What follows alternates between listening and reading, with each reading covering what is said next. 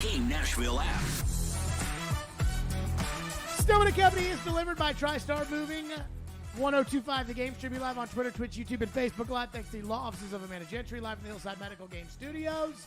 Here on the program. So, yesterday we whined and complained for almost 4 hours. Not all 4 hours, but we whined and complained about the Predators' lack of the opening of free agency. And here we are today. And I don't want to sit here and whine and complain about the opening of free agency.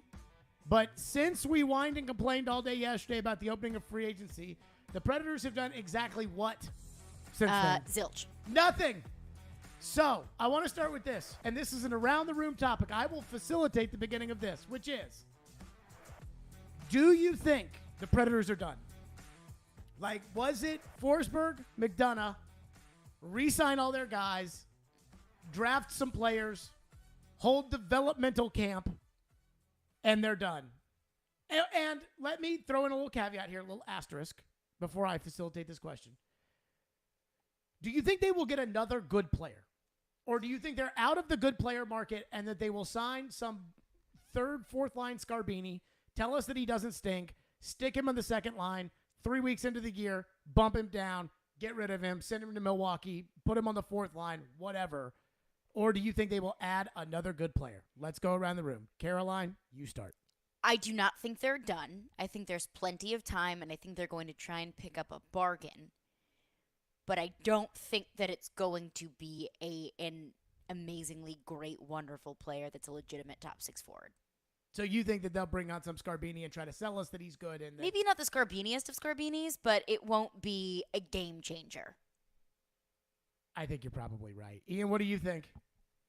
I do think they will make another move, whether it be trade or, I'm leaning more towards trade at this point, given the signing situation and the lack of impact players and the deals and the term and all that kind of stuff. I'm leaning trade. I don't know. For some reason, I think it could be a decent trade. Ian's giving a little benefit of the doubt there. Why? I don't know. I just feel like the Preds are in a unique situation where there's so many limited teams who can add a decent player as far as cap space, and the other teams that need to get rid of players. I feel like they're in some, because there's just not a lot of options for players to go at this point, and there's not a lot of teams who can take on something. And I think the Preds are in a unique situation where they might be able to sneak something out. So I am hopeful that Ian is right. I am more on Caroline's side here. I am convinced that the Predators maybe, I don't want to say bit off more than they can chew, but I think that the Predators have entered themselves in this rock and a hard place that they've created in their mind. Everybody else doesn't care about the salary cap right now exactly, because you can go 10% over the cap. And so right now teams are over it, and then they're going to have to get under it, which goes to Ian's point of there's going to be some guy who is probably like a second-ish line player, which a second-ish line player would for sure be a second-line player on this team. Mm-hmm. And so there's going to be somebody out there probably that they can trade for, and a team will be over the cap, and so the Predators will wait, and instead of giving something in return, it'll be something like that Carolina deal yesterday where they gave future considerations in order to get Max Pacioretty, which, by the way, the NHL should ban. You should not just be allowed to give a player for nothing. You should have to give up something in return. Well, it's future considerations. No. Like an actual consideration right now. It's like not future considerations, right now considerations. And I hope Ian's right, but I think you're probably right. I think there's a player that I was thinking about yesterday, and then as I was thinking about it, Adam Vingan out of nowhere just started talking about this player. His name is Daniel Carr. You remember Daniel Carr, Ian? I do. So the Predators signed Daniel Carr to a 1-year deal for like $900,000. And David Poile, the day that they signed Matt Duchene, they also signed Daniel Carr. I'm getting all my D Cars all mixed up. Derek Carr. Yeah, Derek Carr, David Carr, and Daniel Carr. And I think, there's Derek Carr was the best. David Carr was clearly in the middle, and Daniel Carr sucked, even though Daniel Carr didn't play football. But Daniel Carr, they signed him the day they signed Matt Duchene, and Poyle at the press conference was like, we also signed Daniel Carr today. And everybody was like, okay. And then afterwards, every time he'd have a press availability talking about the team, he would make sure to mention that they had Daniel Carr. And he just kept talking about Daniel Carr, Daniel Carr. And so they start training camp, and Daniel Carr is getting a lot of time in those preseason games. And I believe he made the team, right, Ian? He might have made the team right out of camp and then went back to Milwaukee and then came back. I feel like it's something like that. It was like a game. And then Peter was like, get him out. They made up their minds pretty quickly. Peter was like, see ya. And last year they did the same thing. Cody Glass. Now, in fairness to Daniel Carr was the MVP of the American Hockey League. Apparently he scored a bunch of goals that year, yeah. When I was a kid, the Sounds used to have some of these players. Like Adam Heisdu and all these random baseball players that I loved on the Sounds. And I was like, why don't they ever get called up? And then they'd get called up and they'd strike out every time they were up and they'd be right back down to the Sounds. And then the Sounds had the Milwaukee group of Ricky Weeks, Prince Fielder, Ryan Braun, and all those guys went right up to the major leagues and they never came back. And I say all of this because that's what I feel like is going to happen here. The same thing last year happened with Cody Glass, which was they traded for Cody Glass. Nobody took it seriously. David was like, hey, Cody Glass.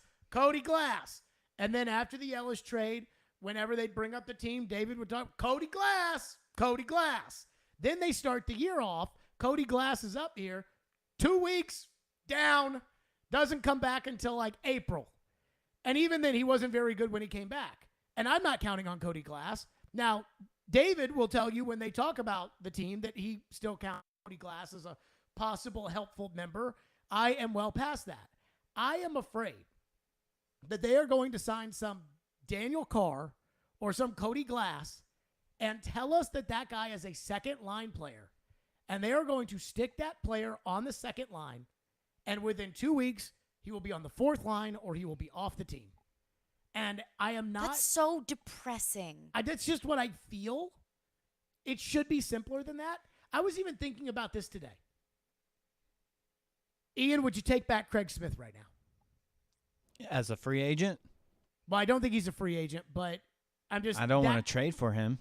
That player. Like that. And I'm not saying Craig Smith exactly, but I'm talking about that player. Just lock him in for 20 goals, one trick pony kind of thing? Sure. Just an average player who will have a job at the NHL level on any team he plays on, but he will never move any needle at all. I don't think I would. I wouldn't either.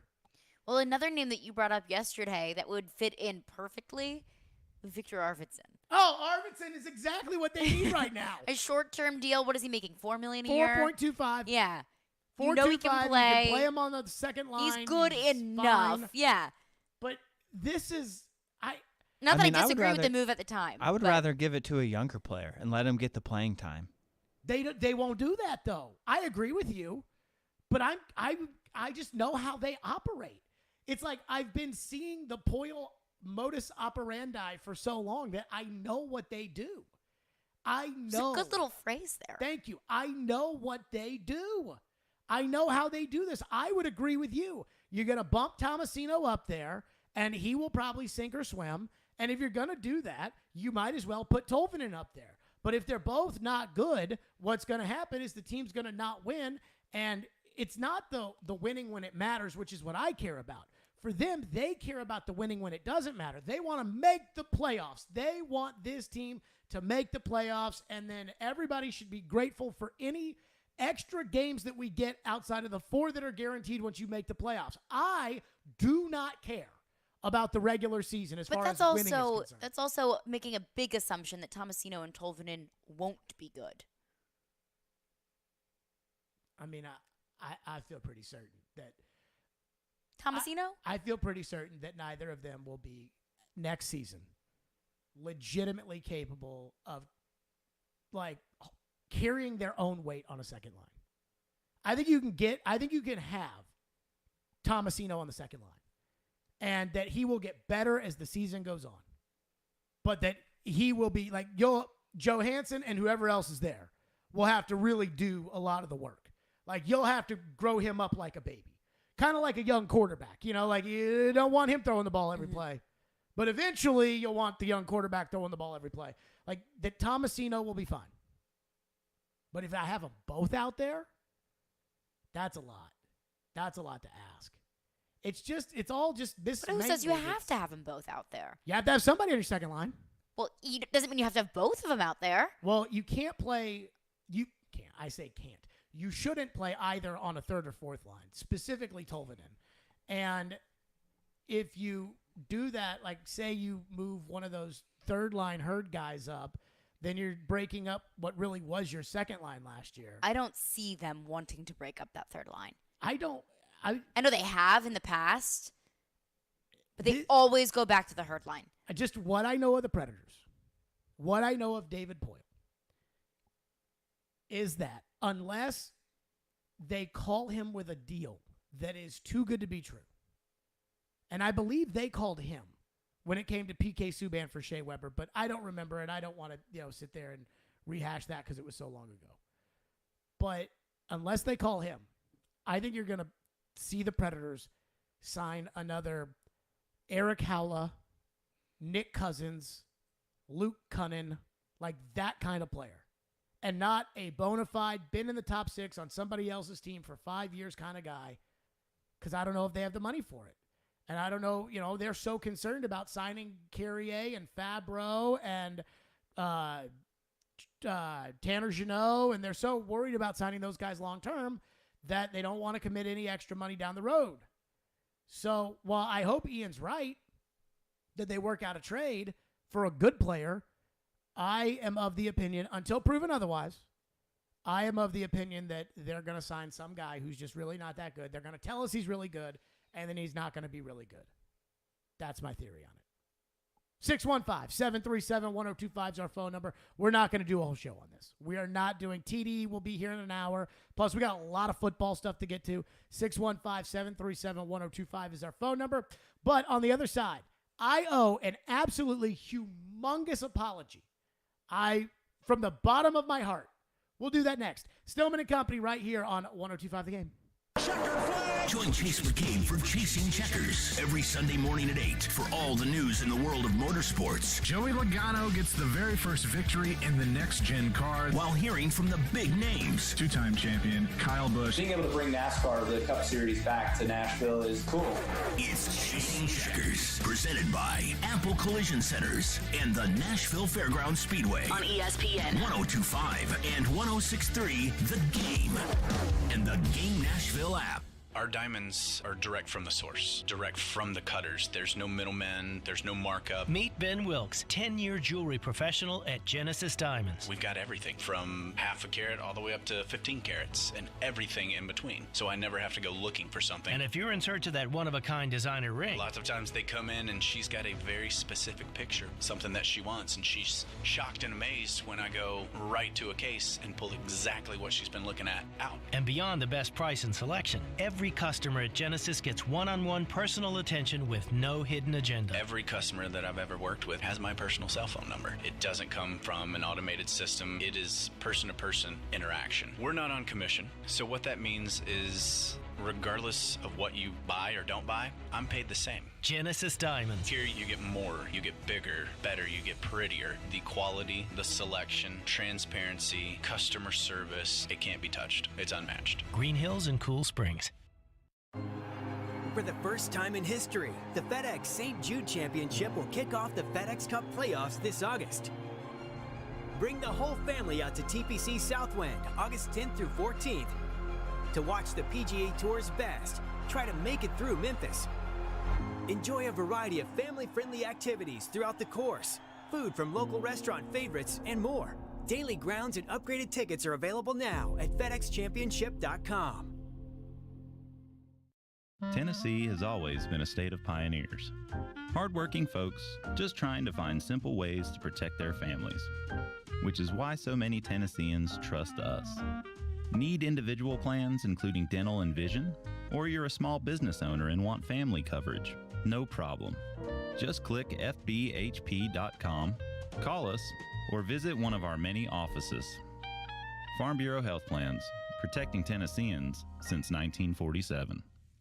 QC Kinetics patient Robert Patterson, a veteran and business owner, struggled at work and in the gym with chronic agonizing shoulder pain. Those injuries just continue to nag, and if you don't treat them, they just get worse. And I just kind of abused my body for a long time, and it finally had said enough is enough. That's okay, because QC Kinetics tells your pain, hey, enough is enough. Their regenerative treatments bring you relief by helping restore and repair damaged tissue with no drugs, no downtime, and best of all, no surgery. I was able to exceed the goals that I had previously attained in the gym. It was absolutely worth its weight in gold, so I could continue to live life without limitation. Ready to get lasting relief from your joint pain? Call QC Kinetics to learn more about how natural biologic treatments can get you lasting results. Call now. It's a free consultation. 615-249-4024. QC Kinetics. 615-249-4024. Never miss a moment of the show. What is this? Check it out. Subscribe to the Stillman and Company podcast on iTunes, Spotify, and wherever you get your podcasts. You're listening to Stillman and Company. Presented by TriStar Moving. On ESPN 102.5 and 106.3 The Game. And on the Game Nashville app. The two most shocking deals of the day yesterday for me, both were with the Columbus Blue Jackets. Yes. Johnny Gaudreau signs with Columbus. So, you know, all the chatter yesterday morning was he's going to end up in New Jersey, or maybe he'll end up in Philadelphia or somewhere kind of in that northeast corridor. But he ends up in Columbus, and I tell you what, he reportedly left more than $15 million on the table based on the final contract offer that the Flames gave him. That was this morning, and Robbie Stanley, who will be filling in for Joe in Jared versus Joe this week, because Robbie and I have some debating we have to do today. Yes, I feel like my topics for today were handed to me on a silver platter. Yeah. And so, anywho, he is right about that. The two biggest shockers, and I owe an apology to the people who called this show and texted this show at 615-737-1025. I apologize, because for about 3 weeks, I told every single one of you who texted this show about the idea of the Predators adding Johnny Gaudreau that it was legitimately impossible, that Johnny Hockey was not going to come here. Like, Nashville.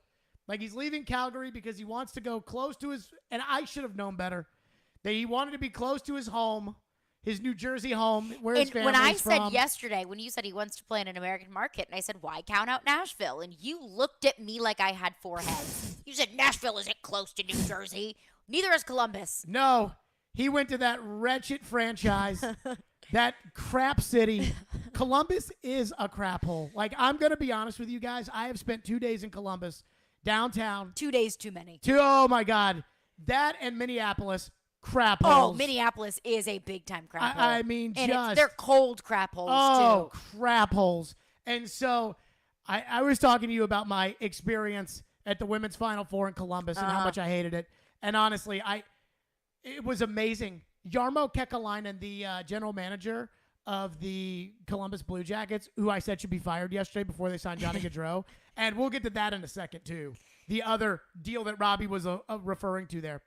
So Jarno Kekalainen said to The Athletic, I read an article about how this Gaudreau thing all went down, which told me nothing. But he said in the article in The Athletic, it was like, finally people will now get this reputation that nobody wants to play here will be gone because we've been dealing with it like a rash for a decade. It's like, and nobody wants to play there because it sucks there. And so Johnny Gaudreau, Johnny freaking Hockey, took $9.7 million. His no trade clause, or no movement clause, is not even as generous as Philip Forsberg's. I mean, it is amazing. He took $1 million-ish pay cut to go to Columbus. And I don't know what Ohio's taxes are, but I know there are taxes in Ohio. It is not Florida or Tennessee or Texas or Nevada or nor is it close State. To New Jersey. Nowhere near it. And I'm almost wondering, like, sitting there thinking, if they didn't trade for Ryan McDonough, could they have signed Johnny Gaudreau and Philip Forsberg? Probably. But I don't know if that's true or not. I don't know what it is. There would have been cap room, at least. So in this Athletic article about Johnny Hockey picking Columbus, that just dump hole, I felt like like reading it, it was like, why did Johnny Gaudreau pick there? And it was like Johnny Gaudreau had never been to Columbus until he played in the NHL. And I was like, go on. And it said something along the Checks lines of out. he just, every time he played there as a player, he just circled it as a place that he would like to play. And I'm like, you know That's what's the sad? biggest load of hogwash I've ever heard. Well, that was what made me think was, you know what's sad? Is these 18-year-olds in college football, like at least they tell us why they go there. You know, it's like, why'd you go to Jackson State, you great running back? Oh, they paid me. Okay, cool. But Yeah, like yeah. people were willing to pay Johnny Hockey. It wasn't like $9.7 million at Crap Hole USA was the only offer he had. This wasn't Deshaun Watson picking the Browns because they gave him $240 million guaranteed. And nobody Cleveland, else another would crap even hole. Think about it. I mean, yes, and that's what, like, I understand. I don't need If to know. you go to a crap hole for $240 million, I get it. I don't have need- fun in your crap hole. I did not need an explanation of why Deshaun Watson picked that seat. I get it. Johnny Gaudreau makes no sense. Now, here's the He other took thing. a pay cut to go to Ohio. God, Columbus. Like, the Blue Jackets. What a, I mean. And it'd be one thing if the Blue Jackets were like right on the cusp of winning a cup. Or if you were from there. But neither of those things are real. I don't know. None of it makes sense to me. It's need- not for the money. It's not for the success of the team. It's not to be close to home. It's not to be in a cool city. Then what's it for? So that takes me to the second shocking deal to Robbie, which was yesterday. Eric Goodbranson signed 4 years, $4 million per, and everybody was stunned. I was texting my buddy at NHL Network, and I was like, how did he get that? Because I'm telling you, Eric Goodbranson was on the Predators, and he absolutely, positively was awful. And he said, my buddy at NHL Network was like, we were on the air when it happened, and it's a Lego network. And he was like, I don't know, like I couldn't, whatever. And I am sitting there thinking to myself, oh my God, it was a package deal. It had to be a package deal. No. They both come from Calgary. Don't say it. They must have been bestie pops. That's all I can come up with. I mean, you would go to Crap Hole Columbus for about $1 million less than you would have been offered to be with your bestie pop, who's really not even that good. Who you played with for 1 year. 1 year. That does not add up. That's all I can come up with on both sides. That's all I can come up with as far Eric as why they Goodbranson? would sign Goodbranson and why he would go to Columbus. And why they would sign Eric Branson to $4 million. For 4 years. Yeah. Nobody in the world understands that deal. And then the same genius pulls off a deal and signs Johnny Hockey out of nowhere. So that I am stunned by, and I owe an apology to everybody who texted or called the show about Johnny Hockey because I said for months you could not get him. Now, here's the other part of this. They're $5 million over the cap, and they want to sign Patrick Laine. And I was looking at this today. Gustav Nyquist is 1 year. I believe it's $4 million. He's on their books.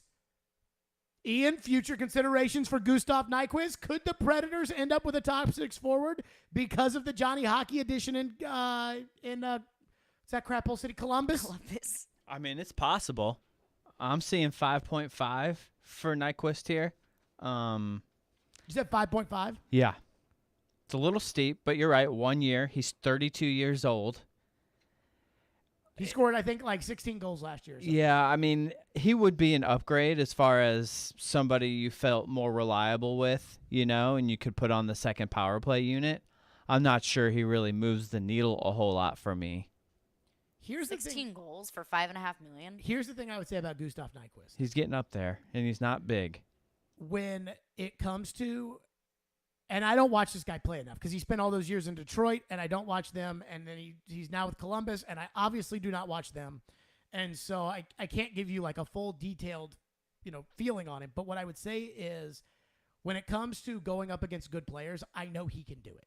Mm-hmm. Like, I know that he can handle his own when you play at Colorado. He's not going to beat Colorado for you, but I know that he's not going to be a liability out there. I almost think that if you bring him up, like if you can't play him with Granlund because those guys don't shoot the puck enough. So you would need to put him with Johansson and probably Tolvanen, and you would need to say to Johansson, and they're going to put him with Tomasino if they were to do that, you have to tell Johansson you have to shoot the puck. Like, you have to shoot the puck, which I think they have been trying to tell him for 7 years. But finally, you have to get through to it because somebody on that line is going to have to shoot it, and it's going to have to be you. Or they're going to have to break up Forsberg and Duchesne, which I wouldn't be against either. but I would be okay with it because I do think like Gustav Nyquist is, I believe, a professional top 6 forward. He's not great. And I think I saw cap friendly and it was like 4. And so I felt much better at 4 than I do 5.5. But I mean, right now, Niederreiter's still out there, right? Correct. As far as I know, yeah. That would be the top guy for me in the clubhouse, would be Nino Niederreiter, because then he could be on your power play units. You can have him as a penalty killer. And I know he's a top 6 forward. He's not going to take 1 year. If Vinny Trocheck got 7, he's not going to take a 1-year deal. So this is your 1 year at 5.5, which is enough money to sign Trennan, enough money to have a little extra in relief. And maybe, and I'm not saying like, David, get on the phone and do it right now. But I am saying that the Johnny Hockey signing does open up some money for the Predators to be able to use that other people no longer have. So I still can't believe that Johnny Hockey signed with that crap hole city. Columbus. I cannot get over that. That is freaking wild. That is nuts. Your thoughts? It just doesn't make any sense to me because I would understand. I was talking about Nyquist.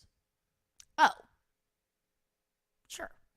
I mean, yeah, but I also go back to Nino Niederreiter, and I think it just kind of goes to show that we are, I don't want to say desperate because desperate isn't the right word, but maybe just thirsty for the Predators to make some sort of move because True. I remember you a couple weeks ago saying, well, you're not a Nino Niederreiter signing away from competing for the Cup. True. And now here we are saying, David Poile, Nino Niederreiter is out there, and he's a pretty good player, and he's only $5.5 million a year. So why don't you just bring him on in? Because that's how badly we just want David Poile to make a move.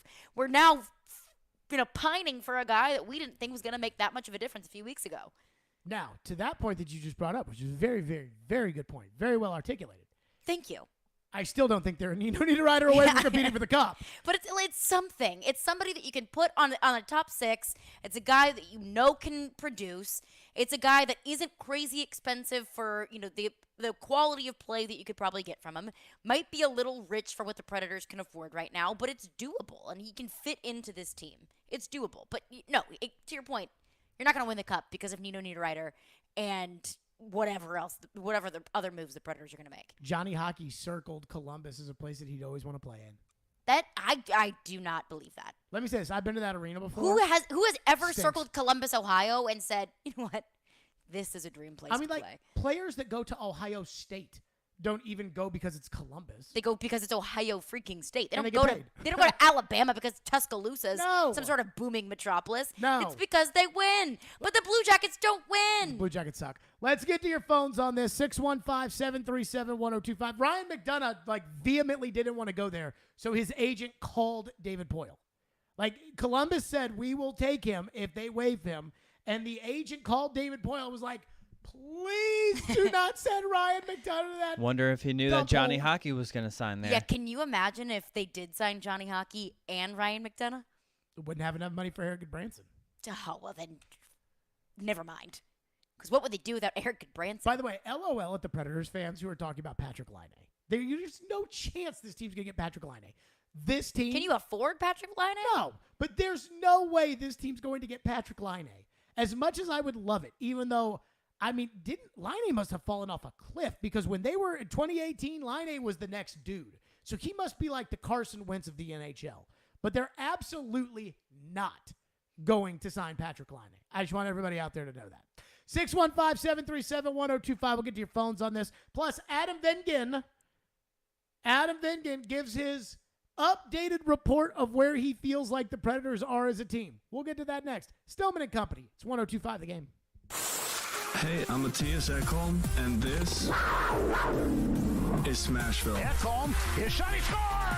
Matthias Ekholm gets the Predators' third of the night. You're listening to the flagship of the Nashville Predators radio network, ESPN 102.5 The Game. The Electronic Express summer clearance sale is here. This week, get a Samsung 65-inch 4K TV for $599 or a Frigidaire 4-piece kitchen package for $25.99. Save up to 50% off in every department at Electronic Express. Computers, appliances, 4K TVs, housewares, furniture, mattresses, and more. Don't miss out on an XPG gaming laptop for just $899 or a Whirlpool washer and dryer for $499 each. Shop in-store or online with free financing. Electronic Express. We make it happen.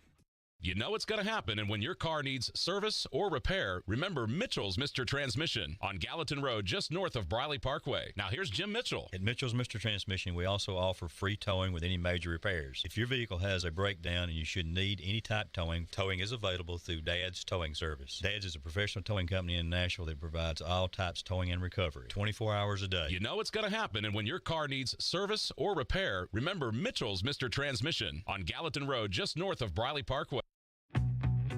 Hello, Nashville. Looking to save money on your wireless bill? You can when you choose Consumer Cellular. Sign up today and you'll get the exact same coverage as the leading carriers for half the cost. This gives you direct access to the widest, most established cellular networks available. Consumer Cellular offers flexible monthly plans with no contract and simple, affordable service that's perfect for your lifestyle and budget. Featuring a wide variety of top-of-the-line phones from Samsung, Motorola, and Apple, you'll find a phone that's perfect for you. Everything is backed by a 100% risk-free guarantee, plus 100% U.S.-based award-winning customer support. Switch your talk, text, and data plan before July 31st and get $100 on every new line of service. Right-size your plan and downsize your bill with Consumer Cellular. Visit consumercellular.com/Nashville100 and enter code Nashville100 to start saving today.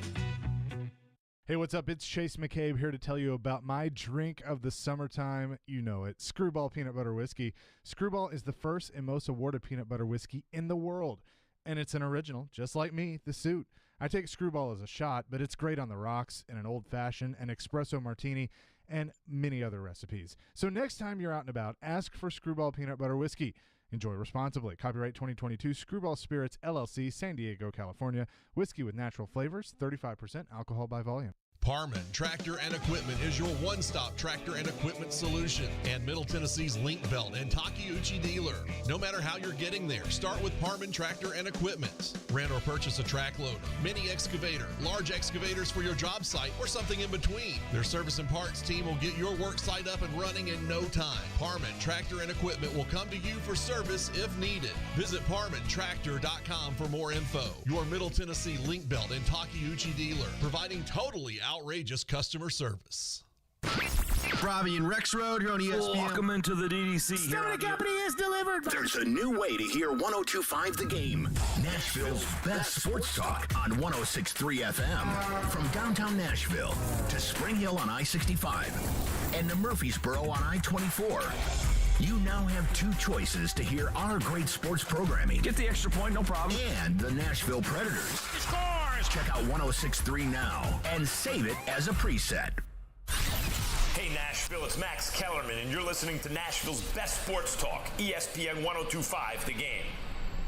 You know, the Predators, like I said, I look at this team today, the day after the first day of free agency, and they appear to me to be the same as they were last season. They appear to be maybe a third place or a first wild card team that will probably lose in the first round of the playoffs.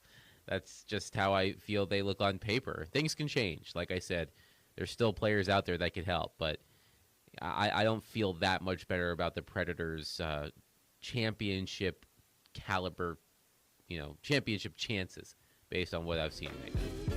Adam Vingan, the same as last year, is what Adam said. I will say this.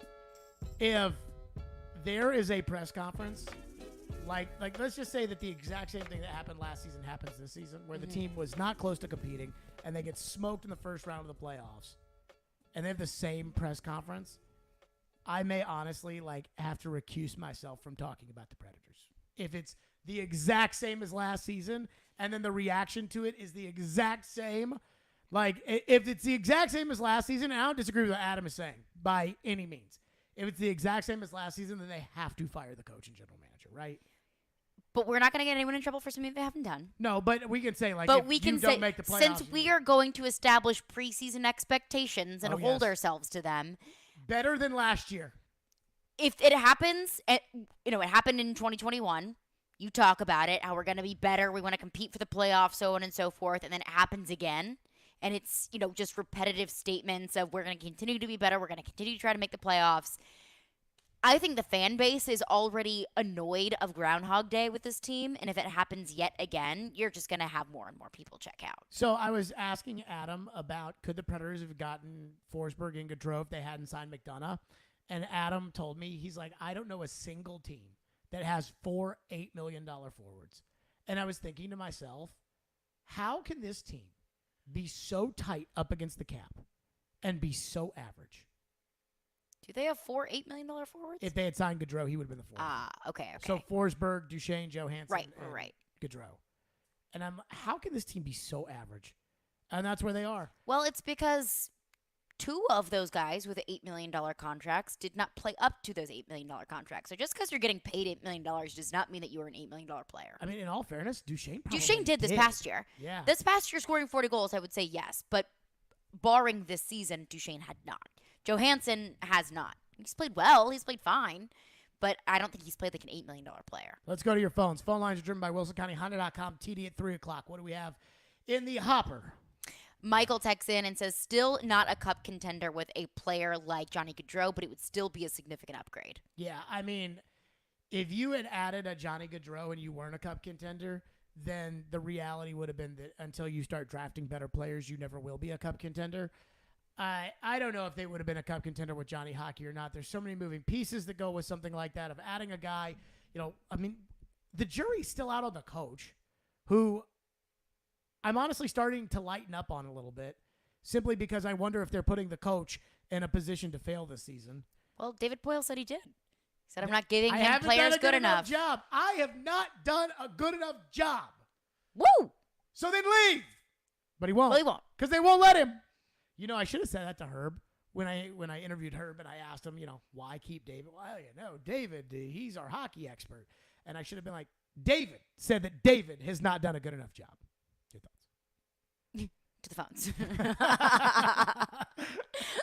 What's next?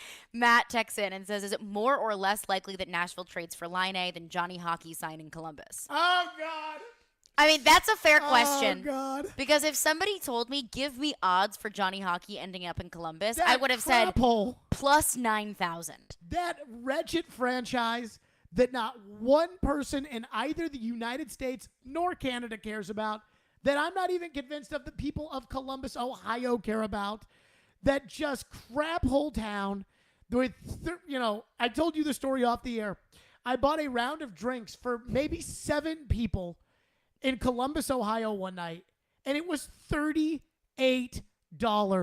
Like, I remember standing at the bar, and this is Columbus, Ohio in On 2018. Broadway, it's $250. This is pre-inflation, and this is 2018, and I'm at a bar in Columbus, Ohio, and it must have been 7 people, and this was like maybe midnight in Columbus, Ohio, and everything shuts down, I think probably around 12:30 anyways. And so standing there, and I'm like, yeah, can I get 3 Miller Lights? Can I get 2 gin and tonics? Can I get a vodka and soda? Can I get and I'm like waiting like I would in Nashville, where they're like, that'll be $800. Yeah. And so That'll I'm be your sitting there, and rent. they're like, here's your tab. $38. I was like, oh, I tipped him 20 because I had mentally budgeted for a lot more than 38. Well, And maybe Johnny that's why Hockey, he's going to Columbus, is because he's so $9.7 strapped for cash. million Yeah. there is like you can Yeah. only spend it. Unbelievable. They're not going to get Line A. They're not. And if they do, I'll be happy, but I don't even know if Line A is any good anymore. But they're not. They don't have the money, which still makes no sense how this average team cannot have any money. Well, it's because they have 3 $8 million forwards and a $9 million defenseman. I got so mad today listening to the Midday Show when Willie was talking about Carrier and Fabro and about how the Predators are going to have to pick one or the other, like, eventually. So this year they're both on smaller contracts. I think Carrier's on an entry-level deal and Fabro is on, his restricted bridge deal. And then after this year, they're going to have to pick one or the other to sign. And I got so mad because I was thinking the Predators should already know. Like the idea of, well, they'll have to use this one to pick one. Too late. The Predators should already know. Like, I'll use you as an example. Mm-hmm. Like, you're not what you're going to be as a broadcaster. No. But I know I have a pretty good feeling of what you're going to be as a broadcaster. They should have a pretty good feeling. And they've been around those guys longer than I've been around you. They should have a pretty good feeling of what those two guys are. But because this is a reactive franchise and not a proactive franchise, they'll be like, well, whichever guy plays better this year is the guy we're going to keep, and the other guy we're just going to let go for nothing. It's like,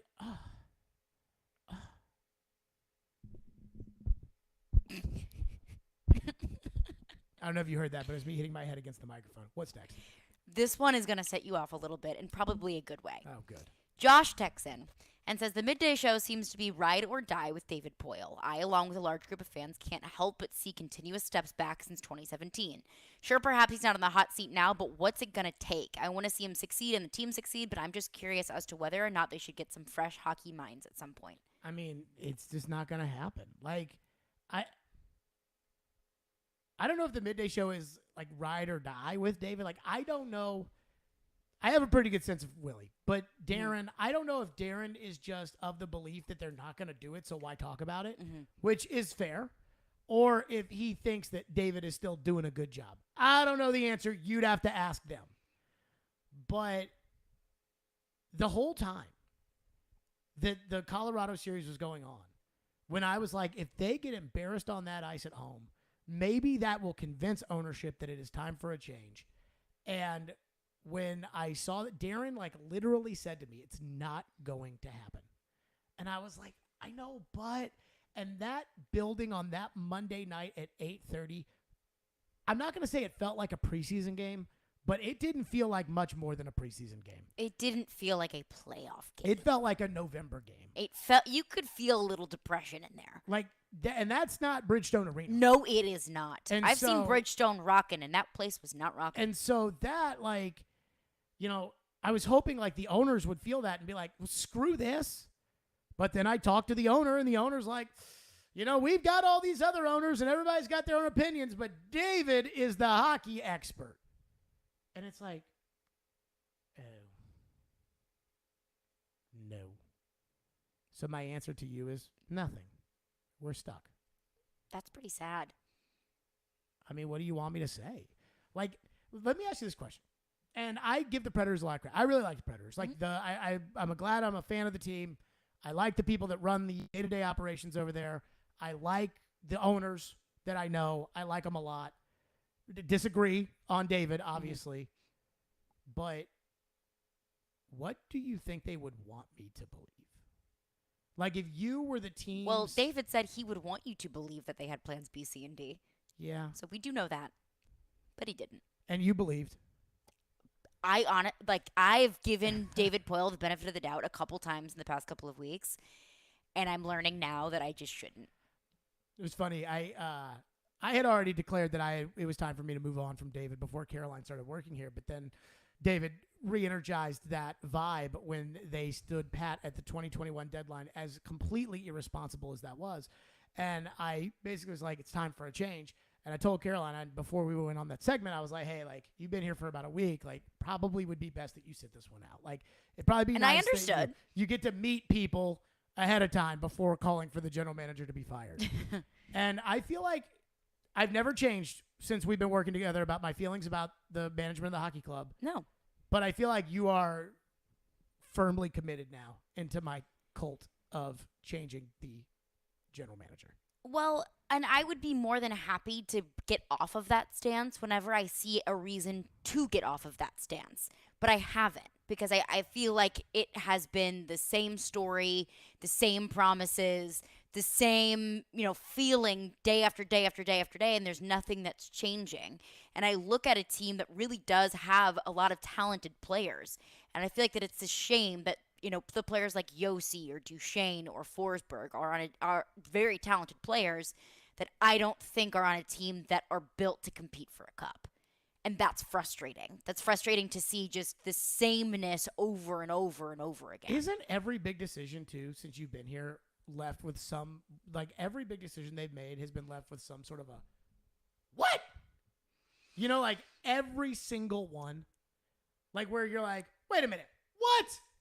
And that's how I feel about it. I mean, like re-signing Ekholm, that wasn't any sort of, that was a fine deal. I thought that was a team-friendly deal. That was a very team-friendly deal. But, re-signing Forsberg and not making a move at the trade deadline, that was befuddling. And keeping Forsberg at this trade deadline. Yes. The 2021 trade deadline and the 2022 trade deadline was confusing. Competitive rebuild. Competitive rebuild. I don't even know what that means because those are two words that don't go together. No plan B, C, or D. That, don't even get me started on the no plan B, C, or D. Free agency this year. Well, it's not over. But right now, there are moves that have been made by other teams that make me think, why couldn't the Predators do that? And then also admitting that Ryan McDonough just fell in David Poyle's lap. That was stupid. Good move, but I don't like the goings-on behind it. What else? What other things have they done? I don't know. But I don't know. Elliot Friedman was asked about a potential Preds target and maybe reveals the reason why Johnny Hockey ended up in that horrendous town of Columbus, Ohio. We'll get to that in your phones next. Stillman and Company on 102.5 The Game. And here we go! Every Tuesday at 11, The Music City Grand Prix is green! the DDC will get you set for the Big Machine Music City Grand Prix by talking to some of IndyCar's best drivers. Joseph Newgarden. It's a great event. Everyone has a great time at it. Second year I think will be better than the first. Weekly driver interviews are presented by Social Furniture, where we sell comfort. Shop local, shop social at 5412 Charlotte Avenue, and by the Nashville Sheriff on 102.5 and 106.3 The Game and the Game Nashville app. From the Fox 17 News Code Red Weather Center. I'm Fox 17 meteorologist Greg Bobus. Staying dry but also staying warm. Our streak of 90-degree days will continue. The next 3 days, low to middle 90s and increasing humidity into the weekend. All 3 of those days loaded with sunshine as well. Brought to you by Hiller Plumbing, Heating, Cooling, and Electrical. Call the Happy Face Truck today. Hey, Willie Donick here. Are you feeling the sting of higher interest rates and higher costs? Those credit cards and other loans are costing more and more every month. And inflation is making everything else more expensive. Your home can save you right now. Your home value is up, and there's a ton of cash in it that you can access with Loan Pronto. Loan Pronto specializes in zero-cost cash-out home refis. You can get tens of thousands in as little as 2 weeks. Pay off those 23% rate credit cards and other loans. Consolidate everything into one super low payment. People who do this usually cut $800 or more from their monthly budget. If your home mortgage rate goes up a point or so, it's offset by your credit card rate going to zero. So call Loan Pronto now and unlock that equity and wipe out the bad debt. Do it now. You can even skip your next 2 house payments. Call 615-499-5780 or go to loanpronto.com. That's 615-499-5780. Equal housing lender, NMLS 166-1781, subject to lender approval. This is Stan Harrison, CEO of Apple Collision Centers. We understand that no one likes to deal with auto body repair and the inconvenience it becomes in your day-to-day life. I want to personally invite you to stop by and let our experienced staff see how we can help you make your vehicle look good as new. Apple Collision Center has 3 convenient locations, Old Hickory, Hendersonville, and Gallatin, ready to serve you. Come by and see us or visit us online at applecollisioncenters.com. This is a big month for some of our teammates at Cromwell Media. At 102.5, 106.3 The Game, producer Kenny Adams is celebrating a 10-year anniversary. Also at The Game, morning show producer Michelle Knezovic and part-time producer Nick Keyser are both crossing the 1-year mark. At 102.9 The Buzz, Eric Steele, our rock star evening host, and Andy Herron, a part-time host, have been with us for 8 years. We are Cromwell Media and proud of our employees who commit themselves to excellence every day. Want to join our team? Contact us at together@cromwellmedia.com. At Charmin, we heard you shouldn't talk about going to the bathroom in public, so we decided to sing about it. I love my Charmin Super Mega Frozen Bottles, yeah. Goes last long, it's TP goes, yeah. Charmin's got 6 rows in 1, lasts forever on my buns. Only Super Mega when I'm cleaning. Charmin's got my booty believing. Charmin Super Mega Roll is 6 regular rolls in 1. Enjoy the go with Charmin. Darren McFarland Garland. I feel like we're a better playoff team. Willie Donick. You're in a window of a division you can win. Chase McCabe. I'm not signing him for more than $1 million. The DDC. Weekdays from 10 to 2. Presented by Spring Hill Heating and Cooling. On Nashville's best sports talk. ESPN. 102.5 and 106.3 The Game. And on the Game Nashville app.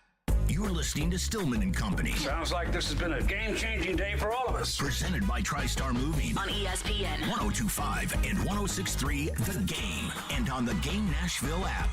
Where is the Niederreiter right now, in your opinion, as we sit here today? I heard lose yesterday, but then somebody told me that wasn't the case. I think the toughest thing right now, guys, is that Goodrow was going to get his money, and he did. But his market wasn't like it used to be. If Johnny Goodrow was on the market, there'd be 20 teams going after him. You know how many teams were serious about him? 3. And one of them was Calgary. The other was Columbus, and the other was Jersey. Like, there were a bunch of teams that either passed, like Philly, or just couldn't get anywhere close to where, the 3 other teams did. And I think what we're seeing here is a big squeeze.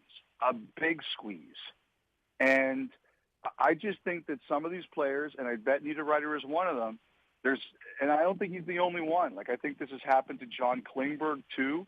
I think that you're sitting there and you're thinking, okay, in the past the market's been this, I'm going to be fine. And now we're finding out, oh, boy, like the market's really tight. So, like, some guys hit it out of the park. Goodrow did. Vinny Trocheck, for example, did. But I think there's a lot of other guys who are like, ooh, wow, like this is tight. And I think it's been a little bit tight for some of these players, and Niederreiter would be one of them. And I think now you're probably looking at a situation and saying, I better make sure that if I'm going to take something short term, that it's a situation where I can be successful, and you really break it down and pick at it. And I'm sure he's going through that right now. Like I think. First of all, I think you guys are going in the right direction. Secondly, I think it's a really good place to play. Thirdly, as you know, like players that have a bit of an edge like Niederreiter does, like that works in Nashville. I think there's a lot of good things there, but I bet you he's sitting there and saying, if I'm going to take a shorter deal or a lesser deal, I better make sure it's in the right spot. I think the Predators could work for that.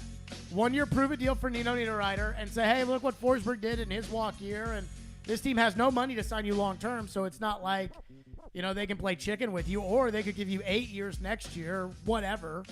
Not that I think that would happen. But don't you think there's a market out there robust enough for Nino Niederreiter that he'll get a better deal, at least a longer deal than just 1 year? Because if I'm him, I'd rather take a 3 or 4 year deal rather than a 1. With Niederreiter? Yeah. Yeah, I'd rather take a 1-year deal. Because you take a 1-year deal and you play really, really, really well, and then maybe you enter the market the next year as the hot guy on the market. But that is taking a big gamble on yourself. No, but a lot of people do that. Like, a lot of guys do that. Yeah, for sure. I mean, that's what Forsberg did this past year. So, it's possible. I would agree with you that... If I'm him, I would like the security of being locked in for multiple years. I think if you're Niederreiter, and this is where I'm not sure the Predators could be able to do this, if I'm them, I mean, you have to pitch it like you can be the Nazem Kadri of this team, where you were just a guy around the league with a bad attitude. And not that Niederreiter has a bad attitude, but you come here and then you ball out and you're perfect, and then you hit the market and everyone wants to pay you. But the 2 problems with that are, 1, no one's paid Kadri yet, and 2, the Predators aren't that good. You can't tell Nino Niederreiter that he's going to have more of an opportunity to shine here than he did in Carolina, where they had a lot better players. Back to your phones, though. What do we have? We have a lot of texters texting in about the possibility of the Predators signing Dylan Strome. So, I mean, Ian brought up a good point during the last break, not this past one, but the one before that, where we talked about Dylan Strome, and it felt like, as far as Dylan Strome was concerned, he plays with Kane and DeBrincat. And if he came here, he would not be playing with Kane and DeBrincat. Here's my biggest problem. The Predators are obsessed with Mikhail Granlund as a center, even though they acquired him to be a winger. Mm-hmm. You have to move Granlund off of center if you sign Dylan Strome, correct, Ian? I would think so, yeah. So you're adding another center. And he would be the second-line center pretty much, yeah.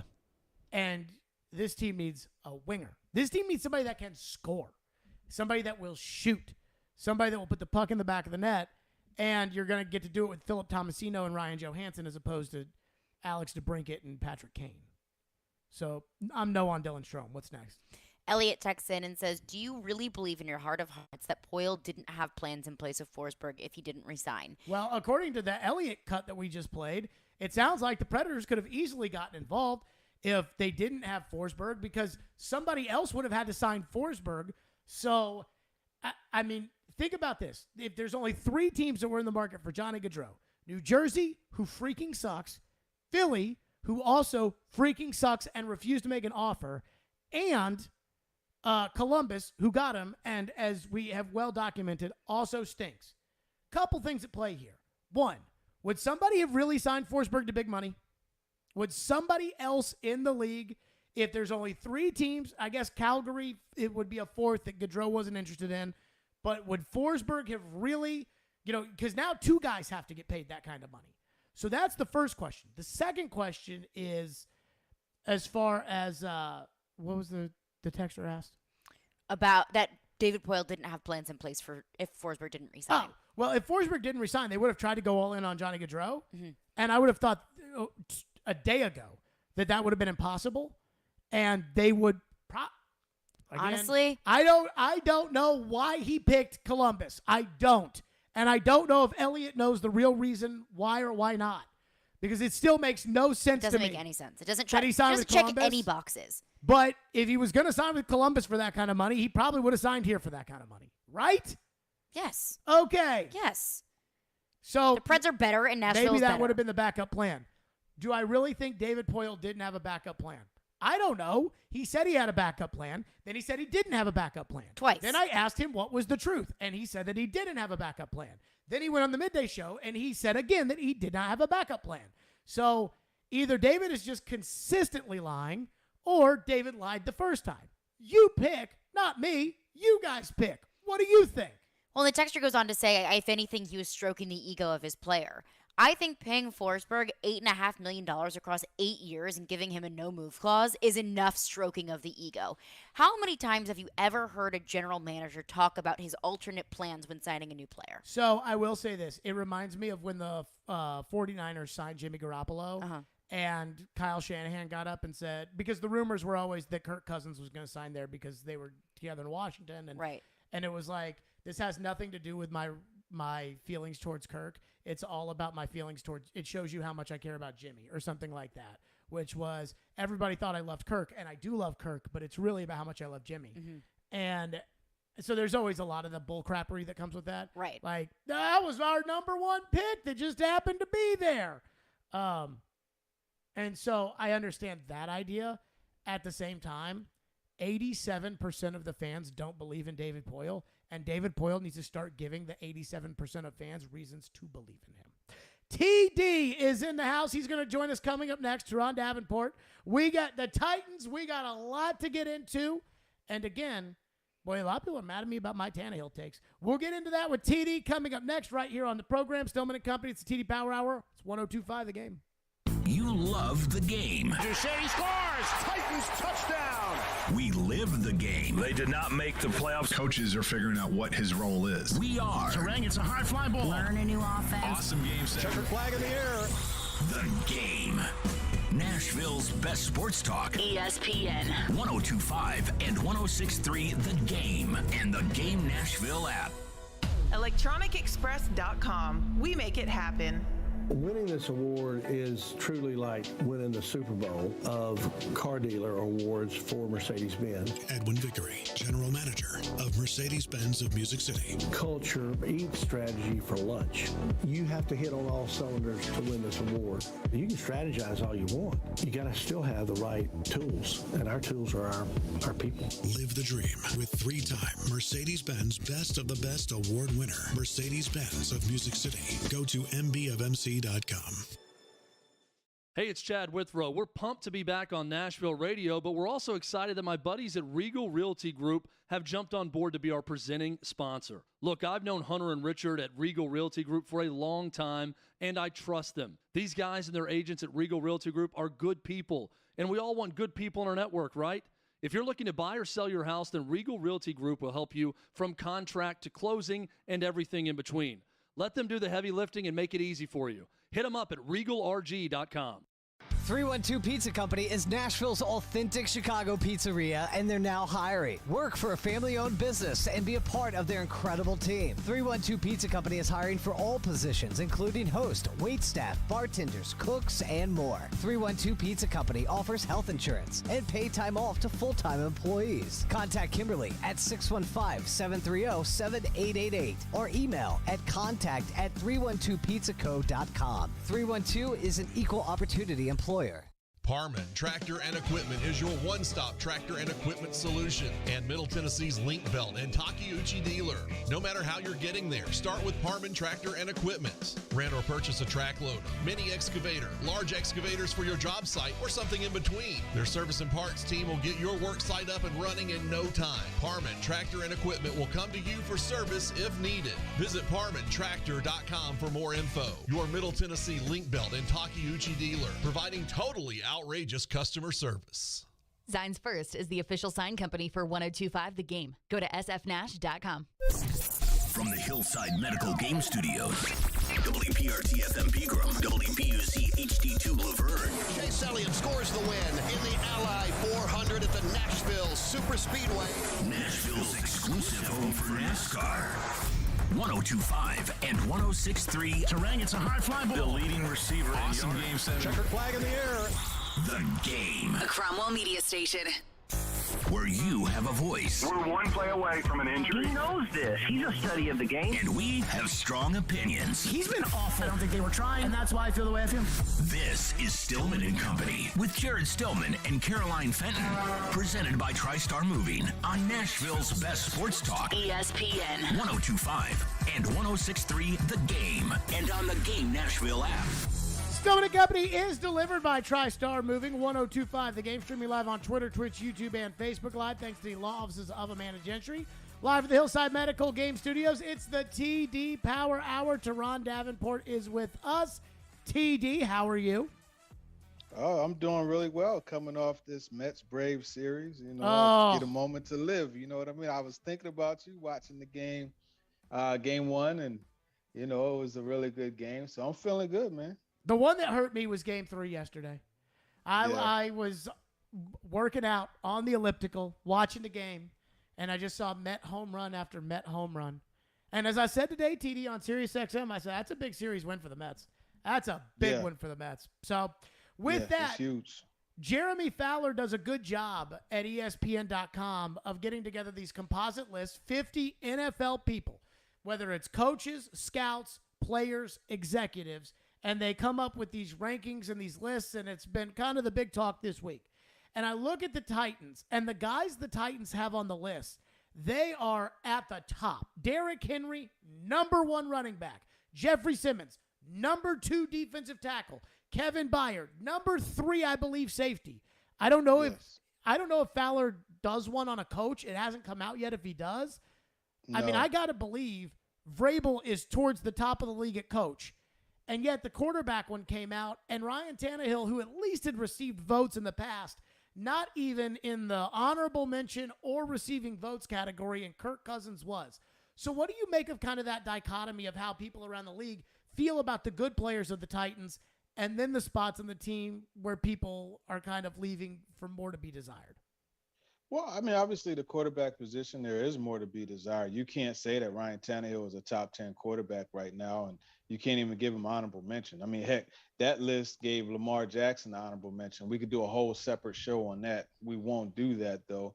But I think it just goes to show you just where this roster is. You know, it's a testament to what John Robinson has been able to do, just as far as getting some of these top guys. And then at the same time, it shows you how much more that they need to do in order to win, right? Because, I mean, this is a quarterback-driven league. Not having a guy in the top 10 or even honorable mention that could definitely hurt you. And we saw that in the game against the Bengals, right? You got two different quarterbacks there, and if Joe Burrow was on the Titans, I would imagine they would have won that game and probably won the Super Bowl, to be honest with you. So that's what it shows me. My big takeaway, too, on the Derrick Henry #1 ranking was I think they got it right. And the people around the league, who knows how much of they watch the Titans compared to how much they watch other guys or how much other guys are their teammates or whatever. But, TD, what I thought was interesting was I think you could say that down the road, Jonathan Taylor might have a better season than Derrick Henry, or that Jonathan Taylor might be a better player than Derrick Henry. But right now, I don't know how you could make the argument when before the injury, Henry was having a significantly better season than Taylor. And Taylor had a great season, but it didn't even come close to what Derrick was on pace for, or what Derrick did in 2020. Yeah. What did you make of Derrick Henry as the #1 running back? Yeah, I think it's just the way it should be. He is the top back. I feel that until he has a fall-off season, he should remain on top. Now, granted, Jonathan Taylor had a really good season last year. He had 1,800 yards. He's a guy that hits the high miles per hour. He hits the home run for you behind a great offensive line and everything. But that ranking was just on the back itself, not on the offensive line too.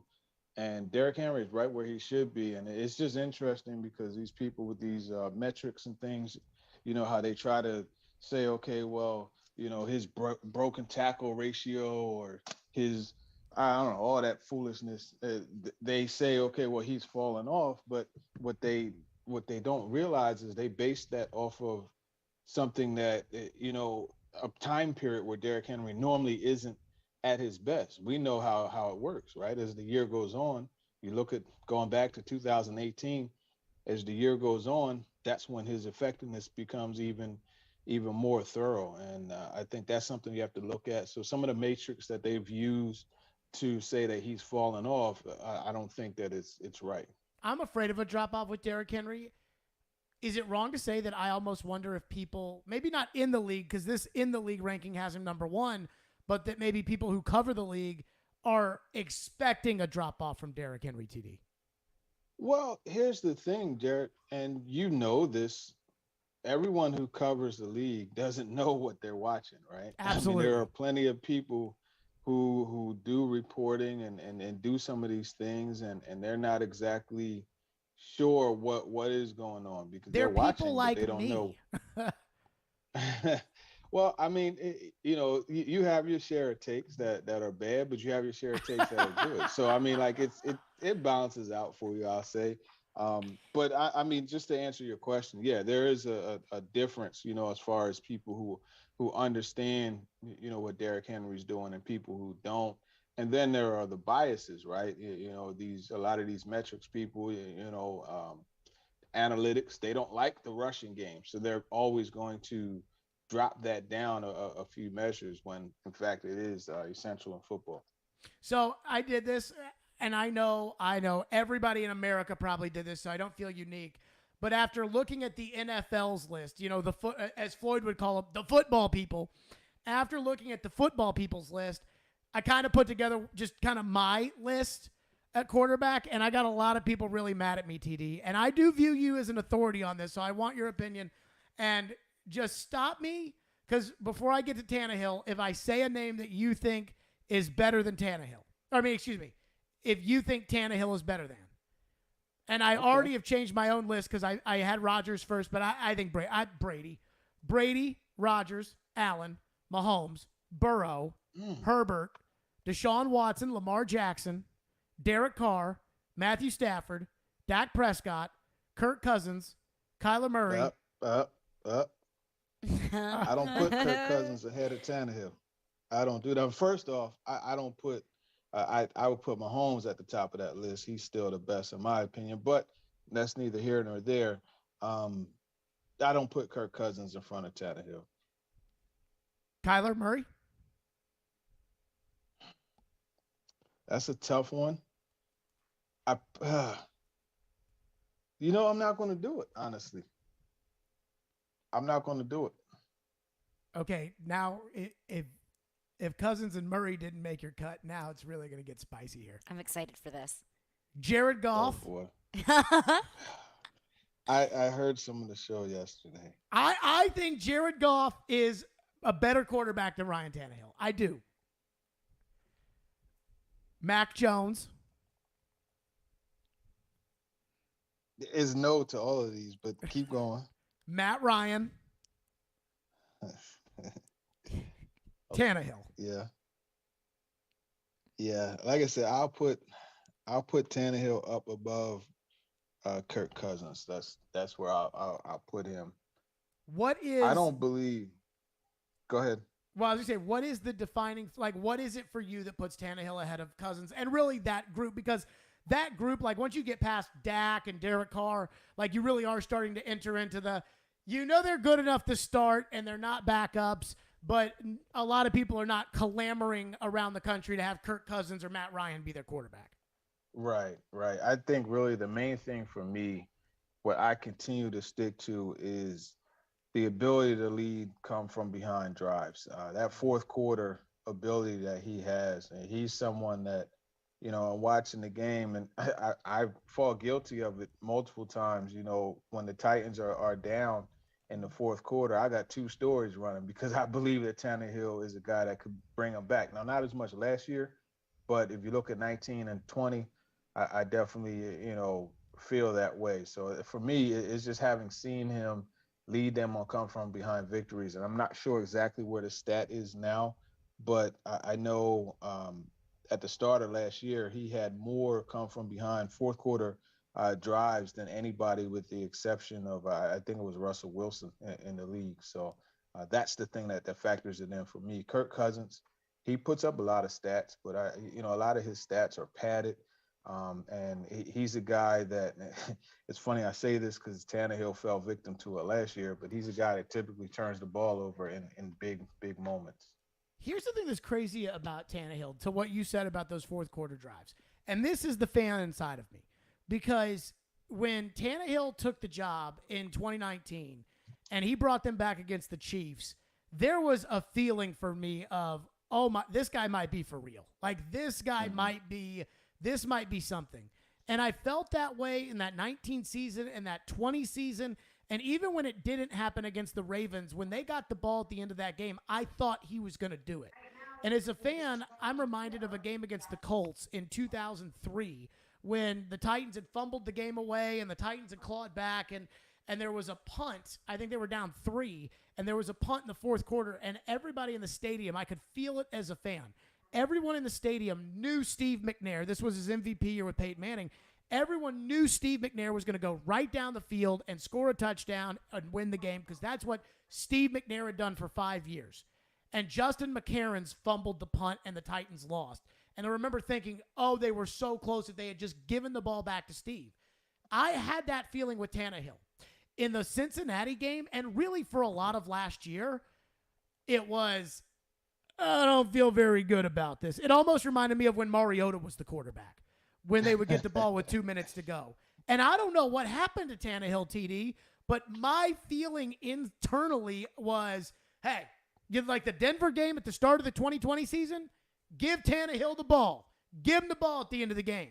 Then it turned into last year with, oh my God, Cincinnati's punting with 2.5 minutes to go. Hopefully they can run this ball into field goal range and not have to give it back to Joe Burrow. And I don't know what happened that led me from one to the other. What are your thoughts? Yeah, no, I really thought that was going to be exactly what happened. They would get into field goal range and, win the game. I think really when you look at what has happened with Tannehill, it's just strange that balance that he used to have between taking risk and not taking unnecessary risk. I think that's really what it was. Like he was typically like really decisive with the football and able to, make the right decision. And that's, you look at that drive against the Bengals, where the interception was thrown. I think that was just, a matter of making the wrong decision. And you had the interception, the DB, Eli Apple, made a really good play on the ball. And then the Bengals got it back, and we know what happens from there. All right, I'm going to put you on the hot seat. One question here. When the Jeremy Fowler list comes out this time 1 year from now, will Ryan Tannehill either be on it, an honorable mention or receiving votes? I think he's going to be an honorable mention. Okay. All right. TD's with us for the TD Power Hour, 615-737-1025. And there is a Titan who not a lot of people around here are talking about, but has the potential of perhaps getting into the Hall of Fame. What does TD think of that? We'll get to that next. TD Power Hour right here on Stillman and Company, right here on 1025 The Game. Monday.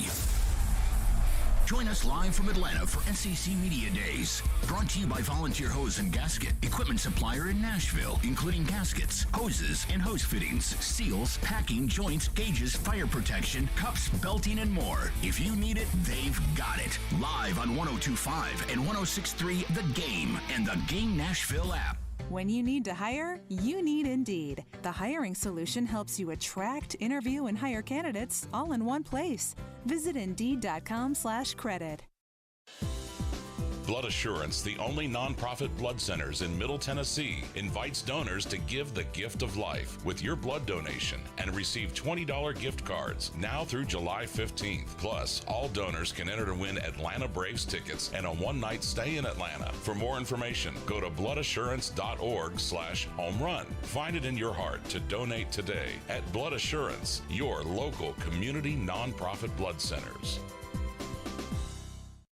If you missed the latest from Stillman and Company, delivered by TriStar Moving. I do not think it is controversial to say Jared Goff is better than Ryan Tannehill. I think that's reality. I think that's controversial. Jared Goff doesn't suck. I want everybody to know that. I said today that you love Jared Goff, and you took so much offense to that, but you love Jared Goff. You are standing up on your soapbox for Jared Goff. No, I'm just saying he doesn't suck. Nobody said he sucks. That's my point. But everybody thinks he sucks. Yes. Let's take because he didn't win many games last year. Does anybody think it's what controversial? What have the Lions done? Does anybody with think Jared Goff? He had one season. Does anybody think it's controversial? Mac Jones had one season. What did Matthew? What did Matthew Stafford do with the Detroit Lions? Tune in Stillman and Company with Jared Stillman weekday afternoons from 2 to 6 on ESPN 1025 The Game and the Game Nashville app. To know what makes Genesis diamonds so special, you have to understand its origin. Back when owner Boaz Ramon used to sell diamonds only to jewelry stores. I was selling to more than 700 jewelry stores. I didn't like what I saw. What he saw in retail stores was grossly inflated prices, limited selection, pricing games, and a sales process that put the customer at a disadvantage. And it motivated this wholesaler to start his own retail revolution. My passion was to build a place where the customer is going to be very informed. We're not going to hide any information from him. We're not going to have to get diamonds from other people. We're not going to mark up our prices to mark them down. So Genesis was born. No middleman markups, no commission salespeople, industry-leading warranties, 30 times the selection, a no-holds-barred diamond education that empowers the customer, and a refreshing, relaxed, no-pressure atmosphere. We created a place where the consumer is the king. Come and get the royal treatment today. Genesis Diamonds, Green Hills and Cool Springs. It's on. It's happening. Remember, you can watch us on YouTube, Facebook, Twitch, and Twitter. Get out of the way. I'm watching the game. Presented by the law offices of Amanda Gentry. You're listening to Stillman and Company. Presented by TriStar Moving. On ESPN 1025 and 1063 The Game. And on the Game Nashville app. 50-year anniversary of the AFL. I did everything I could to get Bud in.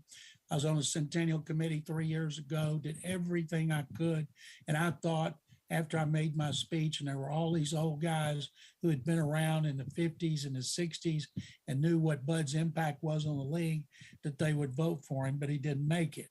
And one of the things, the first partner that Lamar Hunt had, he came to Houston, he met with Bud, asked him, do you want to start a new league with me? Bud said yes. It was announced in Bud's office here. Bud played a huge role in the merger. He and Al Davis were the only owners who sat on the side opposite Lamar Hunt at a meeting when Al Davis proposed going after the National League's veteran free agents, not just college people.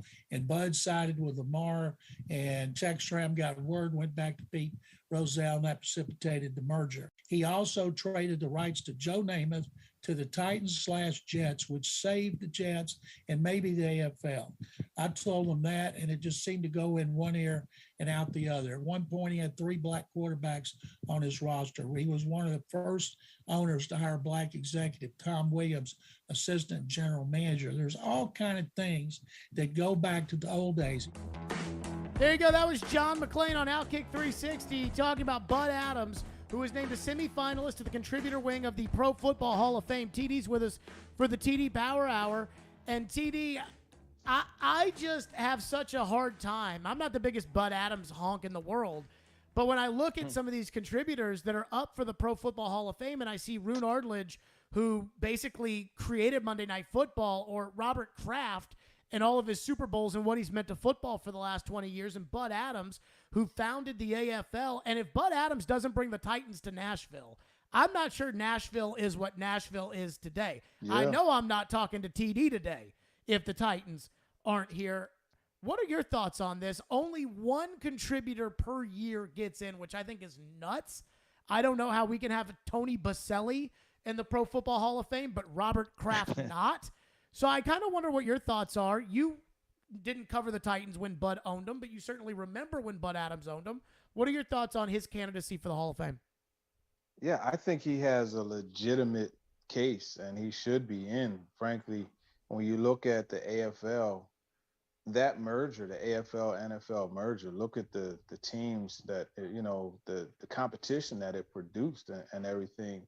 I think, that in itself is really huge. And then, like you said, moving the Oilers here to Nashville, it has beyond just sports ramifications. It's a part of an explosion here in this city. And it's that in itself, I think, should definitely warrant a Hall of Fame, not only mention, but admission, frankly. I mean, what bothers me, too, is the way that it's treated. So the players, X amount of players can get in every single year. And the coaches, it's different for the coaches. But for this particular group that Bud Adams is a part of, only one person can get in per year. And I think that's ridiculous, because this is my theory on Hall of Fames. If I can tell the story of my sport without you in it, then you're probably not, to me, you don't really necessarily belong in the Hall of Fame. Like, I can tell the story of baseball without Craig Biggio and Larry Walker. I can't tell the story of baseball without Derek Jeter or Babe Ruth. And that's how I look at this, the Pro Football Hall of Fame, which is Bud Adams, who co-founded the AFL and who brought the Titans to Nashville, which has become one of the hottest markets around the country. Right. He doesn't get in. Rune Ardledge, who started Monday Night Football, he doesn't get in. But Edgerrin James, who was a good running back, nothing against Edgerrin James, but I can tell he was a good running back on a great team. Tony Baselli. Tony Baselli was a good tackle who got hurt. I can tell the story Played of the NFL well without against those Bruce guys. Smith. That was his ticket. Bruce Smith is still mad about that people put Baselli in because of that one game. Well, that tells you how good Bruce Smith was, but you're right, but that's why they have the different categories. And I think when you look at some of these players, you mentioned Edgerrin James, you mentioned Baselli, Curtis Martin, Jerome Bettis, these are all guys that have had a significant impact on the league. Is Curtis Martin in the Hall of Fame? Oh, absolutely. Absolutely. Really? Curtis Martin's our Hall of Fame. Yeah, he gave one of the absolute best Hall of Fame ceremony speeches I've ever seen. It was really emotional. But yeah, he's in the Hall of Fame. He absolutely. I mean, is it bigger? I mean, and it's not to say that those guys don't belong in, though. Don't get me started on Edgerrin James, because the thing that bothers me about Edgerrin James is that I thought Corey Dillon was better, has a better resume, and nobody ever talks about Corey Dillon because those Bengals were so bad. But he did win a Super Bowl. Nobody talks about Freddie Taylor, Nobody talks about Freddie Taylor, who was the absolute record at running back. There's a bunch of them that you could mention. You know what I mean? The running back position is difficult. Even like Frank Gore, like when he's up, we could go back to Roger Craig, who should be in from those 49er teams. First 1,000 player. So, yeah.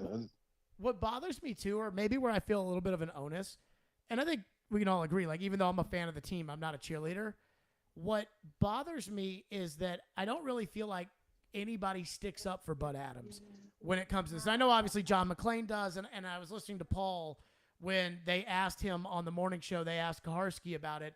And, you know, with Paul, without giving everything away, I think Paul made it pretty clear that I think he is in favor of Bud Adams' induction into the Hall of Fame. But I just maybe don't feel like because Bud Adams was not very big here in Nashville. He owned the team, and we all knew him, but he wasn't a Nashville guy. He wasn't around. He wasn't, a huge pom-pom waver for the team. He was a middle finger sticker-upper, but he was not, very visible as the owner of the Titans here. And they hated him in Houston for taking the team, that I almost feel like there's not enough people to stick up for him and what he really accomplished in the league. But, I mean, I just look at some of the things that somebody sent this to me of all the different things that he did as an owner. 21 playoff seasons, AFL championships, an AFC championship, 11 players in the Pro Football Hall of Fame. I think when you think about what he did as far, and John McClain brought this up, with the, facilitators of African-American success in the NFL. Warren Moon was a humongous deal at the time in a state like Texas. He hired the first African-American assistant general manager in Tom Williams. Like, to me, there's a big legacy that Bud Adams leaves behind. And for some reason, I just don't feel like it gets addressed enough. And maybe it's because Nashville wasn't a big market when he owned the team and Houston hated him. What do you think about that?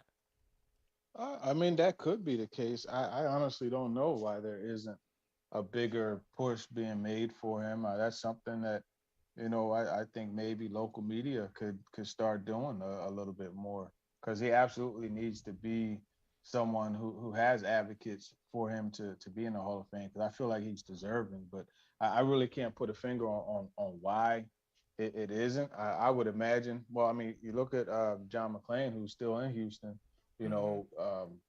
that's a big advocate of his. So I would imagine, he hasn't, quote unquote, burned bridges in Houston by moving to Nashville. But, who knows, man? Like, we don't know what goes on in those Hall of Fame voting meetings. I know one thing, though, when Paul Kaharski has a point and he has something that he stands on, he makes a good case for it. So I believe that he's definitely advocating just based off of some of the things that he said, like you had mentioned on the show. I talked to Vic Carucci about it today on SiriusXM, and Vic, and I like Vic a lot, but he gave me the, it's the Hall of Fame. It's not the Hall of Very Good, and there's a lot of people that, that's what makes it the Hall of Fame and everything else. Can I tell you the one Hall of Fame inductee over the last couple of years that really bothered me? Other than Edgerrin James? Yeah. Bill Cowher. Hey, I'm with you. I'm with you. Like, again, Hall of Fame for Bill Cowher? I think when you co-found the AFL, you co-found that, you need to be in the Hall of Fame, because especially the story over of the Bill NFL Cowher cannot be told. Oh yeah, just period. You need to be in, because the story of the NFL cannot be. The Super Bowl itself, what was that? The first Super Bowl was what? AFL, NFL. Exactly. And what's the biggest sporting event to this day? Oh, it's what was originally the AFL NFL World Championship. The Super Bowl. That's the biggest event. So anyone who has a direct tie to that event, you definitely need to be in the Hall of Fame. I will say this, though, on the Cowher front, I did shed a tear when I watched the Bill Cowher documentary, The Football Life on Bill Cowher. It's sad. When they talk about his wife passing away and everything, that was tough on me. But as much as I love, and I like Bill Cowher on CBS, and I respected Bill Cowher as a coach, but the Hall of Fame, I mean, goodness gracious.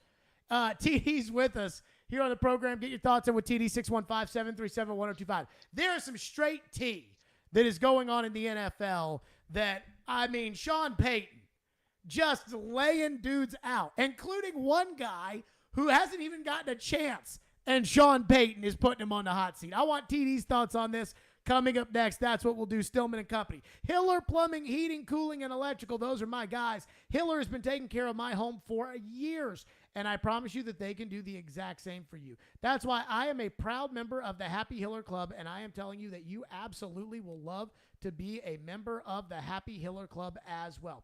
Again, Hiller, they're proud supporters of the Preds, Tennessee, and Vanderbilt, and they do a fantastic job, and I can promise you of this myself. Hey, this month they're celebrating the home of the free. So for July only, take advantage of free whole home surge protection and interest-free financing for 12 months with the purchase of a new whole home generator.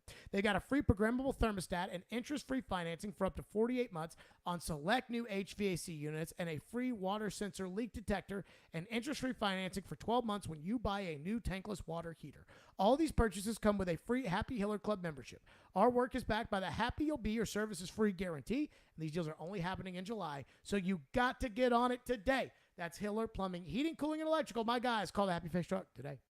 If you're on the road between downtown Nashville, They're still in good shape to make the playoffs. and I-840, Players make it clear they don't want to be somewhere anymore. there's a new way to hear all your favorite shows and sports programming on 102.5 The Game. I go back to that play and I shake my head. What I was worried about is that they were still just going to keep the goal. It's 106.3 FM. Think about all the good Titans teams. This is very much so a run-first offense. Now you have two choices to hear Nashville's best sports talk. Check out 106.3 now and add it as a favorite. At the law office of Amanda J. Gentry, we are committed to defending your rights. We have a team committed to helping you navigate the court system, whether you've been accused of a crime or you're going through a messy divorce and custody. Call our team to help you navigate this system. We are here to protect your rights, to demand your rights, to enforce your rights. 615-604-6263. 615-604-6263. AmandaJGentry.com. With your home value up again, you are sitting on a pile of money. So don't let it sit there. Use it. Willie Donick here for my friends once again at Loan Pronto. Introducing Loan Pronto's Equity Line of Credit program. You don't have to refinance, but you can access up to 97% of your home's value. Get cash now to pay off all your credit cards or do that home improvement project. Get your down payment for a new home or stash away for a safety net. You can get $50,000, even $100,000 or more out of your home. And the payments are crazy low. Think what you could do with $100,000 right now. Loan Pronto makes unlocking your equity easy, and they can probably even waive the appraisal. Don't just let all that home equity pile up. Turn your house into an ATM machine and get the cash you need. Call Loan Pronto now, 615-499-5780. That's 615-499-5780, or go to loanpronto.com. Equal housing lender, NMLS 166-1781, subject to lender approval. Finding great candidates to hire can be like, well, trying to find a needle in a haystack. Sure, you can post your job to some job board, but then all you can do is hope the right person comes along, which is why you should try ZipRecruiter for free at ZipRecruiter.com/radio. ZipRecruiter doesn't depend on candidates finding you. It finds them for you. Its powerful technology identifies people with the right experience and actively invites them to apply to your job. You get qualified candidates fast. So while other companies might deliver a lot of hay, ZipRecruiter finds you what you're looking for. The needle in the haystack. See why 4 out of 5 employers who post a job on ZipRecruiter get a quality candidate within the first day. ZipRecruiter, the smartest way to hire. And right now, you can try ZipRecruiter for free. That's right, free at ZipRecruiter.com/radio. That's ZipRecruiter.com/radio. ZipRecruiter.com/radio. Your home for Hit City is 94.9 The Fan. Your Nashville Sounds continue their series against Memphis. Swing and a miss, strike 3. Sounds win. Pregame at 6:50. On your home for Sounds baseball, 94.9 The Fan and The Fan app. Hey, Nashville, it's Mike Greenberg, and you're listening to Nashville's best sports talk, ESPN 102.5 The Game. TD's with us for the TD Power Hour. TD, what do we know about Barry Jackson with the Miami Herald? I know nothing about him. Okay, because Barry Jackson dropped a bomb yesterday, or I guess this morning in the paper, but last night, that Sean Payton is interested in coaching next season. Barry Jackson writes in the Miami Herald that a source, an associate of Sean Payton's, a source close to Payton, and I talked to Joe Rexrode about this morning, I said, and Barry Jackson apparently has been writing for the Miami Herald for 35 years. And Joe says, and you can probably back this up, TD, if this is true or not. If a 35-year-old newspaper guy is writing a source close to Sean Payton, it's either Sean Payton, Sean Payton's wife, or Sean Payton's agent. Yeah, and he writes, I would imagine. He writes, the source, this is the best part, emphasizing that Payton would never lobby for a filled job, said Miami is among teams that would interest him.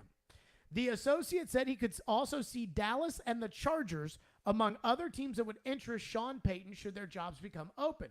The Associate said warm weather, a roster good enough to compete, and most importantly, control over personnel decisions. Good luck with that in Dallas.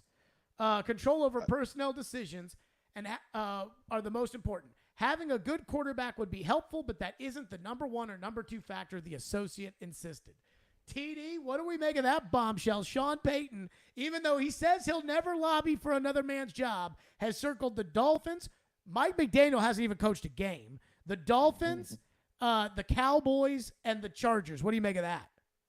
Well, we know the Cowboys have always been a team that was connected to Sean Payton, so that one doesn't surprise me. You mentioned being able to have control over personnel. I'm not sure that would happen there with the Chargers because Tom Telesco is a really good GM, one of those ones that a lot of people don't talk about, but he's stockpiled a lot of talent there with the Chargers.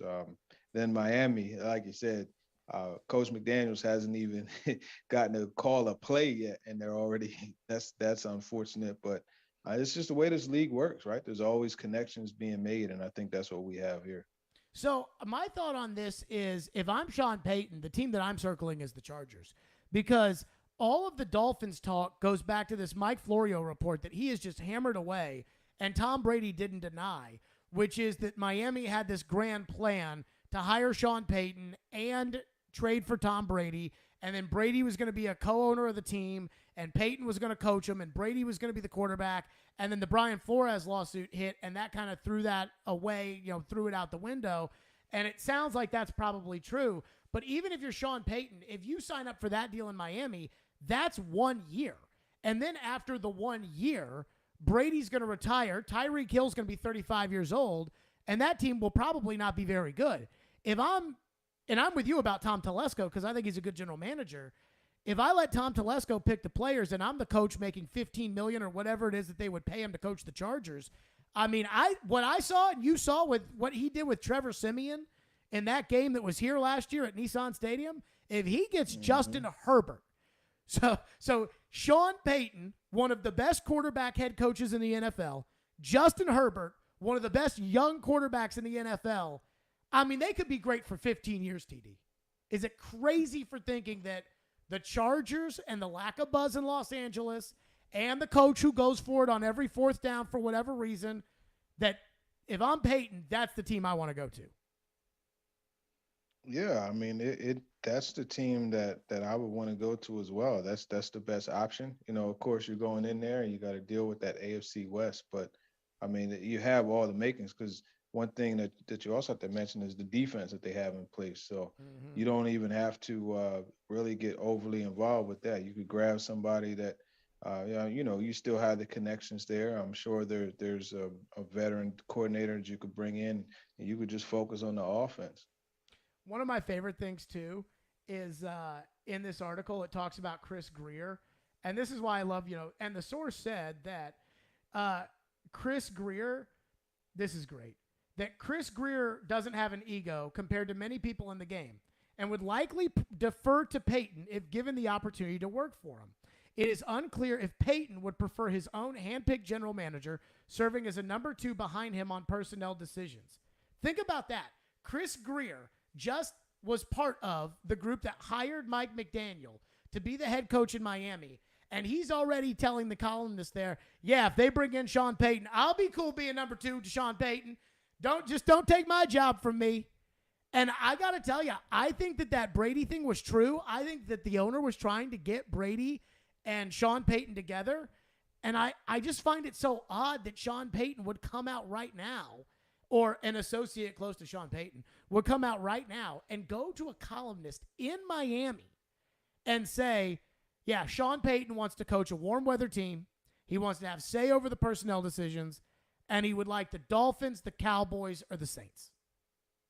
Yeah, I mean, it's strange, Chargers. but Chargers, yeah.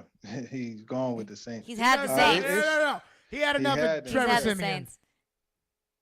Look, it's interesting, but I mean, what can you make of it? It's the NFL offseason. You know how this thing works, man. It's always something coming out, and I think this was just an example of it. So here's what I was thinking about today, and I actually talked about this, which is as far as Sean Payton's concerned, last year I watched Mike Vrabel beat Sean McDermott. What did he outcoach Sean McDermott? I don't know. It was a really, really close game, and I'm not sure that they outcoached him. Maybe they did. I'd have to go back and look at it and think about it. The Titans curb stomped Kansas City, but Kansas City was a mess at that time. Vrabel has been outcoached in the past by Andy Reid, but at the same time, like they crushed Andy Reid and the Chiefs. Vrabel completely outcoached Sean McVay and the Rams in that Sunday night football game. So much so that Chris Collinsworth was talking about how great of a coaching job Vrabel did and how long it took for McVay to adapt. And I still think that in the 3 games that he's played Bill Belichick, Mike Vrabel's outcoached him. The one coach last season where I felt like I was at a game and I'm like, I think that this guy is eating Vrabel alive was Sean Payton. And what I was amazed in that game about, I think Trevor Siemian threw for something like 340 yards. What I was amazed by, TD, was that the week before, Chris Jackson played a great game against the Rams. Like, I really was, excited about Chris Jackson after that Rams game. And Sean Payton went after him on every play, it felt like. And I remember watching that thinking, man, Sean Payton can look at the Rams tape where Chris Jackson played well and still say, this is how I'm going to take advantage of this guy, and then do it with Trevor Siemian. I'm not one to sit here and say that I think Sean Payton's the greatest coach in the NFL, but I do think Sean Payton is a great coach. And as I said today on Sirius, if I was one of those fan bases, no disrespect to Mike McDaniel, who might be a good coach, certainly, Mike McCarthy is not a great coach. And, I really don't like Brandon Staley. If I was a fan, I would want Sean Payton to coach my team. Yeah, I mean, Sean Payton is a guy you would definitely want coaching your team because it fills that innovative type of role, and he's a guy that clearly gets through to his players. You see how they react to him and how they play for him. So, yeah, without a doubt, I mean, it fits this day and age of football. But, styles always make fights, and one thing that you see is physical, hard-nosed teams tend to do well against the Rams, and I think that's why the Titans – they did really well. They were able to go in there and beat the Rams without Derrick Henry, in their first game without him, and that's a good example. I'll say this, though, Sean Payton. Whew.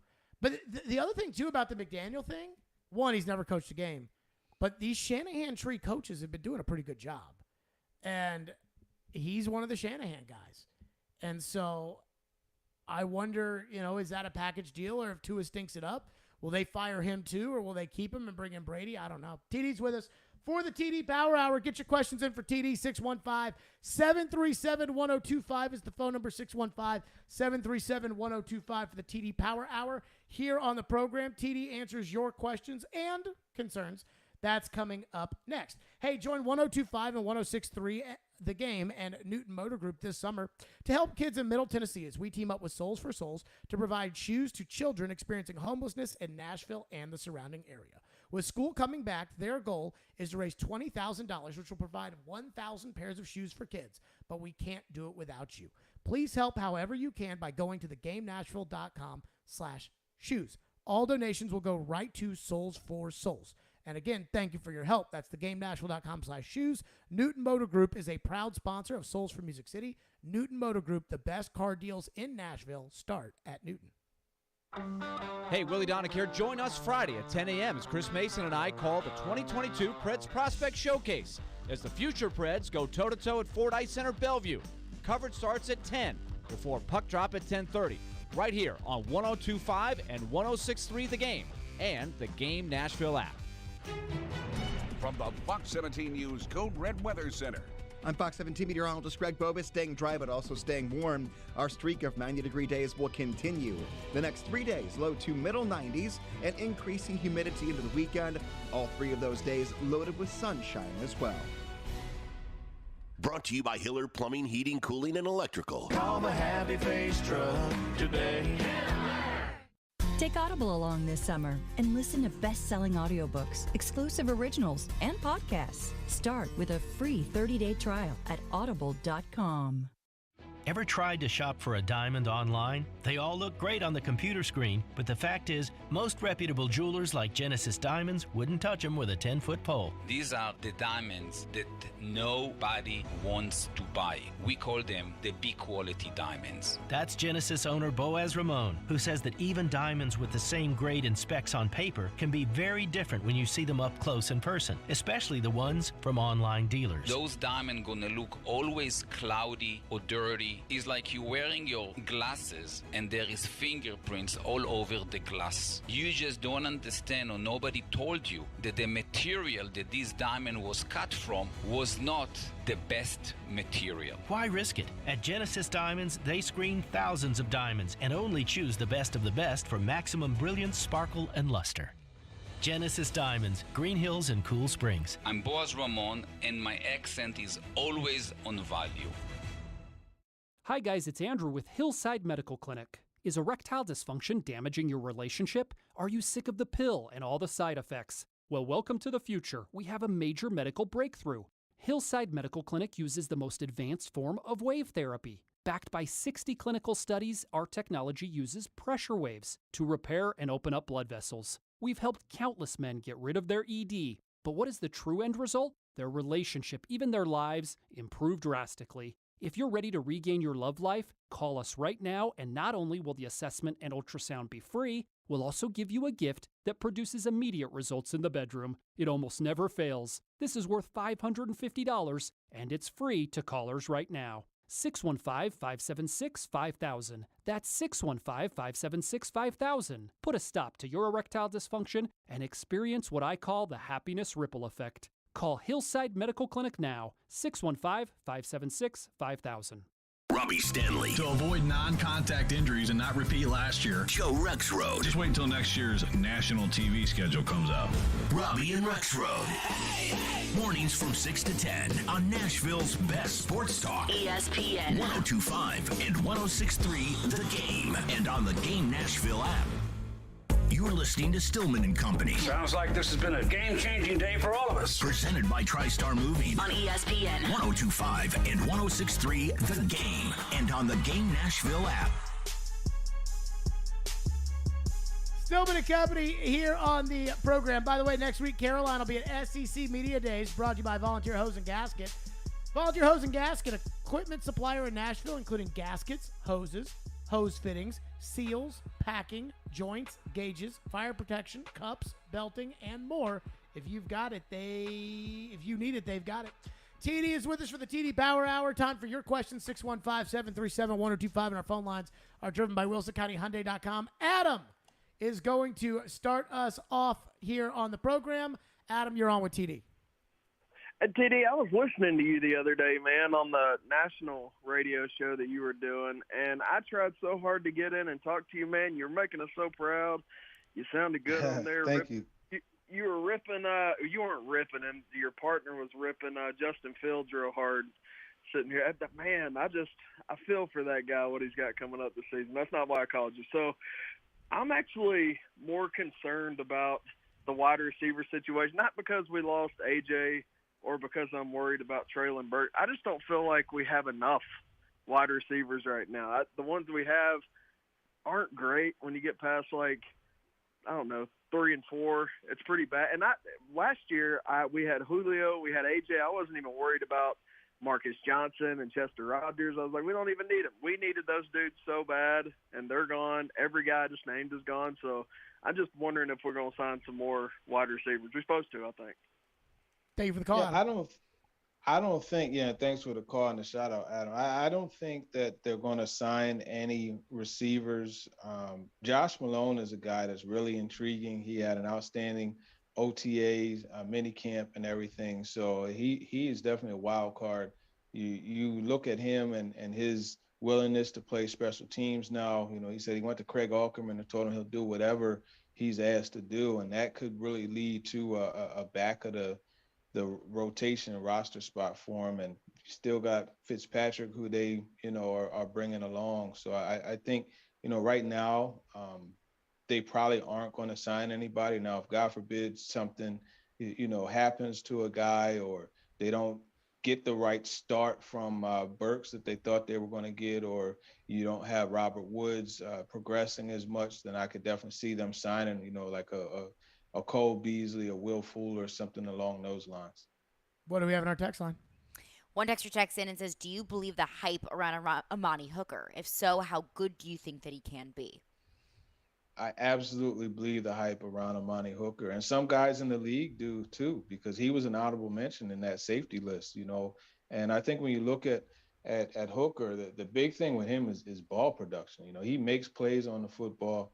Look at that interception against the Bengals. That was a really good shoestring interception, and he's someone that allows them to do a lot. Like, you could drop him down in a box and let him, be in effect a linebacker, and that gives Byard the ability to range over top. So I believe in Hooker. He does everything for them, and even as a security punt returner, he's a guy that Craig Alkerman had mentioned that to put back there if they want to just make sure that they secure the punt.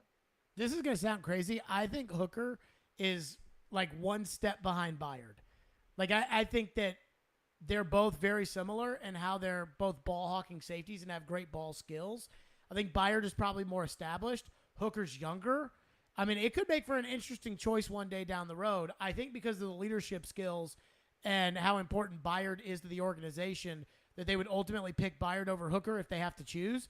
But I could see somebody picking Hooker over Byard down the road because Hooker is so much younger. Yeah, I mean, youth is always something that the league covets. So I understand what you're saying there. I think they really want to keep both of those guys together because they're a very good tandem. One texter texts in and says, do you believe when Derrick Henry retires, he will be a Hall of Famer? Oh, that is a great question. I tell you what, I hate to use the if, but man, could you imagine if he would have been able to finish last year? And I think with that last year, likely going over 2,000 back-to-back, he would be a Hall of Famer. I still think he's going to be because, you look in his time period. I mean, how many running backs can you say were better than him? You look from 2000 back end of 2019 to now, there aren't many running backs that you could say were better. I would say this would be like the contemporary group that Derrick would ultimately be compared with. And Jonathan Taylor, it's too early on, but he's probably the back end of the Derrick group. Todd Gurley, Ezekiel Elliott. That's pretty much all I've got as far as like elite rushers over the 6-year period Derrick's been in the NFL. Yeah, and I could say that he's been the best out of all of them. I could say, early, like I said, 2018 to now, there is no argument for a running back that has been better than him. Kamara. All purpose, you could say, but as a running back, no, there isn't a back. Like, you can't tell me a back.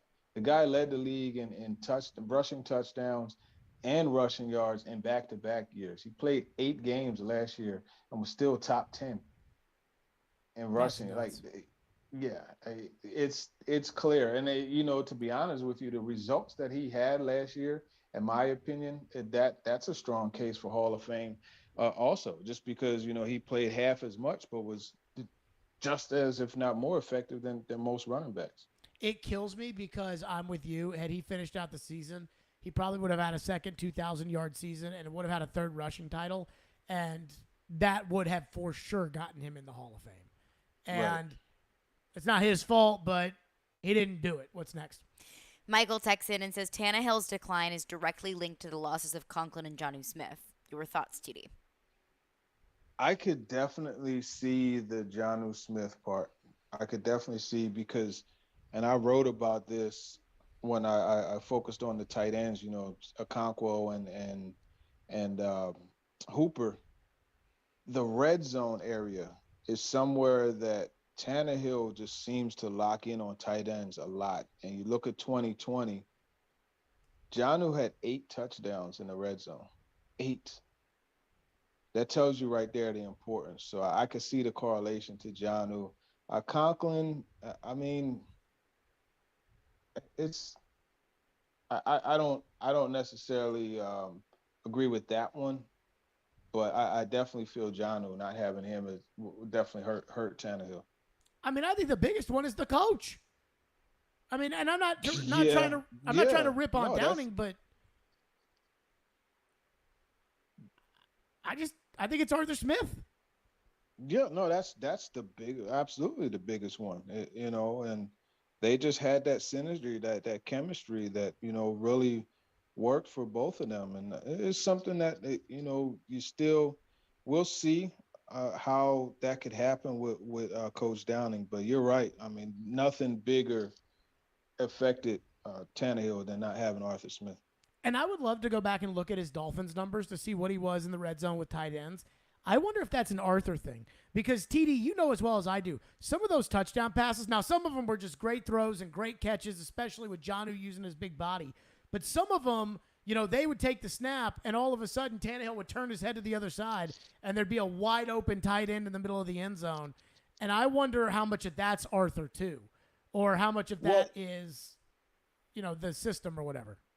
Yeah, well, if you go back to what Coach Art would do, I mean, you see a lot of motions and shifts and things like that going on to gather information, and also just kind of a lot of deception. Jonnu Smith lining up in the backfield and running a route out of the backfield with Derrick Henry in the slot, like that type of thing. You saw a lot of that. So there's a lot of creativity and things done to get the tight ends the football.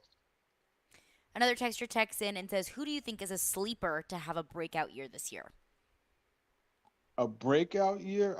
I think Austin Hooper is going to have a really good year. But, I mean, if you want to go sleeper, like someone who had David Long is the guy that I would pick. I think he's going to put himself, we talk about top 10 lists and stuff like that. I think David Long is going to put himself on the top 10 list next year.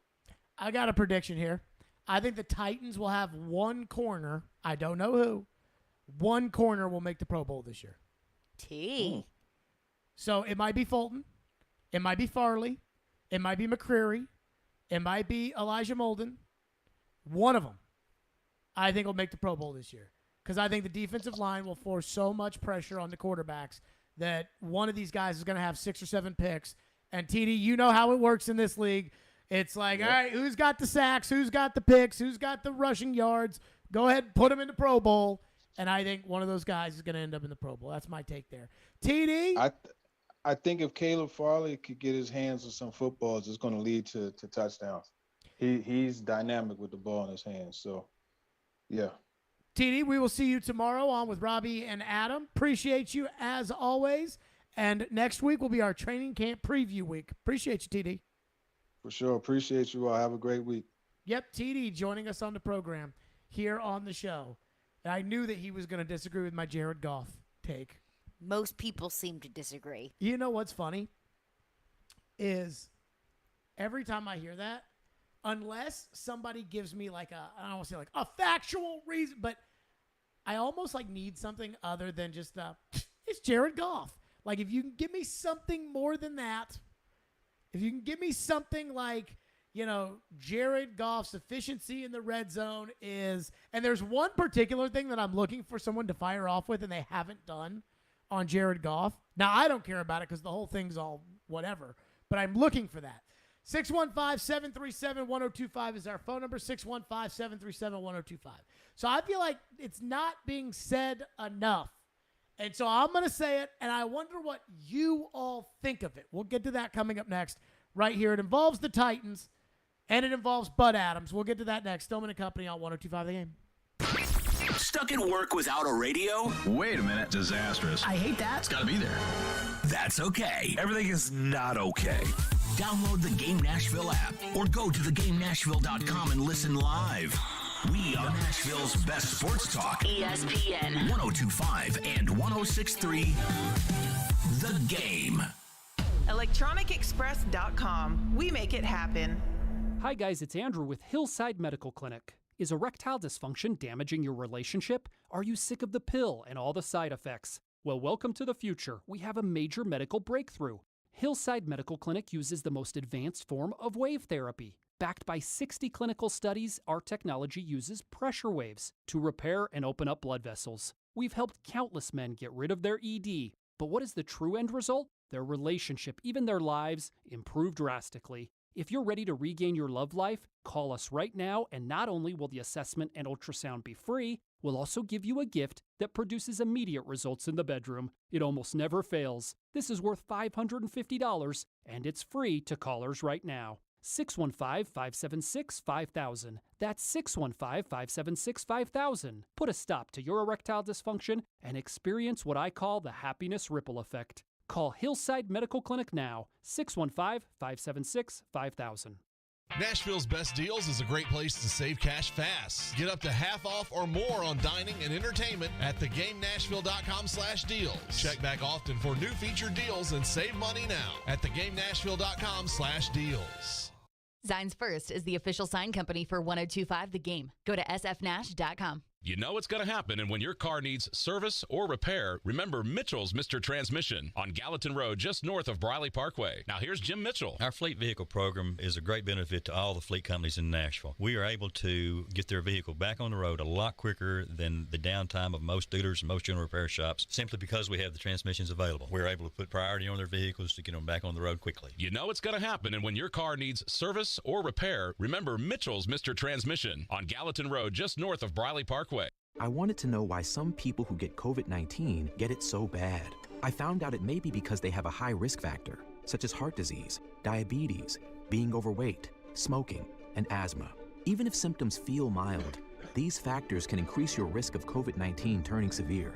So if you're at high risk and test positive, there are things you can do, like asking your healthcare provider if an authorized oral treatment is right for you. Learn about an option at treatcovid19.com. This message is sponsored by Pfizer. Parman Tractor and Equipment is your one-stop tractor and equipment solution, and Middle Tennessee's Link Belt and Takeuchi dealer. No matter how you're getting there, start with Parman Tractor and Equipment. Rent or purchase a track loader, mini excavator, large excavators for your job site, or something in between. Their service and parts team will get your work site up and running in no time. Parman Tractor and Equipment will come to you for service if needed. Visit ParmanTractor.com for more info. Your Middle Tennessee Link Belt and Takeuchi dealer, providing totally outrageous customer service. From the Hillside Medical Game Studios, WPRT FM Pegram, WPUZ HD2 Laverne, Robbie and Rex Road to DDC. Stillman and Company, Nashville's best sports talk. 102.5 and 106.3. Terang, it's a high fly ball. The leading receiver. Awesome game 7. Checkered flag in the air. The Game. A Cromwell media station. Where you have a voice. We're one play away from an injury. He knows this. He's a study of the game. And we have strong opinions. He's been awful. I don't think they were trying, and that's why I feel the way I feel. This is Stillman and Company with Jared Stillman and Caroline Fenton.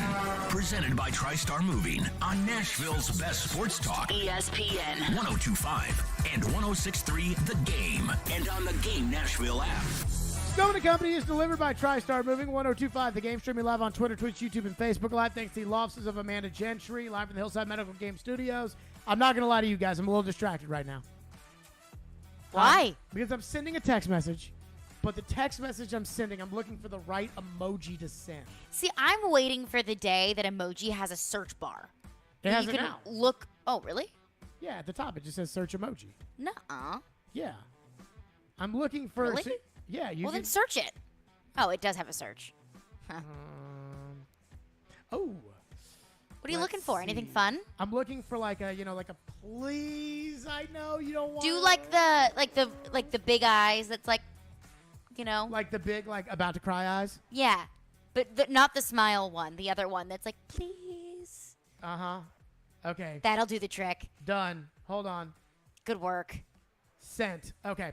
So with that, speaking of the please eyes, Bud Adams We talked about it a little bit this week, and I've wanted to talk about this. And that is, I believe that Bud Adams, he is a semifinalist for the Pro Football Hall of Fame. There are 29 slots. This is the contributor and coach's wing. Now, the way that Vic Carucci, who is an old school football guy and a really good guy, I had him on the show. I was filling in for Adam Shine on SiriusXM today, and I had Vic Carucci on the show, and he's a really, really, really nice guy. And we were talking about the contributor wing of the NFL. I think it is freaking ridiculous that Robert Kraft is not in the Pro Football Hall of Fame.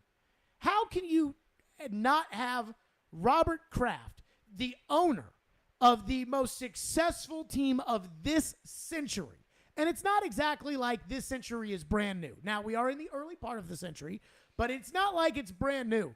I mean, we're already a third of the way through the century, basically. And you're sitting He wins a lot. Yes. It's Robert Kraft.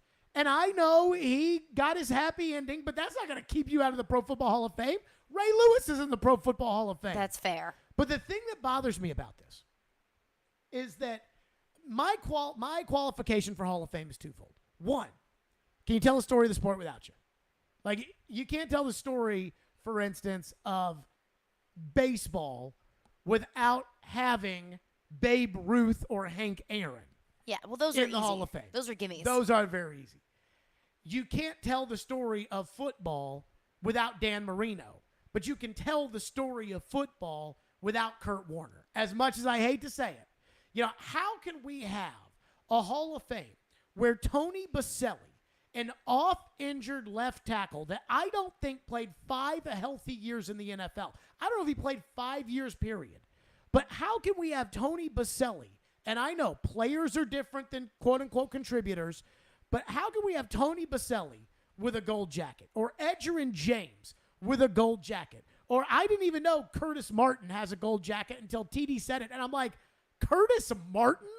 And Curtis Martin was a good running back, but was Curtis Martin that, he wasn't Terrell Davis in Terrell Davis's prime, because I don't think you can tell the story of the NFL without Terrell Davis. So I think Terrell Davis should be in the Hall of Fame.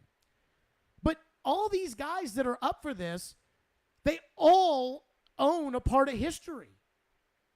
Roone Arledge was the president of ABC, and he's the creator of Monday Night Football. You cannot tell the story of the NFL without the creator of Monday Night Football. We obviously know you can't tell the story of this century without Robert Kraft. As much as it's about Brady and Belichick, you have to include Kraft into the discussion. Richard Seymour is in the Hall of Fame from those Patriot teams, and Robert Kraft is not in the Hall of Fame. I think it's crazy. And yet, I found out only one guy. There's 29 guys, and Kaharski said it on the morning show the other day when they asked him about it, that apparently it's 29 instead of 25 because there were ties. But John McClain does not seem very optimistic that Bud Adams will get into the Hall of Fame. Kaharski, who's a part of that committee like McClain is not optimistic that Bud Adams will get in the Hall of Fame. And I have two thoughts on this, like two branches of the tree. The first branch is I think it's on the part of the people in Nashville to lobby for Bud Adams to get into the Hall of Fame, because Bud Adams played a humongous role in making us what we are. I mean, he really did. And regardless of whether or not he liked us, and regardless of whether or not we loved him, which I don't think we hated him, but I don't think we really loved him either, regardless of that, our city is at another level because of Bud Adams. Because Bud Adams decided to move the team here. And Jacksonville and Memphis and all these other places had rolled out the red carpet, and they were begging for a team, and somehow Mayor Bredesen and Bud Adams got a deal. We got a team, and our downtown went from somewhere that I remember never wanting to be because it was so gross and dirty every time we had to go to the melting pot for my sister's birthday. The downtown was so bad that now everybody's downtown all the time. And the melting pot, I believe, is still there. I think it was involved in the... Stood the test of time. Well, I think it was involved in the bombing. On 2nd Avenue. I don't know, if everything's rebuilt or whatever. But, I mean, I remember those days. And so I almost feel like the city of Nashville owes it to Bud Adams to look at the Pro Football Hall of Fame and say, what is he doing on the sidelines of the Pro Football Hall of Fame? Lamar Hunt, who co-founded the league with him, got into the Hall of Fame in the 70s. And as much as we talk about inclusion and the next steps and everything else, you know, Bud Adams had 3 African-American quarterbacks on his roster. He also went from Warren Moon to Steve McNair to Vince Young. I remember some woman called in, you know, during the Colin Kaepernick stuff and called Floyd a racist. And I was just like, you can't say that the general manager who drafted 2 quarterbacks, Steve McNair and Vince Young, is a racist. You can't say that. And so that, I mean, to me, like, he hired the first African-American assistant general manager. He started the AFL. He kept the AFL from truly competing with the NFL, which then led to the merger of the AFL and NFL that has led into the NFL today. I mean, it's ridiculous. And so I feel like Nashville owes it to Bud Adams to get behind him and push Bud Adams for the Hall of Fame.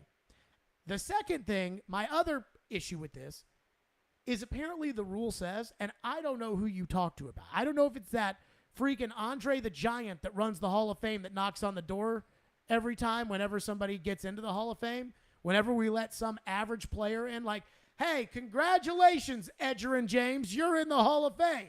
I don't know if this is the guy that has, they're only letting one of those contributors in per year. So every year, one Robert Kraft can get into the Hall of Fame.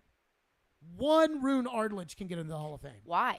One Don Coryell can get. I don't know. Why are we gatekeeping the Hall of Fame? Talk to Dave Baker about it. Dave? He'd be the one. I don't know. I got a bone to pick, Dave. I don't know. I mean, I think it's ridiculous. I think it's nuts. I think the Hall of Fame should work like this. And I understand because, again, when I had Vic Carucci on this morning, he kind of gave me the whole, he told me, you know, look, we don't like not having people in the Hall of Fame, and it's hard to tell people they shouldn't be in the Hall of Fame, but it's the Hall of Fame, and it's got to be special, and it's got to be. And I'm like, then why is Tony Baselli in it? And it's like, well, it's different for players than it is for. And I'm like, wait a minute. It shouldn't be different for owners than it is players. In fact, the players right now are trying to argue that Deshaun Watson shouldn't be suspended because Robert Kraft wasn't suspended. But then Robert Kraft, in order to get in the Hall of Fame, has to be one guy 1 year, whereas they can let 10 players into the Hall of Fame. And again, it's a player's game. I get it. But the owners are the ones who make the game what it is, whether it's Pat Bowlen, the late Pat Bowlen, may he rest in peace, whether it's a guy like John Mara, or I guess Wellington Mara, his dad, you know, with the Giants and all those years, Jerry Jones, who is in the Hall of Fame, and I believe Jerry Jones belongs in the Hall of Fame. Absolutely. I mean, I just don't see how Bud Adams can't be. He's part of the game. It's part of the game. It's like the Packers. How the Packers don't have an owner, that's part of the game. Mm-hmm. And so two thoughts on this. One, I do think the city of Nashville needs to embrace the idea that Bud Adams should be in the Hall of Fame. And secondly, and more important, I don't understand why the Pro Football Hall of Fame is like, oh, we're only letting in this many people into the Hall of Fame of the contributor wing. And it's like, I hate to break it to you, but I think Monday Night Football, for the most popular television product in America, a little bit more important than Tony Baselli. And I don't like guidelines that can't be fluid, because there might be 1 year where there's several owners that are really, deserving of being in the Hall of Fame. So are you just going to deny them that honor just because I think they are. That spot's been filled? See, I don't think that should be fair. And to your point, it is a player's game, but the player's game does not exist without the general managers and without the coaches and without the owners. Well, especially not the owners. They own the team. There's no team without someone who owns the team. And I see both sides of it, because, it should be, a players' Hall of Fame because the players play the game, so on and so forth. And there's no owner without players, but there's also no players without owners. And, I don't know thoroughly the history of Bud Adams, but to your point, there would not be the Titans without Bud Adams. And so now you're looking at, one team that makes up 32. There's only 32 of them in the NFL. So if you're going to talk about someone who brought in one of the 32 teams in the NFL, that's pretty darn important. I know, not just one of the 32 teams. I mean, we're talking about the old AFL. Yeah. And it's funny because, I was born in 1989, so I was born, 20 years or 30 years really. When was the merger? No, because the Oilers won the AFL championship in 60 and 61. I want to say the merger was 66. So I was born 20 23. years. Yeah, I was born 20 years after the merger. You're born 30 years basically after the merger. And you talk to these old people like my dad, and it's like, oh, the merger, the AFL, NFL. And think about the other owners. When we talk about the Bud Adams group of owners and the other owners that we talk about, Al Davis, I'm sure he's in the Hall of Fame. And if he's not in the Hall of Fame, it's only because he pissed everybody in football off so much. But Al Davis absolutely should be in the Hall of Fame. Lamar Hunt has been in the Hall of Fame since the 70s, and he should be in the Hall of Fame. Like, that's the class that Bud Adams is with, the people that originally owned the Jets. Like, that's where Bud Adams is. In fact, he saved the Jets. He allowed the Jets to have Joe Namath. You cannot tell the story of the NFL without Joe Namath on the Jets. Well, and what is Kaharski's argument against Bud Adams other than there's just not enough spots? So I think Kaharski's argument is pro Bud Adams. When you listen to Kaharski talk about it and when you listen to John McClain talk about it. Maybe their prediction. Right. So what I think it is I think it's that they don't think they can convince the room. But Paul will never tell you if he tries to convince the room. Like, one time I asked Paul a question at a practice about the Hall of Fame, and he almost gave me like the, how dare you ask the FBI a question about the FBI? Like, sorry. Don't ask me about the wiretap. Sorry. You know I can't answer questions like that. It's like, I'm sorry, Paul. Goodness gracious. Didn't mean to offend. Sorry, I asked the one guy in town in the Hall of Fame about the Hall of Fame. Anywho, I do think that Paul thinks Bud should be in. And he didn't tell me that, and he didn't say that on the air, but I do think he thinks that Bud should be in. Clearly, John McClain thinks he should be in there. But then again, John McClain and Bud were boys. And I think Bud Adams should be in there. So let's take your phones on this. Do people in Nashville care about this? 615-737-1025. We'll get to those next. 615-737-1025. Robbie Stanley will debate us at 5 o'clock. Stillman and Company, we're right here on ESPN 1025 The Game. The college football season never stops. ESPN college football analyst Trevor Manich joins Stillman and Company every Tuesday at 4:30. They've got to do what Nick Saban in Alabama has done so successfully over the last 10 years. Presented by Houston Clinic on Nashville's best sports talk. ESPN 1025 The Game and the Game Nashville app. Whether it's the news, the traffic, the weather, or your COVID-19 vaccinations, it's important to stay up to date. Sponsored by Pfizer and BioNTech. Is your mattress keeping you up all night? Tossing and turning? Needing a new mattress but don't know where to go? Well, shop at Social Furniture today, where they sell comfort. They have all of the top brands like Sealy, Stearns & Foster's, Simmons, Serta, and Purple Mattress. Social Furniture offers sofa beds, loft beds, twin beds, queen beds, king beds, kids beds, and beds for your whole family. There's no waiting, and they have same-day delivery. Visit Social Furniture in West Nashville at 5412 Charlotte Avenue. Forget the big box store. Shop local. Shop social. If you suffer from joint pain, from arthritis, or an injury, you know the traditional treatments: pain meds, steroids, and then surgery, right? Willie Donick here with great news. Now there's a better way, and it's here now from the local medical professionals at QC Kinetics. QC Kinetics is the nation's leader in regenerative medicine. This is an advanced, exciting, and natural alternative that can give you lasting relief using your body's own healing power. Listen, steroid shots are toxic to your joints. Pain meds can be addictive, and nobody wants to go under the knife. It's 2022, and those old ways are out. The new way is in. Regenerative medicine, restoring and repairing damaged joint tissue using natural biologics. No drugs, no downtime, no surgery. QC Kinetics and their protocols can address any pain in any joint and give you the quality of life you deserve. So call the local medical professionals at QC Kinetics now. 615-249-4024. 615-249-4024. That's 615-249-4024 for QC Kinetics. Hey, it's Jared. If you're listening to us on I-24 towards Murfreesboro or I-65 towards Spring Hill, make sure you check out 106.3 for another great way to hear Nashville's best sports talk.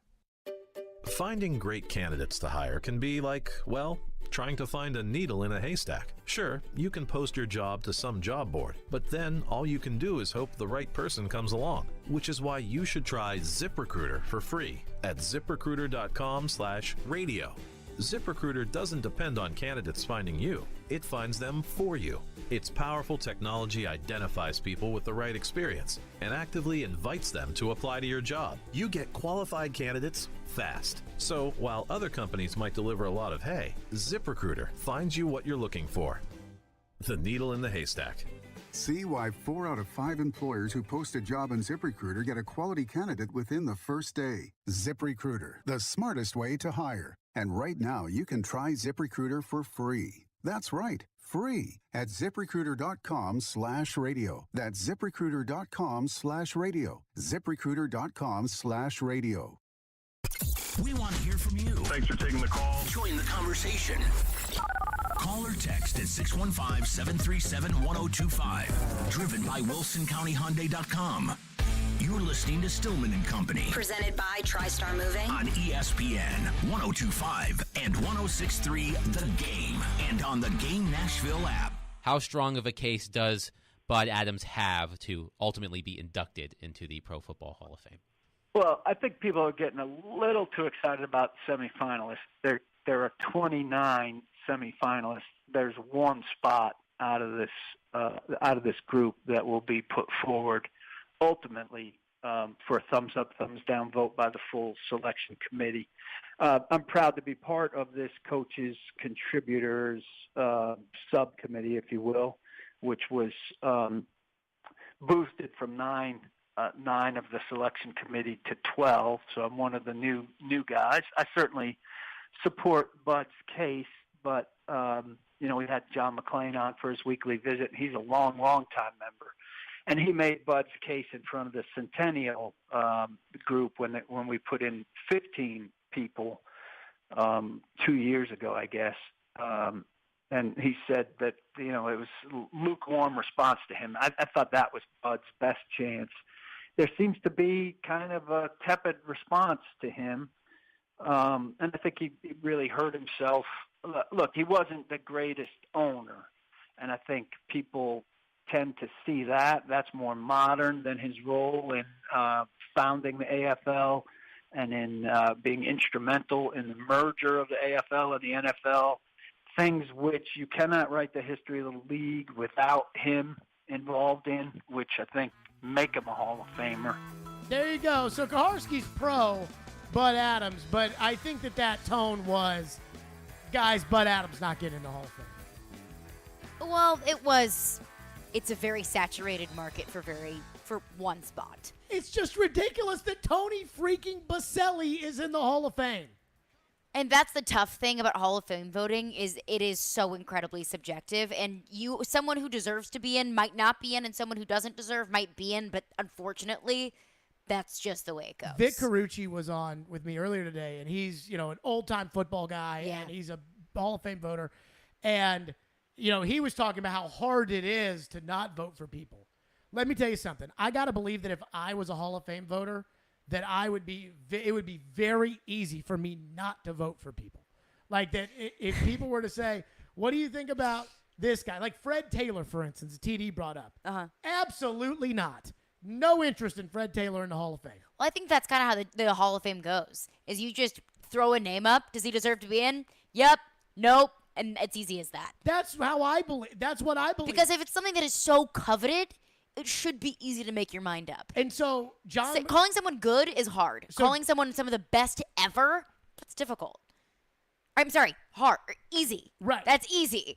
Right. Like, it's easy to say that Randy Johnson belongs in the Baseball Hall of Fame. Peyton Manning. Right. Yes, that's easy. And that's who we should be putting in. We should not be putting in Curtis Martin. We should not be putting in average players. And Bud Adams was not an average owner. He was an instrumental owner.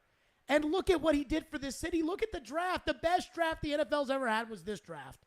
And you don't have that without Bud Adams. And it just doesn't feel like he's going to get in there. And John McClain was on Outkick 360, and they asked him about Bud Adams' chances. And John McClain just said, he tried, and it sounds like it's just not going to happen. 50-year anniversary of the AFL, I did everything I could to get Bud in. I was on the Centennial Committee 3 years ago, did everything I could.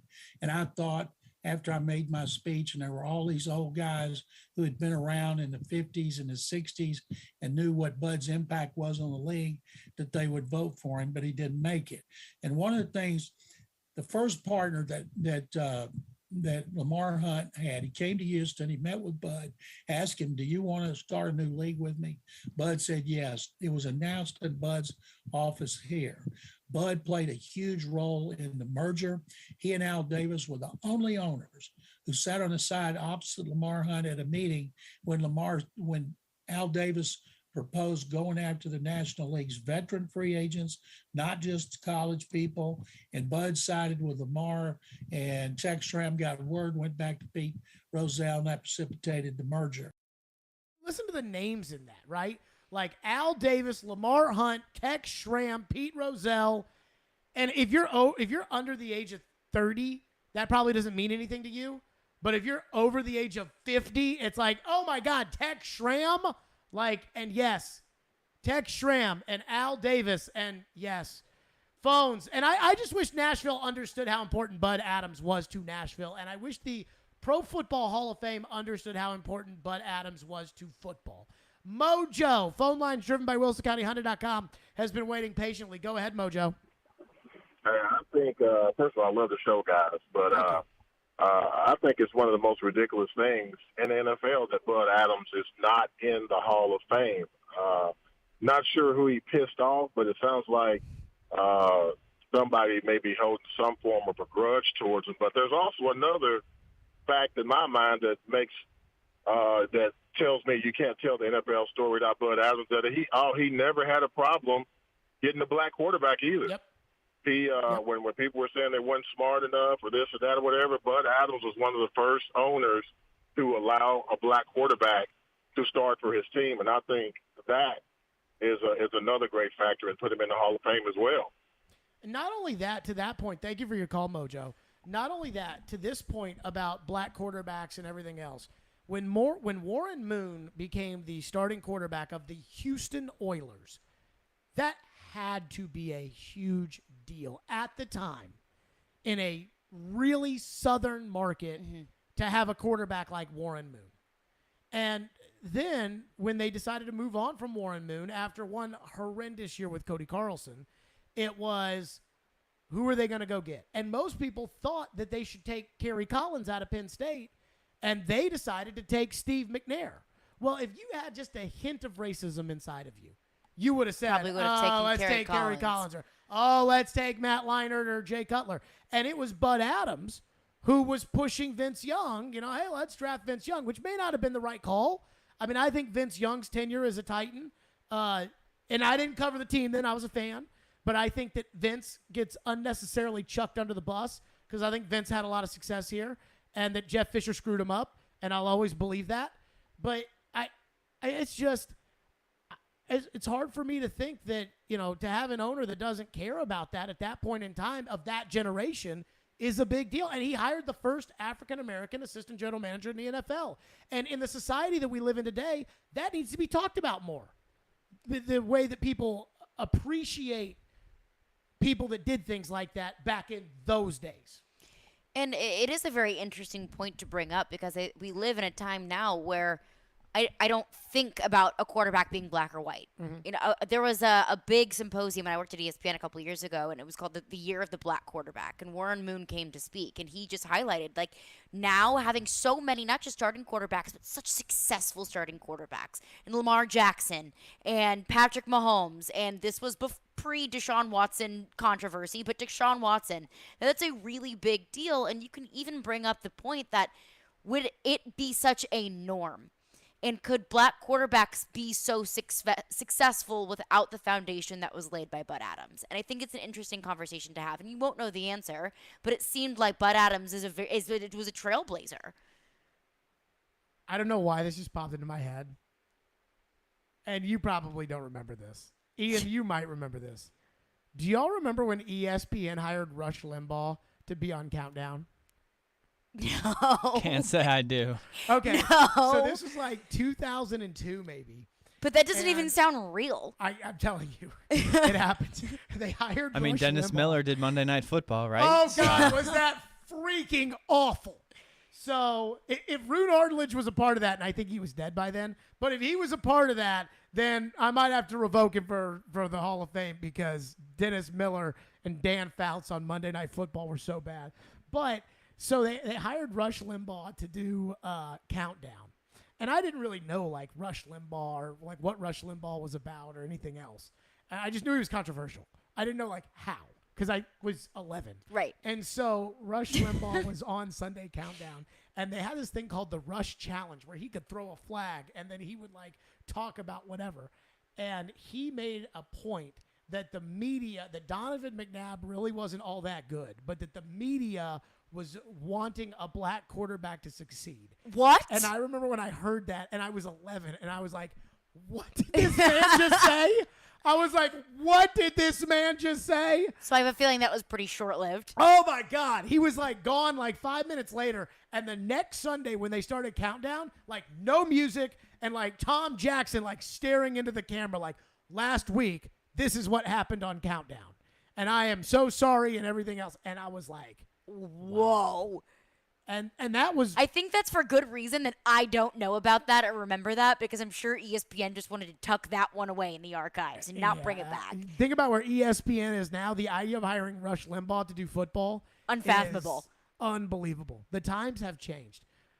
What do we have in our text line? 615-737-1025. Phone lines driven by WilsonCountyHonda.com. So a majority of the text line is very pro Bud Adams, but Gator Tim disagrees. Oh, let's hear it, Gator Tim. Gator Tim says Bud Adams was a terrible owner. His teams were mediocre. He never spent money. No chance he gets in the Hall of Fame. So here's my thing about the Hall of Fame and the owners.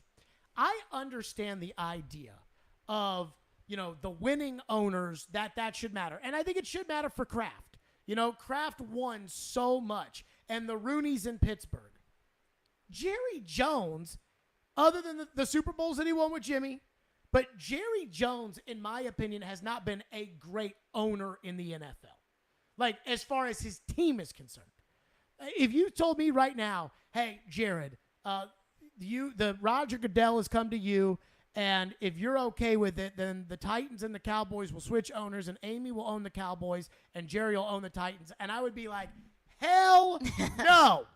In fact, I think Cowboy fans would take that because they already got the stadium, and that stadium is... Well, we were even talking before the show about how Jerry Jones would be so anti-Sean Payton because Sean Payton would want say. Well, and Jerry Jones does not want to give up say. Jerry Jones wants control, even though Sean Payton's a great coach. Jerry is very pro-Sean because, remember, Sean was the quarterback coach under Parcells when they found Tony Romo. And so Jerry wants Sean Payton. But this idea that Jerry, it's going to be collaborative. No, wink, it is wink, nudge, not. Nudge. Collaborative with Jerry. No, it is not. Getting the final say. I do think Sean Payton could convince Jerry to do things. Like if Jerry's like, I don't want to do this. I don't see big old buddy Mike McCarthy saying, oh, no, Jerry, I think we got to do this. I can see Sean Payton say, no, Jerry, we can't do this. Are you sure, Coach? But I do think it'd be a power struggle. No, but Jerry is going to have to get the last say. Like, Jerry will have to feel, and this is what you do with people that are up there. Uh-huh. You try to make them think it's their idea. So Sean Payton would have to get into the habit of making... You drop breadcrumbs and he then... and Steven would have to figure out how to get Jerry to do it a certain way. 615-737-1025 is our phone number. Let's just get back into your phones. We'll do that next. Stillman & Company right here on 1025 The Game. Let me tell all the fine folks out there something that is very, very important here coming up on the program or the station or something of the like. We are your racing station, 1025 and 106 The Game. We're Nashville's home for NASCAR. Tune in this Sunday at 1 o'clock for the AM Better 301. Also join Chase McCabe every Sunday morning at 8 for Chasing Checkers as he talks to the drivers and gets you set for race weekend. NASCAR on 1025 The Game and 106.3 The Game is presented by the Nashville Fairgrounds Speedway. Hey, Preds fans. Running across to make the save is Sarah. You can now hear Nashville's best sports talk. The backhander, he scores! And every Predators game on 106.3 FM. Oh, that was a thing of beauty. From downtown Nashville to Rutherford and Williamson counties. Duchesne with the overtime winner. Catch all the action on 102.5 and 106.3 The Game.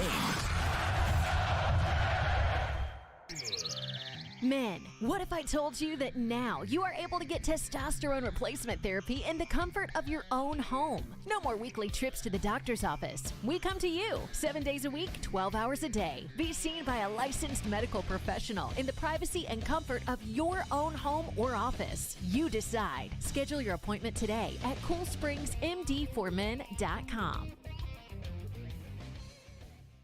The Electronic Express summer clearance sale is here. This week, get a Samsung 65-inch 4K TV for $599 or a Frigidaire 4-piece kitchen package for $25.99. Save up to 50% off in every department at Electronic Express. Computers, appliances, 4K TVs, housewares, furniture, mattresses, and more. Don't miss out on an XPG gaming laptop for just $899 or a Whirlpool washer and dryer for $499 each. Shop in-store or online with free financing. Electronic Express. We make it happen.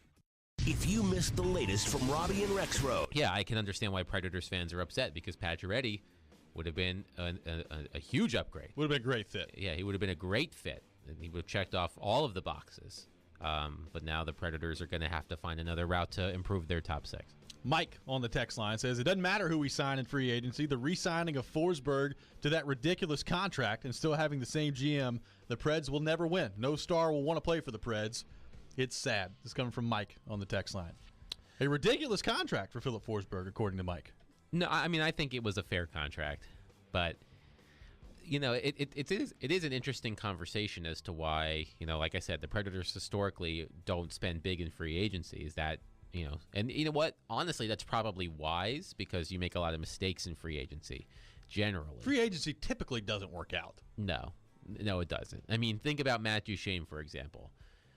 The first 2 years of that contract did not look good at all. Tune in Robbie and Rex with Robbie Stanley and Joe Rexroad. Weekday mornings from 6 to 10 on ESPN, 102.5 The Game, and the Game Nashville app. Golfers, it's time to tee it up at Edwin Watts Golf Shops with all the hottest brands in golf at the best prices featuring tailor-made stealth carbon woods and irons. Callaway's Rogue ST collection of woods and irons, Titleist's T-Series irons and Vokey wedges, and Ping's G425 woods and irons. All this and more at Edwin Watts Golf Shops. Swing by and receive a free custom fitting today. Edwin Watts Golf Shops, home of the 90-day satisfaction guarantee, or shop us online at worldwidegolfshops.com. Get in zone, AutoZone. Welcome to AutoZone. Thinking about gas mileage?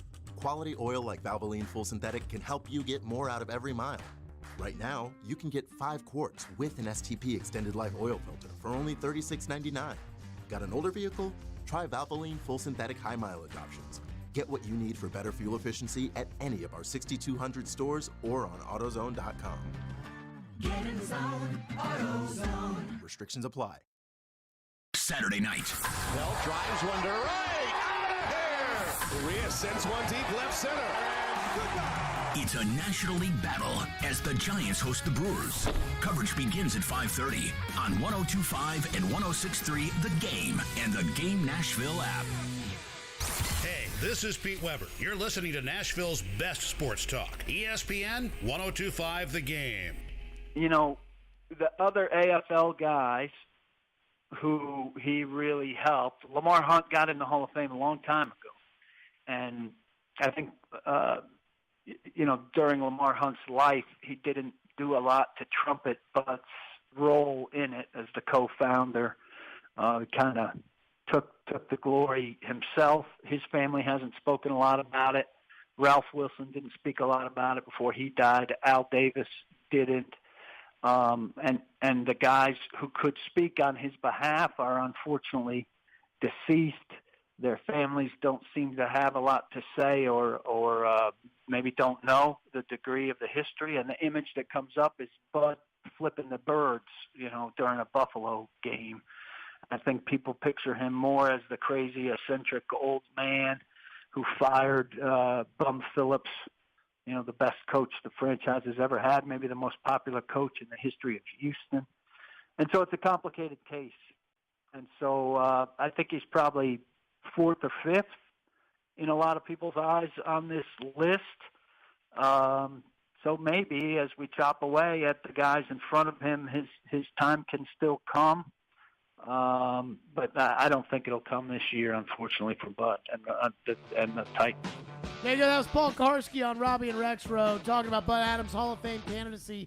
Two thoughts on this. First off, John McClain said on Outkick 360 that he had gotten Ralph Wilson. Ralph Wilson was going to sit down with him, go on record, and talk to him about, Bud and everything. And, like for newspaper people, even back then, which was, I think 2009 was when this was, the 50-year anniversary of the AFL.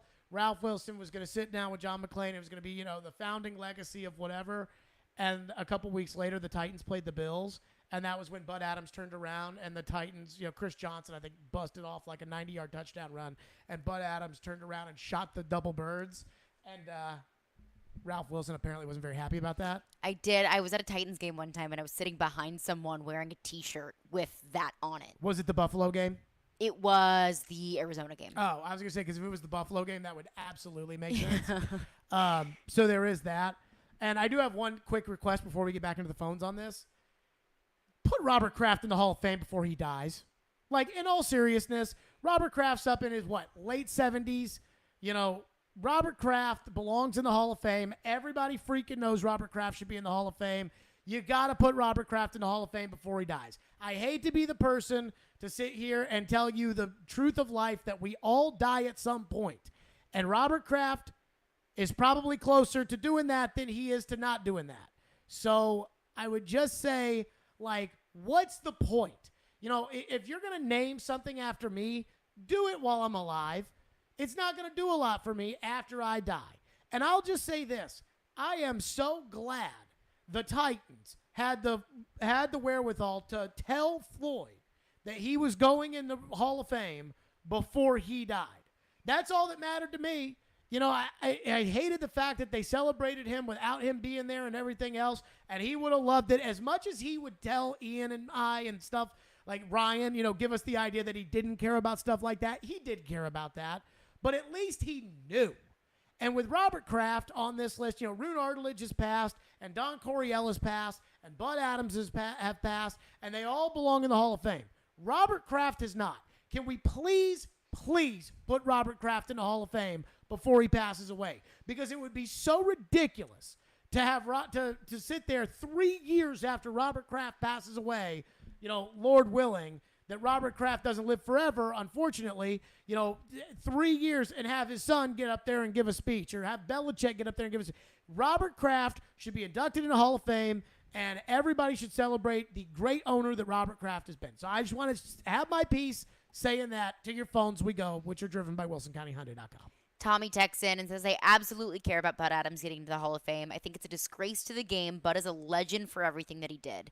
1,000,000% agree with Jared. Do you think that this has to do with Nashville never getting any attention and being a small market? I believe Bud and Floyd both should be in the Hall of Fame. It shows it's all about favoritism and who knows who. Bud has done more than what most, if not all, have done for a city and a state. This is what I hate about Floyd's situation with the Hall of Fame, which is, I love Floyd. He's not going to get in the Hall of Fame. And he was a great football guy. And you talk to the people who know, the Pete Carrolls and the Bill Belichicks and the people that will be in the Hall of Fame, and they'll tell you that Floyd deserves a spot, up there. And that's what Floyd used to always tell me, is that the people who know.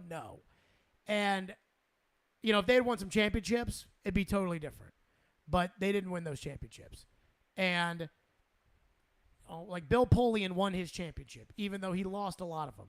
And Bobby Beathard won championships. And so these other general managers that get in, they win titles. On the Bud front, I do think part of it has to do with the fact that Nashville's not a large market. But I think a part of it is, as Kaharski said, Lamar Hunt took all the glory. Lamar Hunt co-founds the AFL with Bud Adams. They announce it at Bud Adams' Houston office. Bud Adams is the one who kept Al Davis from signing players from the NFL, which led to the merger of the AFL-NFL. But the trophy isn't the Lamar Hunt and Bud Adams trophy. It's the Lamar Hunt trophy. And the Chiefs are always, when it comes to the Centennial stuff a couple years ago, it was always about the Chiefs. You know what's crazy to me, Ian, is that, did I miss this? But in the 100th year celebration of the NFL, that the AFC Championship was Bud Adams' team versus Lamar Hunt's team. Did anybody make a big deal about that? I don't remember anybody talking about that. Nope, I don't remember talking about it. That's a pretty cool thing. Like, make of that whatever you will. What do we have in the text line? Nate texts in and says, something similar. Says, do you think the smaller NFL market of Nashville in the late 1990s is part of Bud probably not getting in? If Bud was in Pittsburgh or a bigger market, would he have a better chance? So Pittsburgh is technically a smaller market, but I hear what the guy's saying. How many small market owners are in the Hall of Fame? I believe Ralph Wilson is in the Hall of Fame, the longtime owner of Buffalo. Mm-hmm. Is the Four Falls a Buffalo owner? Yes. Okay. Paul Brown is obviously in the Hall of Fame. Yeah. Now, he's one of the founding, fathers of football. Does Mike Brown belong in the Hall of Fame? That is an interesting question because Mike Brown's owned the Bengals for forever, but he has really stunk up the joint with the Bengals. I believe Art Modell is one of these finalists as well. He was the longtime Cleveland, then eventual owner of the Ravens. As much as I don't like Art Modell because he, ran a team that I didn't root for, I do believe that Art Modell probably belongs in the Hall of Fame.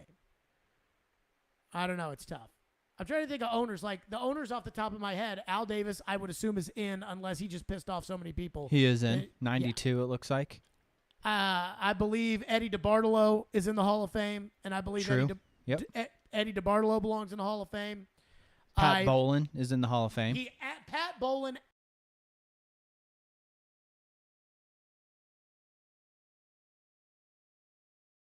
Dan Rooney. I was going to say Dan Rooney is probably in the Hall of Fame. Wellington Mara as well. Giants. Who owned the Dolphins all those years? The Shula years. I'm not sure about that. I don't see him on the list. A lot of the owners are early owners, right? Tim Mara. Sure. Burt Bell, who used to be the Eagles owner, apparently. George Preston Marshall used to be the Commanders owner back in the day. I was going to say, wasn't there some guy, Cook or something, that owned him? But Art Rooney, Charles Bidwell.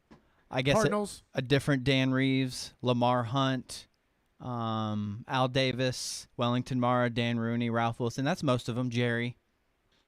I mean, I think that when you think of the modern era of owner, and Bud is not this, but when you think of the more this era, this century of owner, Jerry, Robert Kraft, I think that's probably it.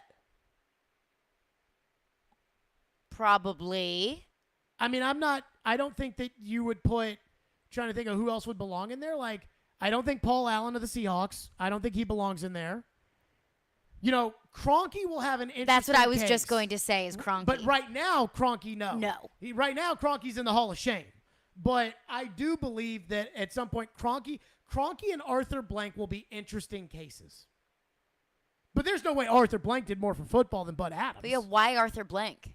I mean, Arthur Blank's been kind of a big power broker in this era of the NFL. But the Hall of Fame? No, I agree.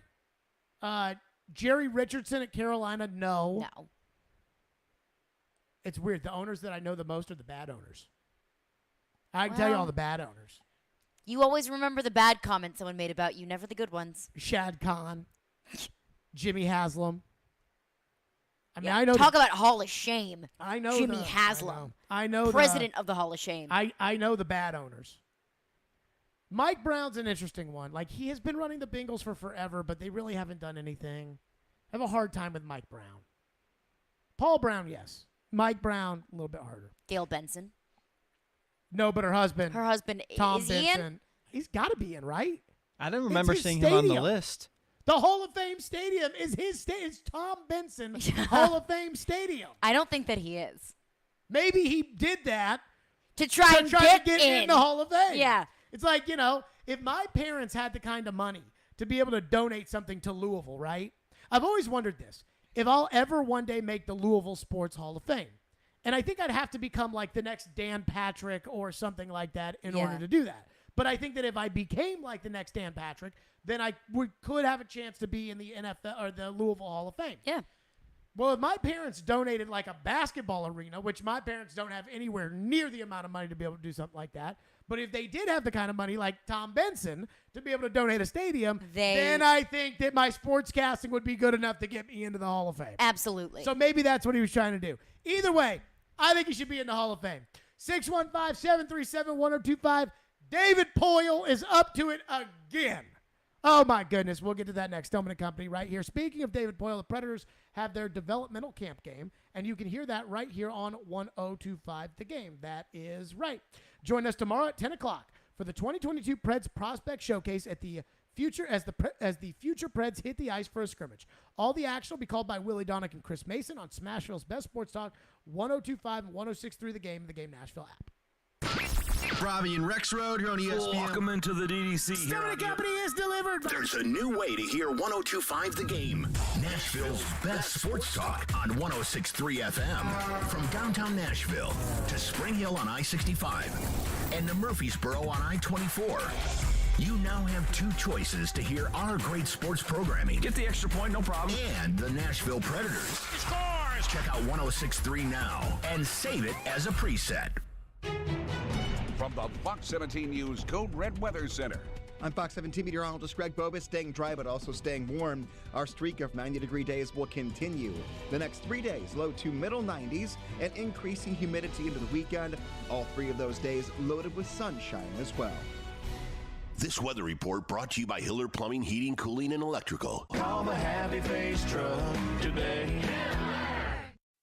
Staples stores are a new world of possible with innovative tools for small business and remote workers and learners. Explore more at your local Staples store or staplesconnect.com. 1025 The Game is teaming up with Newton Motor Group and Souls for Souls to provide shoes for children experiencing homelessness in Nashville and the surrounding area. With school coming back, our goal is to raise $20,000, which will provide 1,000 pairs of shoes for kids. Please help however you can by going to thegamenashville.com/shoes. All donations go directly to Souls for Souls to give shoes to children in Middle Tennessee. Thegamenashville.com/shoes. Being present and in the moment for family activities was impossible because Will Burt was so focused on the constant pain in his leg. My wife likes to take walks. I always kind of dreaded going on walks because they hurt. The boys both play baseball. I coach their teams. I was going to do them and be in pain and be uncomfortable and kind of sacrifice my own health. An old Achilles injury left Will coping with agonizing pain until he discovered the natural biologic treatments at QC Kinetics. No surgery or steroids. The procedure took place in the office, and Will walked right out. I feel great. There's no pain. There's no tenderness. Patients like Will are feeling amazing and living their best lives. Ironically, just got off the golf course today, so I think that's a good telltale sign that the Achilles is feeling better. Don't be in pain another day. Call QC Kinetics for your free consultation. Call QC Kinetics, 615-249-4024. That's 615-249-4024. 615-249-4024. If this were a Reese's TV ad, you'd be staring at a Reese's peanut butter cup. And sure, my voice is peanut buttery smooth, but still, you need to see the peanut butter cups, right? No? I can really just say Reese's and you'll go get some? Okay, Reese's.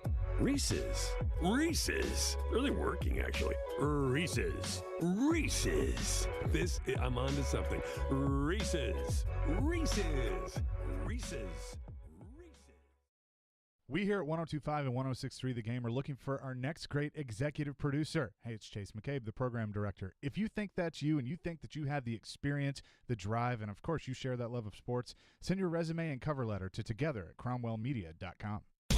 Darren McFarland. That's the most personality I think I've heard. Willie Donick. Give me credit. I said it. Chase McCabe. I still talk to people outside of this building. The DDC. Weekdays from 10 to 2. Presented by Spring Hill Heating and Cooling. On Nashville's best sports talk. ESPN. 1025 and 1063 The Game. And on the Game Nashville app. You're listening to Stillman & Company. Sounds like this has been a game-changing day for all of us. Presented by TriStar Moving. On ESPN. 1025 and 1063 The Game. And on the Game Nashville app. You know, the Predators, like I said, I look at this team today, the day after the first day of free agency, and they appear to me to be the same as they were last season. They appear to be maybe a third place or a first wild card team that will probably lose in the first round of the playoffs. That's just how I feel they look on paper. Things can change. Like I said, there's still players out there that could help, but I don't feel that much better about the Predators' championship caliber, championship chances based on what I've seen right now. There you go. Adam Vingan doesn't feel good about it, but no worries because David Poyle has finally made a move. Now, I want everybody out there to know that what you are about to hear is not something outside your car. It is, in fact, something inside your car. But the David Poyle is up to something alert. Please give it to me. Okay. David Poyle, addressing the Preds' biggest need, according to ESPN 2 weeks ago, has spent $1.5 million on some backup goalie I have never heard of. So we thought they had about $7.5 million to spend in free agency. Mhm. We know they need a top six winger. And instead, the Predators have signed Kevin Lankinen to a one-year Lankinen to a 1 year, $1.5 million contract. Phew. I was really worried about the backup goalie position. What are these people wasting their time with? I was not at all worried about the cap space the Predators have and the top six forward that they undoubtedly need to sign. This is great. I say with sarcasm. Every time. They don't need a backup goalie. They have a backup goalie. His name's Connor Ingram. He's fine. He's the backup goalie. Fine. He makes 18 starts. Fine. He's fine. That's fine. It's fine. Why? Fine. What is everyone's, and I don't want to say beef, but concern with Connor Ingram? I don't know. Like, he's fine, right? I've never heard more campaigning for a backup than I have about the backup goalie. Like, I don't think that Logan Woodside is anyone spectacular, but I don't hear anyone campaigning for the Titans to get a new backup quarterback. So why are Predators fans so worried about Connor Ingram? I will say this. The Predators, when Carter Hutton was the backup to Rene, he didn't play very much because he wasn't very good. He was solid. He's an okay backup. And then the next year, they had to screw around with the expansion draft for Vegas, so they would send Saros down to Milwaukee to play. And then when they would use a backup goalie, they would call Saros up for that game, and he would play, and then he'd go right back down. Instead, they had this Marek Mazanets was the backup goalie, and he freaking sucked. But that was fine because Pekka played all the games, and then when Pekka took a night off, they'd call Saros up, and Saros would start, and then Saros would go right back down. It's fine. It's backup goalie. Who cares? I mean, if you've got to have a good backup goalie because you're worried about your goalie getting hurt, then you're not going to get a good goalie for $1.5 million on the second day of free agency. He's not going to be any better than Connor Ingram. And that was the reality that the Preds faced last year. But what a waste of freaking money. But Dylan how much Strome- of the outcome of the Predators season was different because there was a backup goalie in net? I mean, you could argue the 4-0 lead in Arizona that Connor Ingram blew. You could argue that. Yeah. But at the same time. But Saros wasn't playing great at that point either. No, Saros is awful. Here's the thing. Think about this. How many people have texted into the text line about Dylan Strome? Like 5 or 6. Okay, Dylan Strome just signed for $3.5 million. So Laviolette's got him in Washington for $3.5 million. Now, I'm not the biggest Dylan Strome fan in the world, but I certainly think he's better than some of the slappies the Predators have. How much money is this goalie? 1.5. How much money is Jeremy Lauzon? 2. What's that equal? 3.5. Okay, there you go. So instead of a top 6 player, which Dylan Strome is, you have a crappy third-pair defenseman and a backup goalie. What? I mean, seriously, can we be honest for a second? This is another, what are we doing move? Like, what are you doing? The goalie in Milwaukee needs to be the Russian kid. So Connor Ingram needs to be the backup because he doesn't need to be the Milwaukee goalie because the Milwaukee goalie needs to be the Russian kid. Am I wrong about that? Ian, help me out here. I'm not sure Askarov is ready to start every game in Milwaukee. It's Milwaukee. I'm just saying, how long was Saros the backup to Rene before he actually became the starter? How many years? But he was the starter in Milwaukee. I don't know how long he started in Milwaukee. I mean, he definitely started a decent amount in Milwaukee. You're right, before he became the backup. I'm not convinced they're ready to start Askarov as the starter week 1. They're in Milwaukee? Correct. Who cares? It's Milwaukee. Why do I care about that? I said the other day. They care about it. No, they don't. They shouldn't. It's Milwaukee. No, they do. They shouldn't. Well, they do. Do you think that the Milwaukee Brewers think about, you know what? We don't want to call Johnny up here to help us out in the playoffs because the Sounds are playing the Memphis Redbirds tonight, and they need Johnny to close for the Sounds. I mean, we don't have anybody to close here for the Brewers, but we can't call up Johnny because we need him to close for the Sounds. No, because I think that's silly. That's what. Oh, my God, I want to pull my hair out. $1.5 million for a backup goalie. $2 million for Jeremy Lozon. I don't understand why the combination of Connor Ingram and Askarov wasn't enough. And to Ian's point, if Askarov's not good enough, then go sign some Troy Grossneck and he can split time with him. But the kid's going to be in Milwaukee. He was in Milwaukee at the end of the year. So put him in Milwaukee. He plays. Ingram backs up Soros. There you go. Nope. $1.5 million down the toilet. Unbelievable. All right, Robbie Stanley's going to join us to debate the Jared versus Joe. He's going to do that with us next. Robbie will fill in for Joe, which I don't know why we didn't think of that ahead of time. But that is next, and I'm already worked up. Stillman and Company, 102.5 The Game. Your speaker at home is so smart that even Alexa knows where to find Nashville's best sports talk. 102.5 The Game is Nashville's best sports talk. Ask Alexa to enable 102.5 The Game. Once enabled, ask Alexa to play 102.5 The Game. Welcome to 102.5 The Game. We are Nashville's best sports talk, ESPN 102.5 The Game. ElectronicExpress.com. We make it happen. At the law office of Amanda J. Gentry, we are committed to defending your rights. Being arrested doesn't have to be the worst day of your life. Being served with custody paperwork doesn't have to be the worst day of your life. It may feel that way, but if you have Amanda J. Gentry representing you, you can feel confident that you're going to have the best quality representation in all of Middle Tennessee. Amanda J. Gentry goes wherever justice demands. 615-604-6263. AmandaJGentry.com.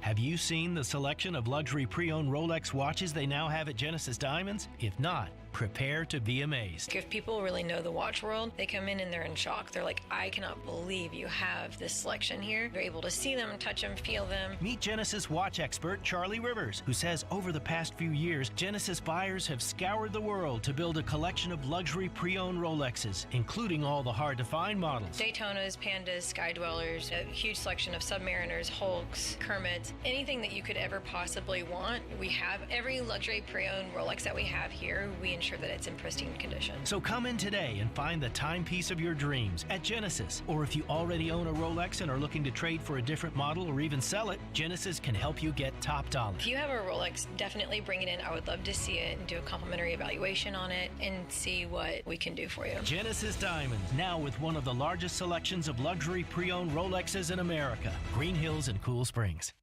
Smoke City Smoke Shop is Nashville's one-stop shop for all your smoking needs, including Delta 8 and Delta 10 products, CBD, disposable vapes, hookahs, accessories, locally blown glass, and more. Smoke City Smoke Shop, located at 951 Main Street in East Nashville, and their helpful team is ready to take great care of you. Stop by today and mention GAME and get 20% off your order. That's GAME at checkout for 20% off. Smoke City Smoke Shop in East Nashville, your #1 destination for smoking products in Music City. Your company's hiring. Who isn't? We would love to show you how to use 102.5 The Game to attract and retain employees. We can also help you find the exact person you're looking for with a targeted digital campaign. You can trust our team to help you build your team. Email us at together@cromwellmedia.com. Cutting the price of your wireless bill feels good. Really good. Actually, it feels great. You should try it out. So cut your bill by switching to Straight Talk Wireless, now offering our $45 Silver Unlimited plan with 5 gigabytes of hotspot and nationwide 5G on America's largest, most dependable networks. The $45 Silver Unlimited plan from Straight Talk. Straight Talk Wireless. No contract, no compromise. A month equals 30 days. See terms and conditions at straighttalk.com. 5G capable device required. Actual availability, coverage, and speed may vary. From the Hillside Medical Game Studios, WPRT FM Pegram, WPUC HD2 Laverne, Nashville's exclusive home for the Nashville Predators. 102.5 and 106.3. Terang, it's a high fly ball. The leading receiver. Awesome game 7. Checkered flag in the air. The Game. A Cromwell Media Station. where you have a voice. We're one play away from an injury. He knows this. He's a study of the game. And we have strong opinions. He's been awful. I don't think they were trying, and that's why I feel the way I feel. This is Stillman and Company with Jared Stillman and Caroline Fenton. Presented by TriStar Moving on Nashville's best sports talk. ESPN 102.5 and 106.3 The Game. And on the Game Nashville app. Stillman and Company is delivered by TriStar Moving, ESPN 102.5 The Game, streaming live on Twitter, Twitch, YouTube, and Facebook Live. Thanks to the law offices of Amanda Gentry, live from the Hillside Medical Game Studios. Robbie Stanley is here for Jared versus Joe. Joe's out. Robbie's in for Joe, picking up the slack. But, Robbie, you caught me at a bad time. Great timing, huh? $1.5 million for a backup goalie I've never heard about. I don't want to take any thunder away from Caroline. So with that, it's time for Jared versus Joe. Jared Stillman versus Joe Rexroad. Now on Stillman and Company. on ESPN 102.5 The Game. Jared versus Joe, brought to you by Parman Tractor and Equipment. Robbie Stanley in for Joe. Again, the breaking news, the Predators have just signed a backup goalie. I can't even remember his name. I don't care. $1.5 million. All right, sassy. I believe he played for the Blackhawks last year. Is that correct, everybody? That is correct. Is he any good? No. Okay. Solid. Caroline, go. So I couldn't come up with a creative or thought-provoking way to present this question. All I have is, so David Poyle signed a backup goalie for $1.5 million. ... Your thoughts. Robbie, you go first. Well, it's very confusing to me because, number one, you still have to re-sign Yakov Trenin, and that's going to take up probably, I don't know, $2.5 million against your cap.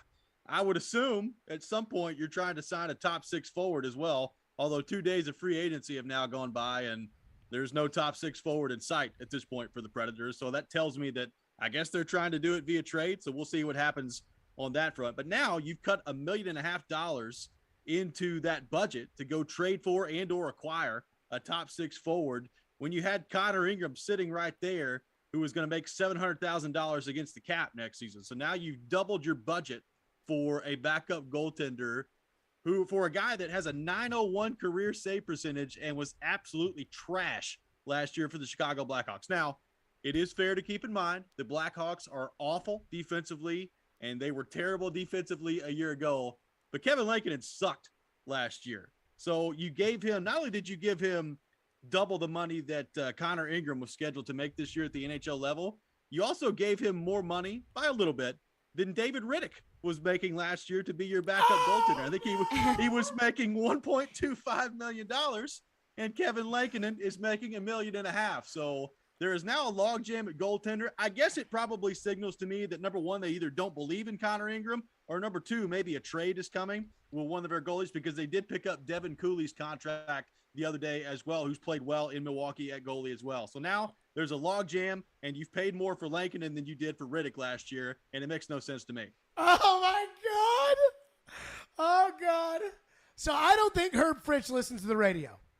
But I think somebody if who he does, hello, Herb. I do think that somebody who listens to the radio knows Herb Fritch. Herb, please help us out. That is $1.5 million of your money. It's your money, Herb. Please, what's going on here? Seriously, what is going on? You know, first of all, this is a humongous violation of our latest rule that we have imposed on the Predators. NMBP. No more bad players. And guess what? David could not wait. He traded for Ryan McDonough because the agent called him, and so he got that done. And it was like, you know what? It's been 3 months since I've acquired a bad player, so I've got to do my part and acquire a bad player. I'm surprised he hasn't called up and offered Philip Tomasino and Dante Fabro and Igor Asanafiev and Askarov in a package to the Minnesota Wild to try to get Ryan Hartman back. I'm shocked by it. I mean, that's where we are with this. It's unbelievable. I mean, it's wild. I said this to you off the air earlier today, Caroline. I think he's setting Hines up to fail, and I don't think he's trying to do it. I just think he is. Like, I don't think Hines is a good coach, but at the same time, I mean, he's going to give him a top six next year with a second line of Ryan Johansson Ellie Tolvanen, and Philip Tomasino. And when they combine for 11 goals through the first 3 months of the season, and that might be high for the three of them, we're going to get mad at the coach, and we're going to get mad at the players, and it's not the players. I mean, it's crazy. And it's only $1.5 million, which is fine. I don't care about $1.5 million. But when you're already throwing away $2 million for Jeremy Lozon, and you're just, I just don't get it. Somebody help me out. Somebody, there's a glaring need for a top 6 forward on this team.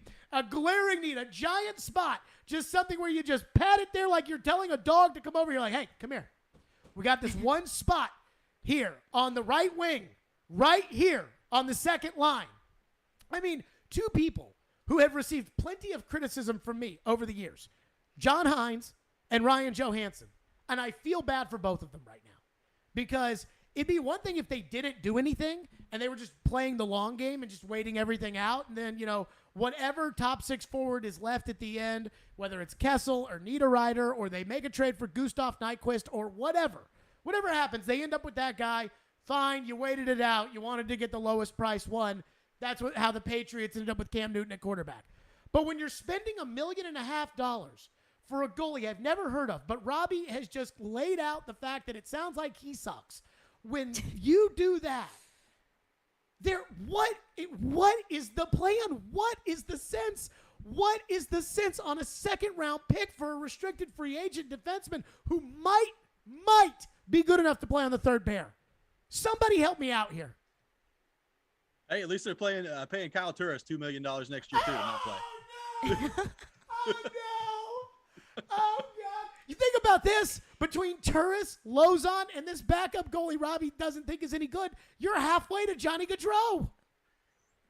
And now to know that he went to that armpit city in Columbus, he would have come here. Probably would have, right? Hey, that money starts to add up pretty quickly. What, 975? That's a bargain deal. Hey. Take a minute. I'm just sad. I know. I'm sad. I know. I'm really sad.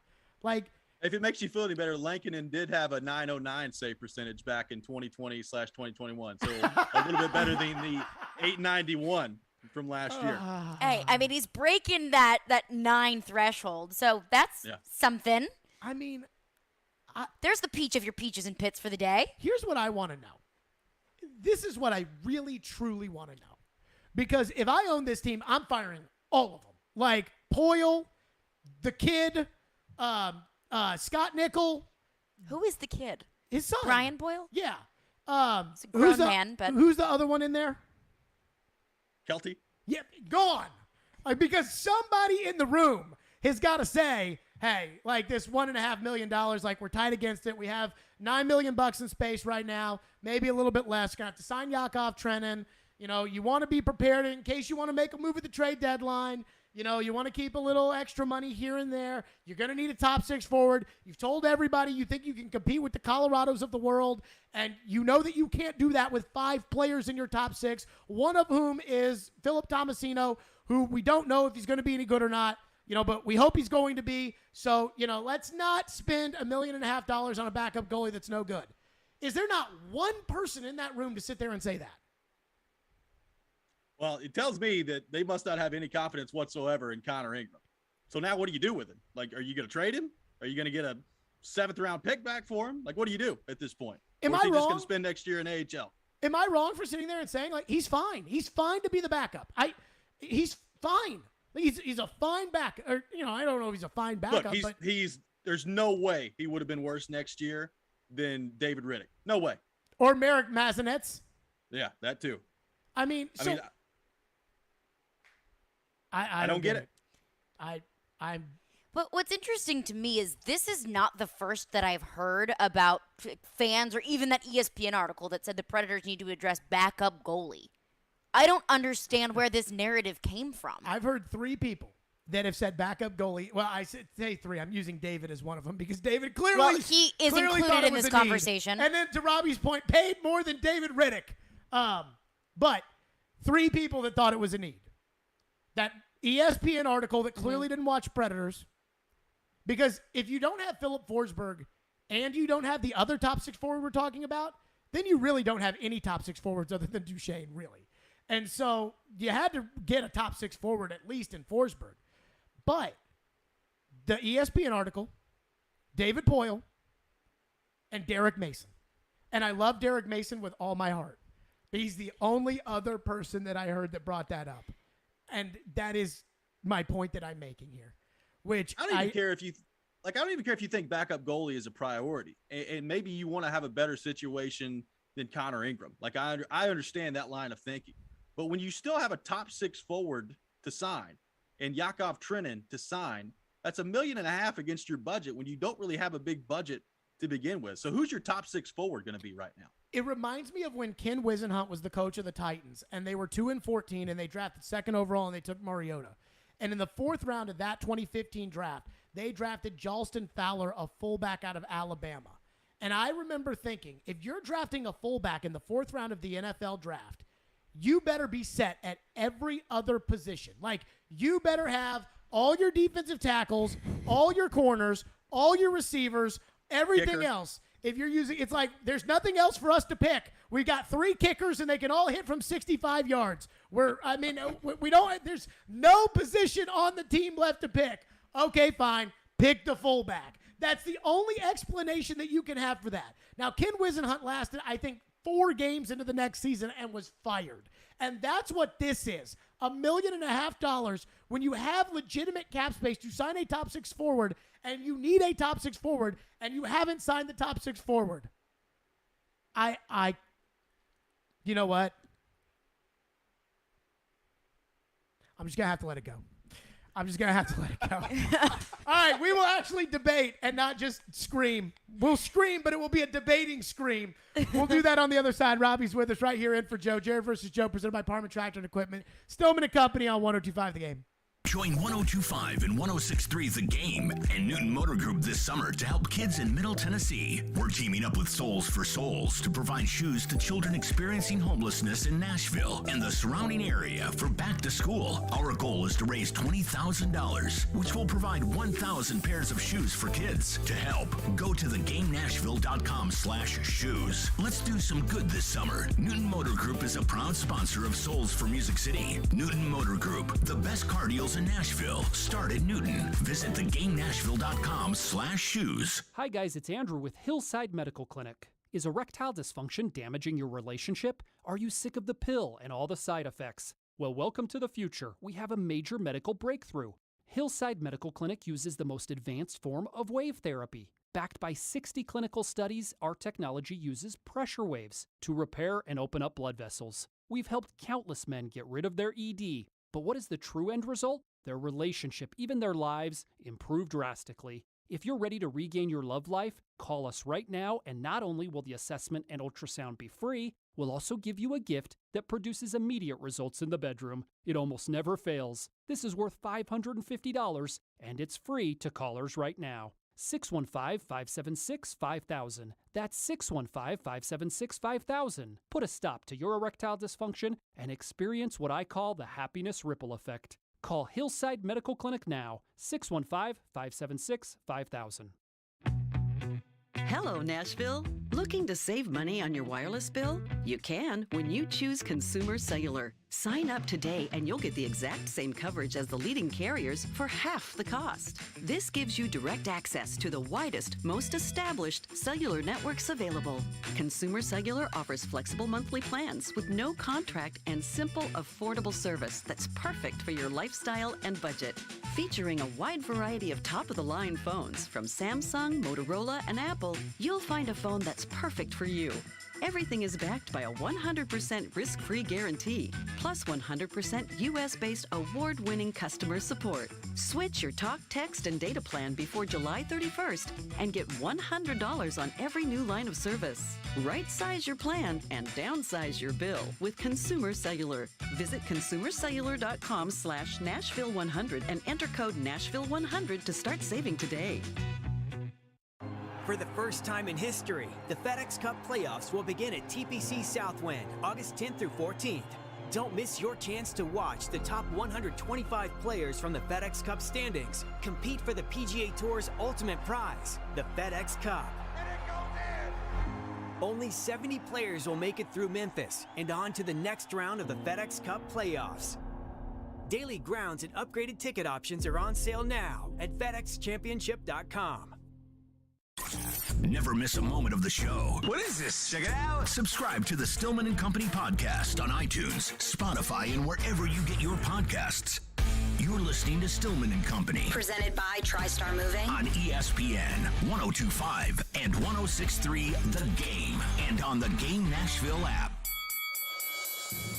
Jared Stillman versus Joe Rexrode. Now on Stillman and Company. On ESPN 1025 The Game. Jared versus Joe is presented by Parman Tractor and Equipment. Robbie Stanley is in for Joe, which, by the way, let me just state for the record, Caroline was like, should we move off the Predators? And I said that I did not want to have a stroke today. So we decided So we will be moving off the Predators. Moving off the Predators to the argument of the week, which, by the way, for the record, before we get to this, just go ahead and give the question, and then I have a little soliloquy, and then we'll let Robbie probably go first and answer it. Yeah, I feel like that's fair to let Robbie go ahead and go first. The question is, who is the better quarterback, Jared Goff or Ryan Tannehill? Okay, before Robbie answers this, I just want people to know this.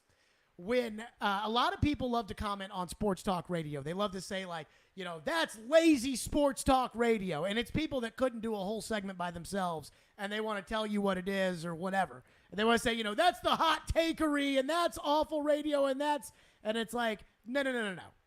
This is lazy radio.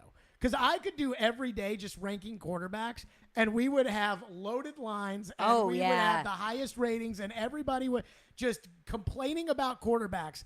And normally, I don't have a problem going there. Like when people say, like, oh, yeah, that's the bottom of the barrel. No. For me, ranking quarterbacks and yelling about rankings of quarterbacks or rankings of, like, Michael Jordan and LeBron James, that's it. But the people want to hear this. And this, I think, is a very intriguing argument. So, Robbie, I know you've had time to practice and to study.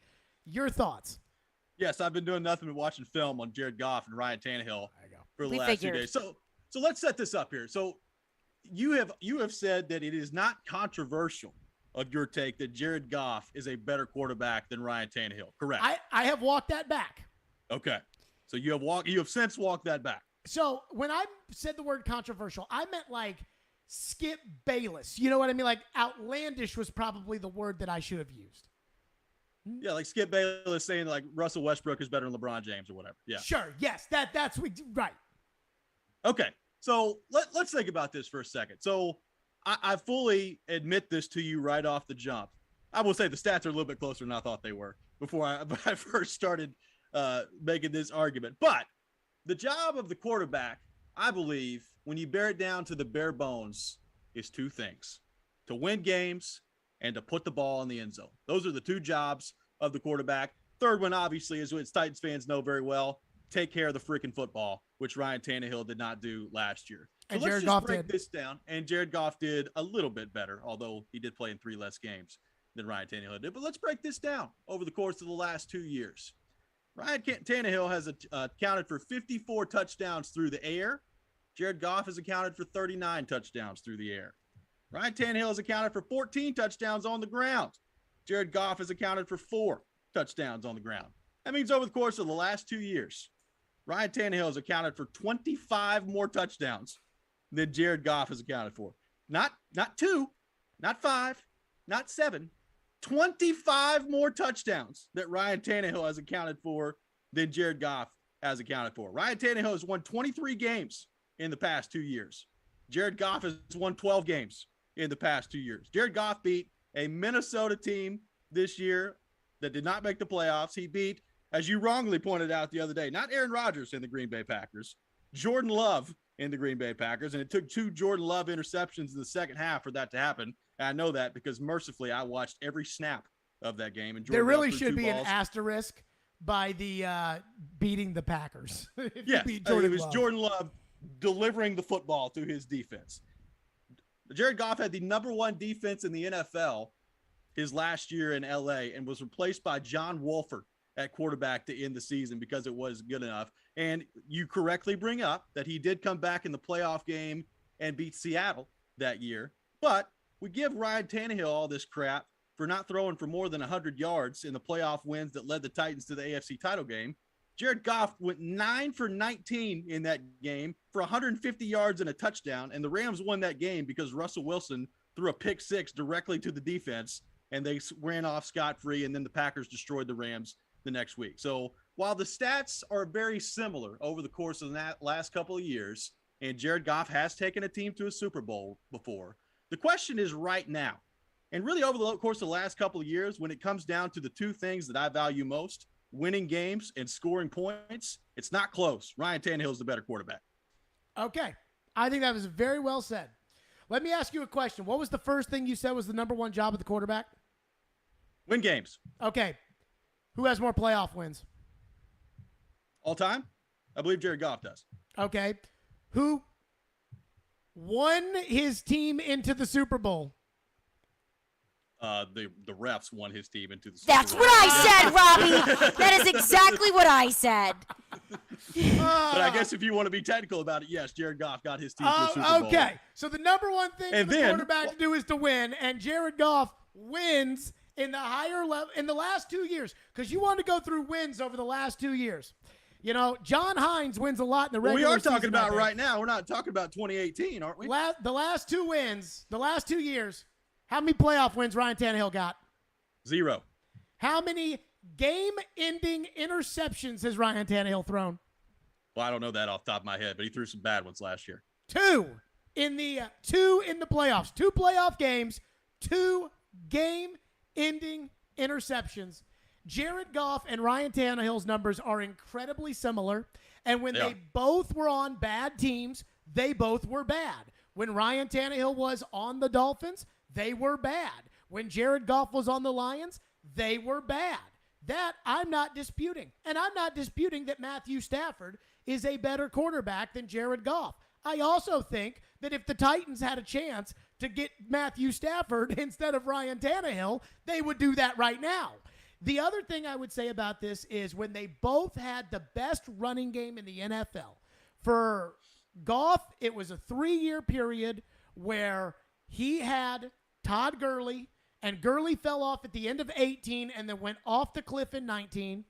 For Tannehill, it was 19, 20, and 21, and Derrick Henry went off the cliff because of the injury. We don't know if Derrick's off the cliff forever, or Jared Goff won 2 more games than Ryan Tannehill with the best running game in the league.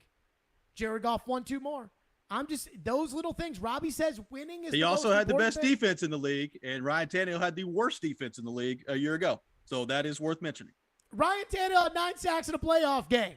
I know, but you're talking about a whole body of work having 2 more wins. Does it not matter that for an entire season, Jared Goff had literally the best defense in the NFL and Ryan Tannehill had the worst? No. And then because it doesn't contribute to your argument, or because it's not valid? Because it is valid. In fairness, I haven't looked up. Like, you're saying 19, they had the best. I'm saying in 2020, the LA Rams were the number 1 ranked defense in the NFL. And we know what the Titans defense was in 2020. Wow. That's something. Here's the one thing I would say, and this is totally subjective. Aaron Rodgers retires at the end of the year.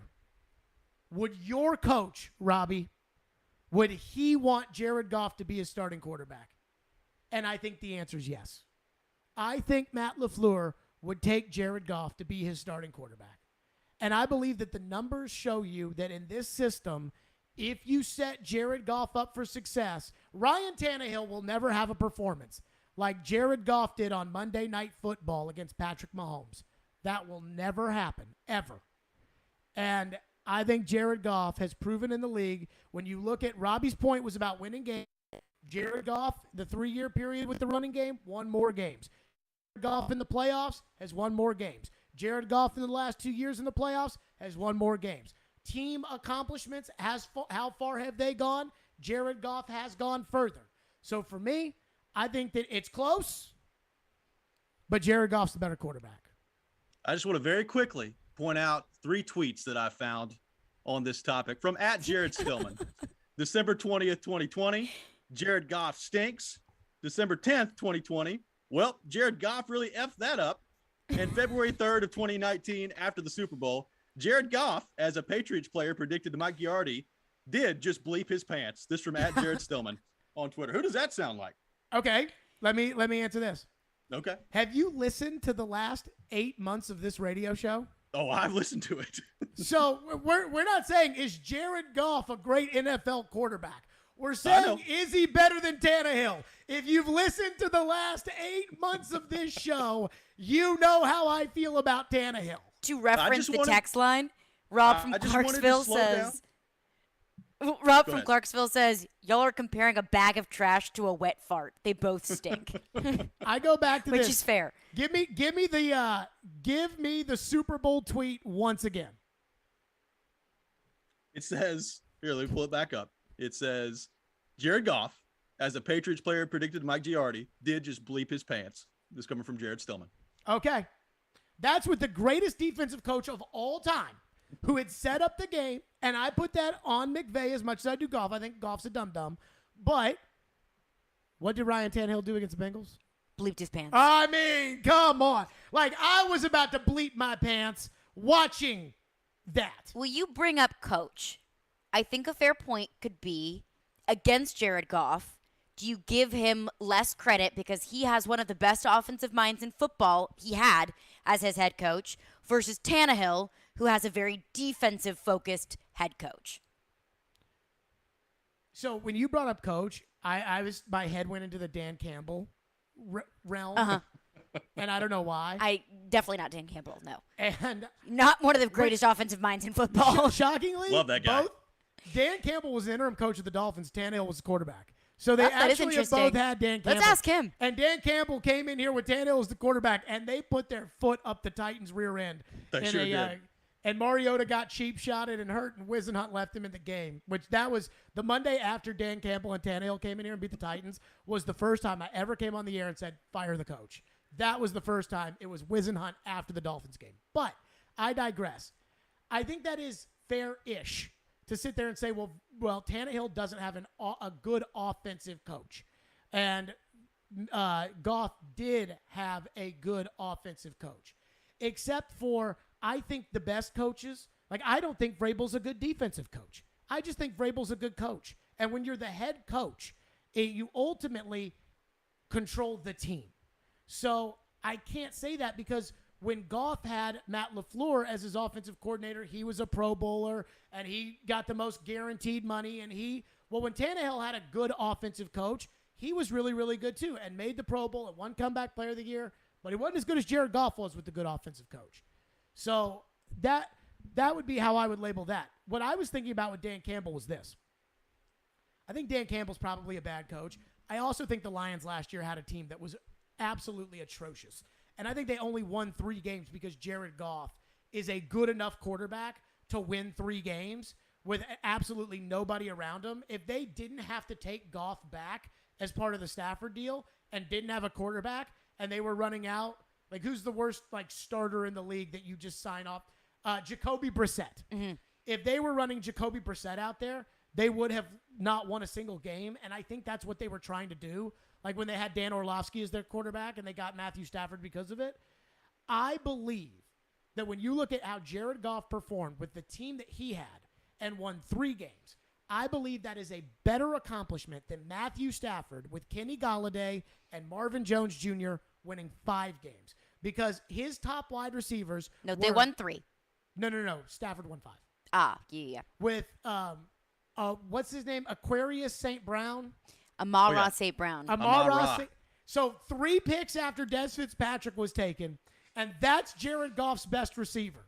His second best wide receiver was Khalif Raymond, who, when I said could be a 4th receiver on the Titans, Floyd laughed me out of the building.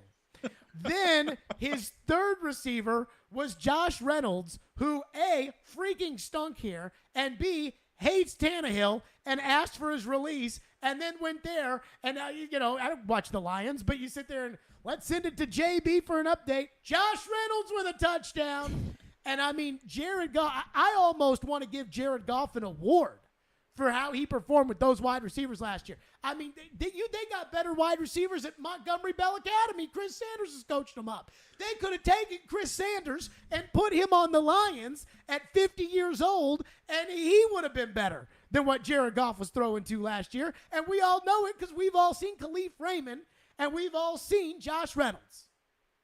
I will just again point out that Jared Goff in the last 2 years, despite having thrown the ball more than Ryan Tannehill. And won more playoff games than Ryan Tannehill. Which just means that they're putting the ball in his hands more than they are with Ryan Tannehill, has accounted for 25 fewer touchdowns and has won 11 less games. So that's all I'm saying. And who won more playoff games? In the last 2 years, Jared Goff did, but barely. Oh, thank you. Even though his coach didn't believe in him, he came in relief after having hand surgery and still with a great 47% completion percentage. What a martyr. Carried his team to victory. I already know which side you're on this. Who wins, Caroline? Robbie wins. Thank you. Welcome to the show, Robbie. I knew when I decided we were going to do this that Robbie was going to win, but I'm okay with that because I enjoyed Robbie's commentary on the backup goalie signing of the Predators. This is truly a great honor in my life. I appreciate y'all having me. There you go. Robbie Stanley, Robbie and Rex wrote in for Joe on Jared versus Joe, presented by Parman Tractor and Equipment. Caroline says the text line's blowing up, so we'll just react to everything. Throw it all on the table. 615-737-1025 to your wonderful phones next. Hey, this is Roman Yossi, and this is Nashville. Going to the front of the net, he scores. What a gorgeous move. Roman Yossi. You're listening to the flagship of the Nashville Predators radio network, ESPN 102.5 The Game. Throwback Thursdays with the Nashville Sounds are the best way to spend a summer night. Enjoy $2 and $3 drink specials throughout the park, or take the Ice Shot Challenge at the Bandbox. First pitch against the Memphis Redbirds is at 7:05. For tickets, visit NashvilleSounds.com. Hose and Belting Specialties in Murfreesboro is your local source for hydraulic, air, water, and chemical hoses, along with conveyor, timing, and metric belt needs. They stock metric fittings for both air and hydraulic applications. Hose and Belting Specialties stocks Parker hydraulic hoses and fittings, Goodyear Conti-Tech industrial hoses, and V-belts, just to name a few of their lines. For any of your industrial needs, call 615-895-HOSE, 615-895-HOSE. You know it's going to happen, and when your car needs service or repair, remember Mitchell's Mr. Transmission on Gallatin Road, just north of Briley Parkway. Now here's Jim Mitchell. At Mitchell's Mr. Transmission, we also offer free towing with any major repairs. If your vehicle has a breakdown and you should need any type towing, towing is available through Dad's Towing Service. Dad's is a professional towing company in Nashville that provides all types towing and recovery, 24 hours a day. You know it's going to happen, and when your car needs service or repair, remember Mitchell's Mr. Transmission on Gallatin Road, just north of Briley Parkway.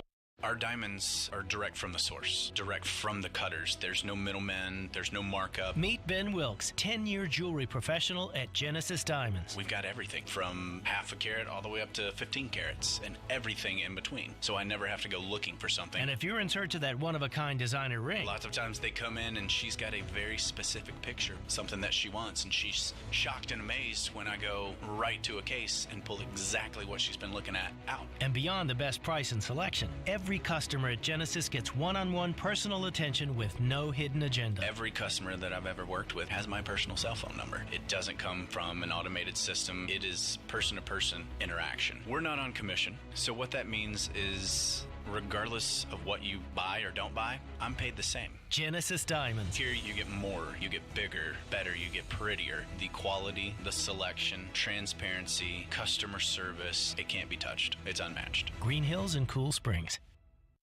Hey, it's Jared. If you're listening to us on I-24 towards Murfreesboro or I-65 towards Spring Hill, make sure you check out 106.3 for another great way to hear Nashville's best sports talk. 5X480, Dayton B100 V-Belt, one of the many parts Grainger carries. It's also the item that helped Rob carry the day. The job was on hold, deadline fast approaching, but a quick search on Grainger.com and Rob found his part. And with same-day pickup at his local branch, he and his crew got the job done, safely and on time. Get supplies and solutions for every industry with real-time product availability. Call, click Grainger.com, or just stop by. Grainger, for the ones who get it done.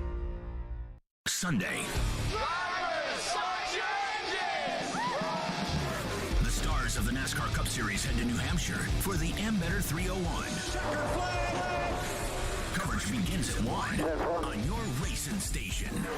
102.5 and 106.3 The Game and the Game Nashville app. Hey, this is Philip Forsberg. You're listening to Nashville's best sports talk, ESPN 102.5 The Game. So yesterday, David Poyle, was it yesterday or was it 2 days ago? David Poyle went on Darren Donick and Chase, and he basically said that they don't think about any big deals in free agency, even though he said on Darren Donick and Chase that they had money for a forward. They are yet to sign a forward. But they did sign a backup goalie. A backup goalie that Robbie Stanley just said is complete trash. I did promise phones. Phone lines are driven by WilsonCountyHyundai.com. One texter texts in and says something very funny. Love the show. When it comes to debating Goff and Tannehill, it only means one thing. Your team sucks. So the Titans don't suck. And Jared Goff. Maybe your quarterback sucks. This is the thing that I think everybody has to understand. Where did I put my little papers? Oh, right over here. Everybody has to understand what I'm about to say. Okay. So outside of Aaron Rodgers, Tom Brady, Josh Allen, Patrick Mahomes, and Joe Burrow, and maybe Lamar Jackson, every other quarterback, if you have a bad team, that quarterback will be bad. Mm-hmm. If you have a bad team, Deshaun Watson proved in 2020 he's going to win 4 games. If you have a bad team, Derek Carr is going to miss the playoffs like he had for 5 years until last year. If you have a bad team, you're going to be Matthew Stafford in Detroit. So unless you're Joe Burrow or Peyton Manning, you can't just carry a team and make them not bad. Both Goff and Tannehill, and I think this is a hallmark about them, both Goff and Tannehill, in my opinion, I believe that both guys, if you give them a good team, they can win football games. Can they get you to the finish line? Goff did not have a good Super Bowl against Bill Belichick and the Patriots. And while it would be easy to say that was a good defense with the Patriots and that's the best defensive coach of all time, guess what? When you get to the Super Bowl, you're going to face a good defense. You're going up against a legendary team or a legendary coach or a legendary quarterback, and you have to win. And so that's how I feel about, I think that both guys can get their team close to the finish line. I don't think either guy has the stones to get him through. I just think that, to me, the tie-breaking factor with Goff is that he's accomplished as much as Tannehill, maybe a little bit more, one more Pro Bowl than Tannehill, and one more round in the playoffs than Tannehill, and one more playoff win than Tannehill, and he's younger than Tannehill. But Tannehill's probably on the downward trend. Goff's probably right at his prime of a quarterback. He's like 26. So Goff probably has another 10 years in the NFL left in him, and I think he's going to start for all 10 of those years, even if it's not for a great team. He's going to start for all 10 when he's 35 years old? I think, yeah. I mean, Ryan Fitzpatrick was starting as a peepop. But I think you're going to have the argument of, is he going to start or is he a starting quarterback? Because I don't think Mitch Trubisky is a starting quarterback, but he will start as a quarterback this year. Here's what I find interesting about the Lions, for instance. The Lions, over the last 2 years, could have had almost any quarterback not named Zach Wilson or Trevor Lawrence because they had all the draft capital. They had the picks from the Rams. They're a 5-win team, high pick. Who did they draft in 2021? They Penei Sewell. Yeah. They could have had a quarterback with that pick. They could have had Mac Jones with that pick. They could have had Justin Fields or maybe even Trey Lance. If they had moved up, they could have had any of these quarterbacks over the last 2 years. And multiple times they've passed on them. And I wonder if it's because when they do their work on it, all these quarterbacks are not better than Goff. That was the question I kept asking before the draft was when people said, this is a bad quarterback class. And I was like, are they better than Goff? Because you can get a Jared Goff if you want Jared Goff. You call the Lions and offer them something good for Jared Goff, they'll probably trade you Jared Goff. But every time that they pick, I think they get to the pick and it's like, well, we could take Matt Corral, but we don't think he's going to be better than Jared Goff. And I'd much rather be Detroit where you got a guy can start games and has won games in his career in the NFL than be Carolina where you got this guy who's been okay and this other guy who should have been okay and this guy we drafted and – that's how I feel about Goff. I think Bridgewater is the kind of guy who is right there on, he can start for you, but he might really be a backup. Mm-hmm. And I think Goff is significantly better than that. But better than a backup isn't necessarily a glowing review. No, but it was like we were talking with TD when I started talking about Cousins and Murray and all those guys, and TD said that he would take Tannehill over them. And my theory behind it is I don't disagree with TD, or I'm not calling TD like a homer or anything like that. But I do think that it would be a legitimate debate around the country. Cousins, Tannehill, Goff, like all these guys are in that circle. I see them all as my list of plain bagel quarterbacks. Quarterbacks that just aren't special. They can start. They'll win some games for you, but they're not special. I think that the Lions team, if you put the average quarterback of a bad team, like Davis Mills, if you make him the quarterback of that Lions team last year, they were so bad that I don't think they win a single game. It's not like the Texans were anything special. No. And I think the Texans won 2 games, and one of those was because Tannehill gave it to them. But I just, that's my point with Davis Mills. And I think Davis Mills might be okay. I have no idea. Mm-hmm. But usually bad teams have that.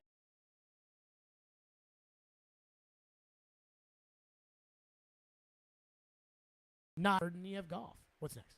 Jack texts in and says, I was on Jared's side in the Goff versus Tannehill debate, but then I remember that McVay helped Goff read defenses during the play through the headset. Goff was hot garbage with Fisher and company. Okay, let me ask you this question.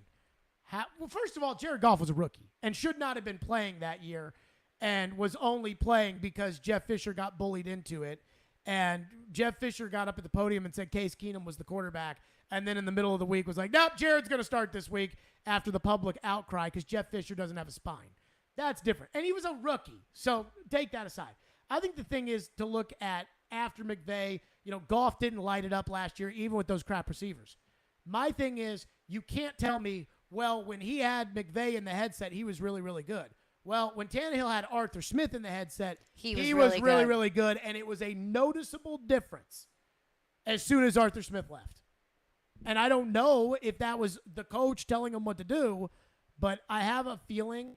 Even I talked to a former coach in the league who told me that Arthur protected Ryan Tannehill, and I didn't know what that meant, but I had a pretty good idea that it meant that he knew how to set Arthur knew how to set Tannehill up for success, and that was probably a difference than before. What else we got? One texter checks in, says Tannehill is far superior than baby giraffe Goff with his little blank hands. Goff has worse pocket awareness, way less athletic, and has zero pre-snap capability. Tannehill isn't great, but Goff is worse. I just don't know how you can sit there and say that it's not a close. That text sounds like it's not close between the two. I think it is close. And the stats are so incredibly close. I don't think it's a landslide either way, and that's what makes this a very interesting discussion. Also a depressing discussion. Also so depressing because... Could you imagine this time last year if we were having discussions about Tannehill and Jared Goff? Well, 2 years ago, you were having the discussion about Tom Brady versus Ryan Tannehill. Oh, don't remind me. And here we are only 2 years later, and it's Jared Goff, who won 3 games in the NFL last year, versus Ryan Tannehill. And it is a legitimate discussion that has panned an entire week. You know what's great? Joe Retro's been off this week. Joe would have lost his mind over this. And I don't even know. Yeah. I don't know what Joe thinks about Jared Goff. And remember, Jared Goff's Joe's quarterback. Joe's a Lions fan. So Joe probably watches Jared Goff a little bit more. But Joe probably hates Jared Goff more. I bet Joe would be screaming about this if he was on the air. That's just a theory that I have. 615-737-1025. Darren McFarland, if you weren't already mad enough with David Poyle, Darren McFarland has another prediction.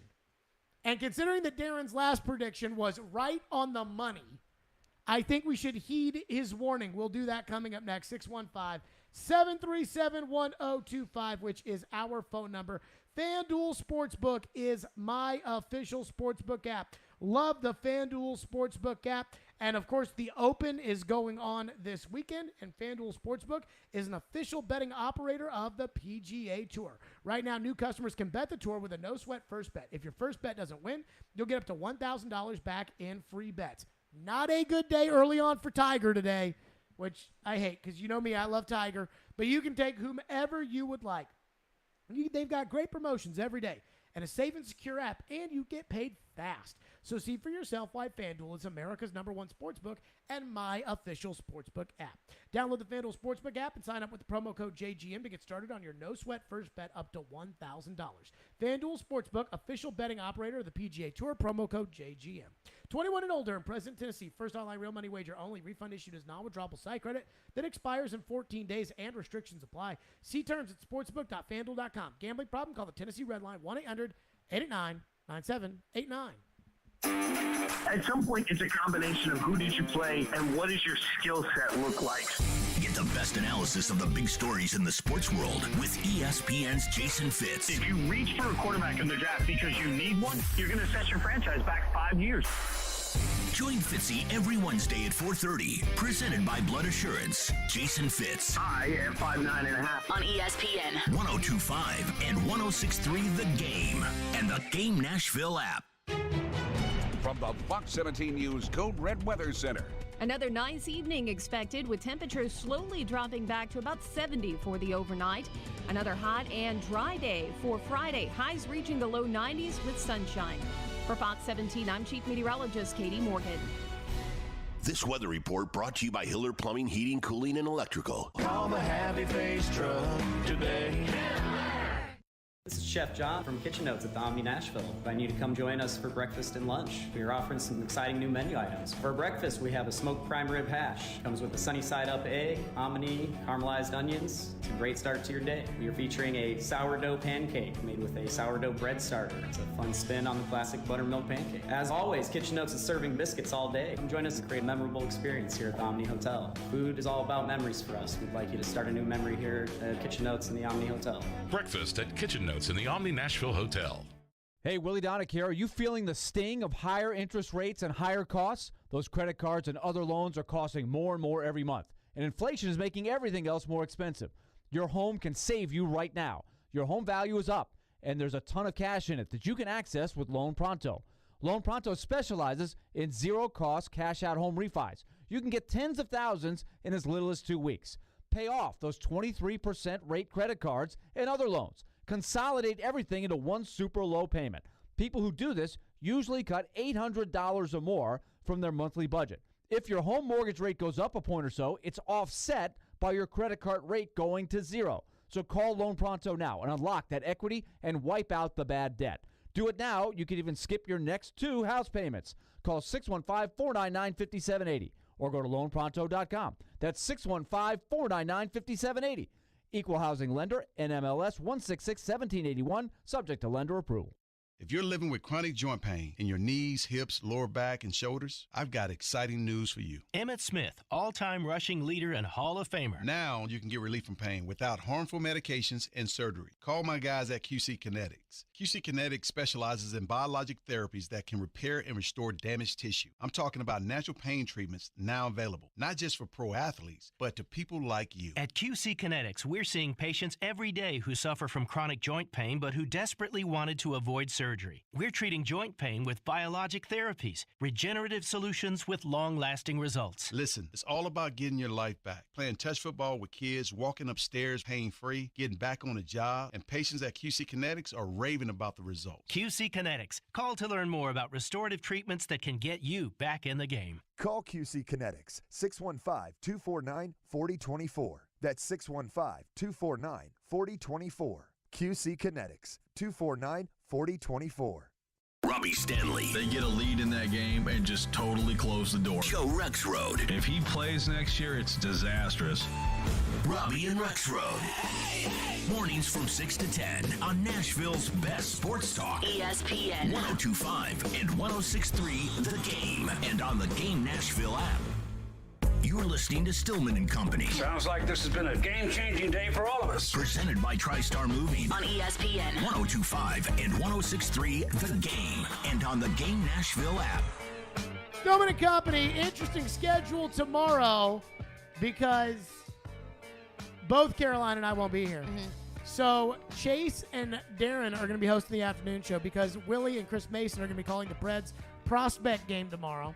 And speaking of Darren, last week he left us with a prediction that the Predators were going to sign Philip Forsberg and all but guaranteed it and gave it in the I'm telling you I know something, and we wink, analyzed wink, nudge, it and we were like, and then about 5 hours later they signed him. Now, if you're a Preds fan and you're looking at the gaping hole of a top 6 forward that the Predators don't have, and you're not the general manager who's wasting his time and all of our taxpayer cap dollars our cap dollars. Our hard-earned money in That's cash. Our hard-earned cap dollars on backup goalies who Robbie Stanley described as quote-unquote trash. Solid. This is not going to make you feel good. This was what Darren McFarland said today at the end of DDC. I do not believe that a deal will get. I'll just go on and put it out there again. I don't think anything's going to happen again from when we say goodbye here in a couple minutes to tomorrow's show or tomorrow. I don't think anything's going to happen. Okay. I'll ask the same question I asked last week. Do we think Darren is keeping it real with us and is telling us they're not going to sign or trade for a top 6 forward anytime soon? Or do we think that Darren is just thinking that they're not going to sign or trade for a top 6 forward anytime soon? No, I believe Darren. I don't think that's just a feeling. I heard a little bit of defeatedness. I don't think that's a word, but whatever. A little bit of I think it is a word. Defeatedness? Yeah. Cool, we'll roll with it. In his voice. That he was like, I don't think that there's going to be any moves made, now until the next time we're on the air. I think that he's telling the truth, and I think that he might know something, and I don't know if that's just me becoming less and less optimistic that the Predators are going to make a move, and that's just confirming what I'm now believing, or if that's just Darren guessing. But Darren was right about the Forsberg stuff, and I think I have to believe Darren. Ian? I don't think he's necessarily reporting anything, but I kind of agree with him. I'm so sad. You agree with him, too. I mean, it's at this point, granted that they haven't signed anybody in the free agent class. You might as well you just wait for the out. last guy at this point. The Patriots felt like they didn't have any cap money. Now, we know that the NFL cap's fake and the NHL cap's not as fake, though there are starting to be some fake elements I'm learning about the NHL cap, but it is a lot more of a real cap. And the Patriots waited until the last quarterback of that 2020 class was available, and then they signed Cam Newton for the league minimum. And Belichick said that was the plan the whole time, whether it was Mariota, Dalton, Winston, Cam, whoever was the last one, they were going to sign for minimum money. Mm-hmm. And I think that's what the Predators are probably doing here. I just think it's a bunch of bull crap when they get up there after the Colorado series and vow to do better, and then they don't do anything except for the guy that fell right into their lap. They add him, which is good, but it's not enough. But because I sometimes understand what the Patriots were doing, for example, and just signing a bridge quarterback. Yeah. Let's just get through this next season, maybe next 2 seasons, and then we'll figure out our long-term solution at quarterback. Here, David Poile is not promising, but... Oh, he's promising. He's coming very, very close to promising playoffs, competitive We're gonna do improvement. We're going to close the gap between us and Colorado. Okay, cool. But you're not doing anything to get there. And that's the frustrating part. Because if they don't make any moves and they're like, look, we're just going to make it through the next couple of years, collect some picks, and then we're really going to start rebuilding. Fine, cool. I'm cool with that. But your actions and your promises aren't really matching up. It's hard to be a Predators fan. Everybody, that'll do it for us. We're out of here again, the Preds Prospect Game. Caroline will be at SEC Media Days next week. We got a lot going on. It's going to do it for us, Stillman & Company. We will see you sometime at 2.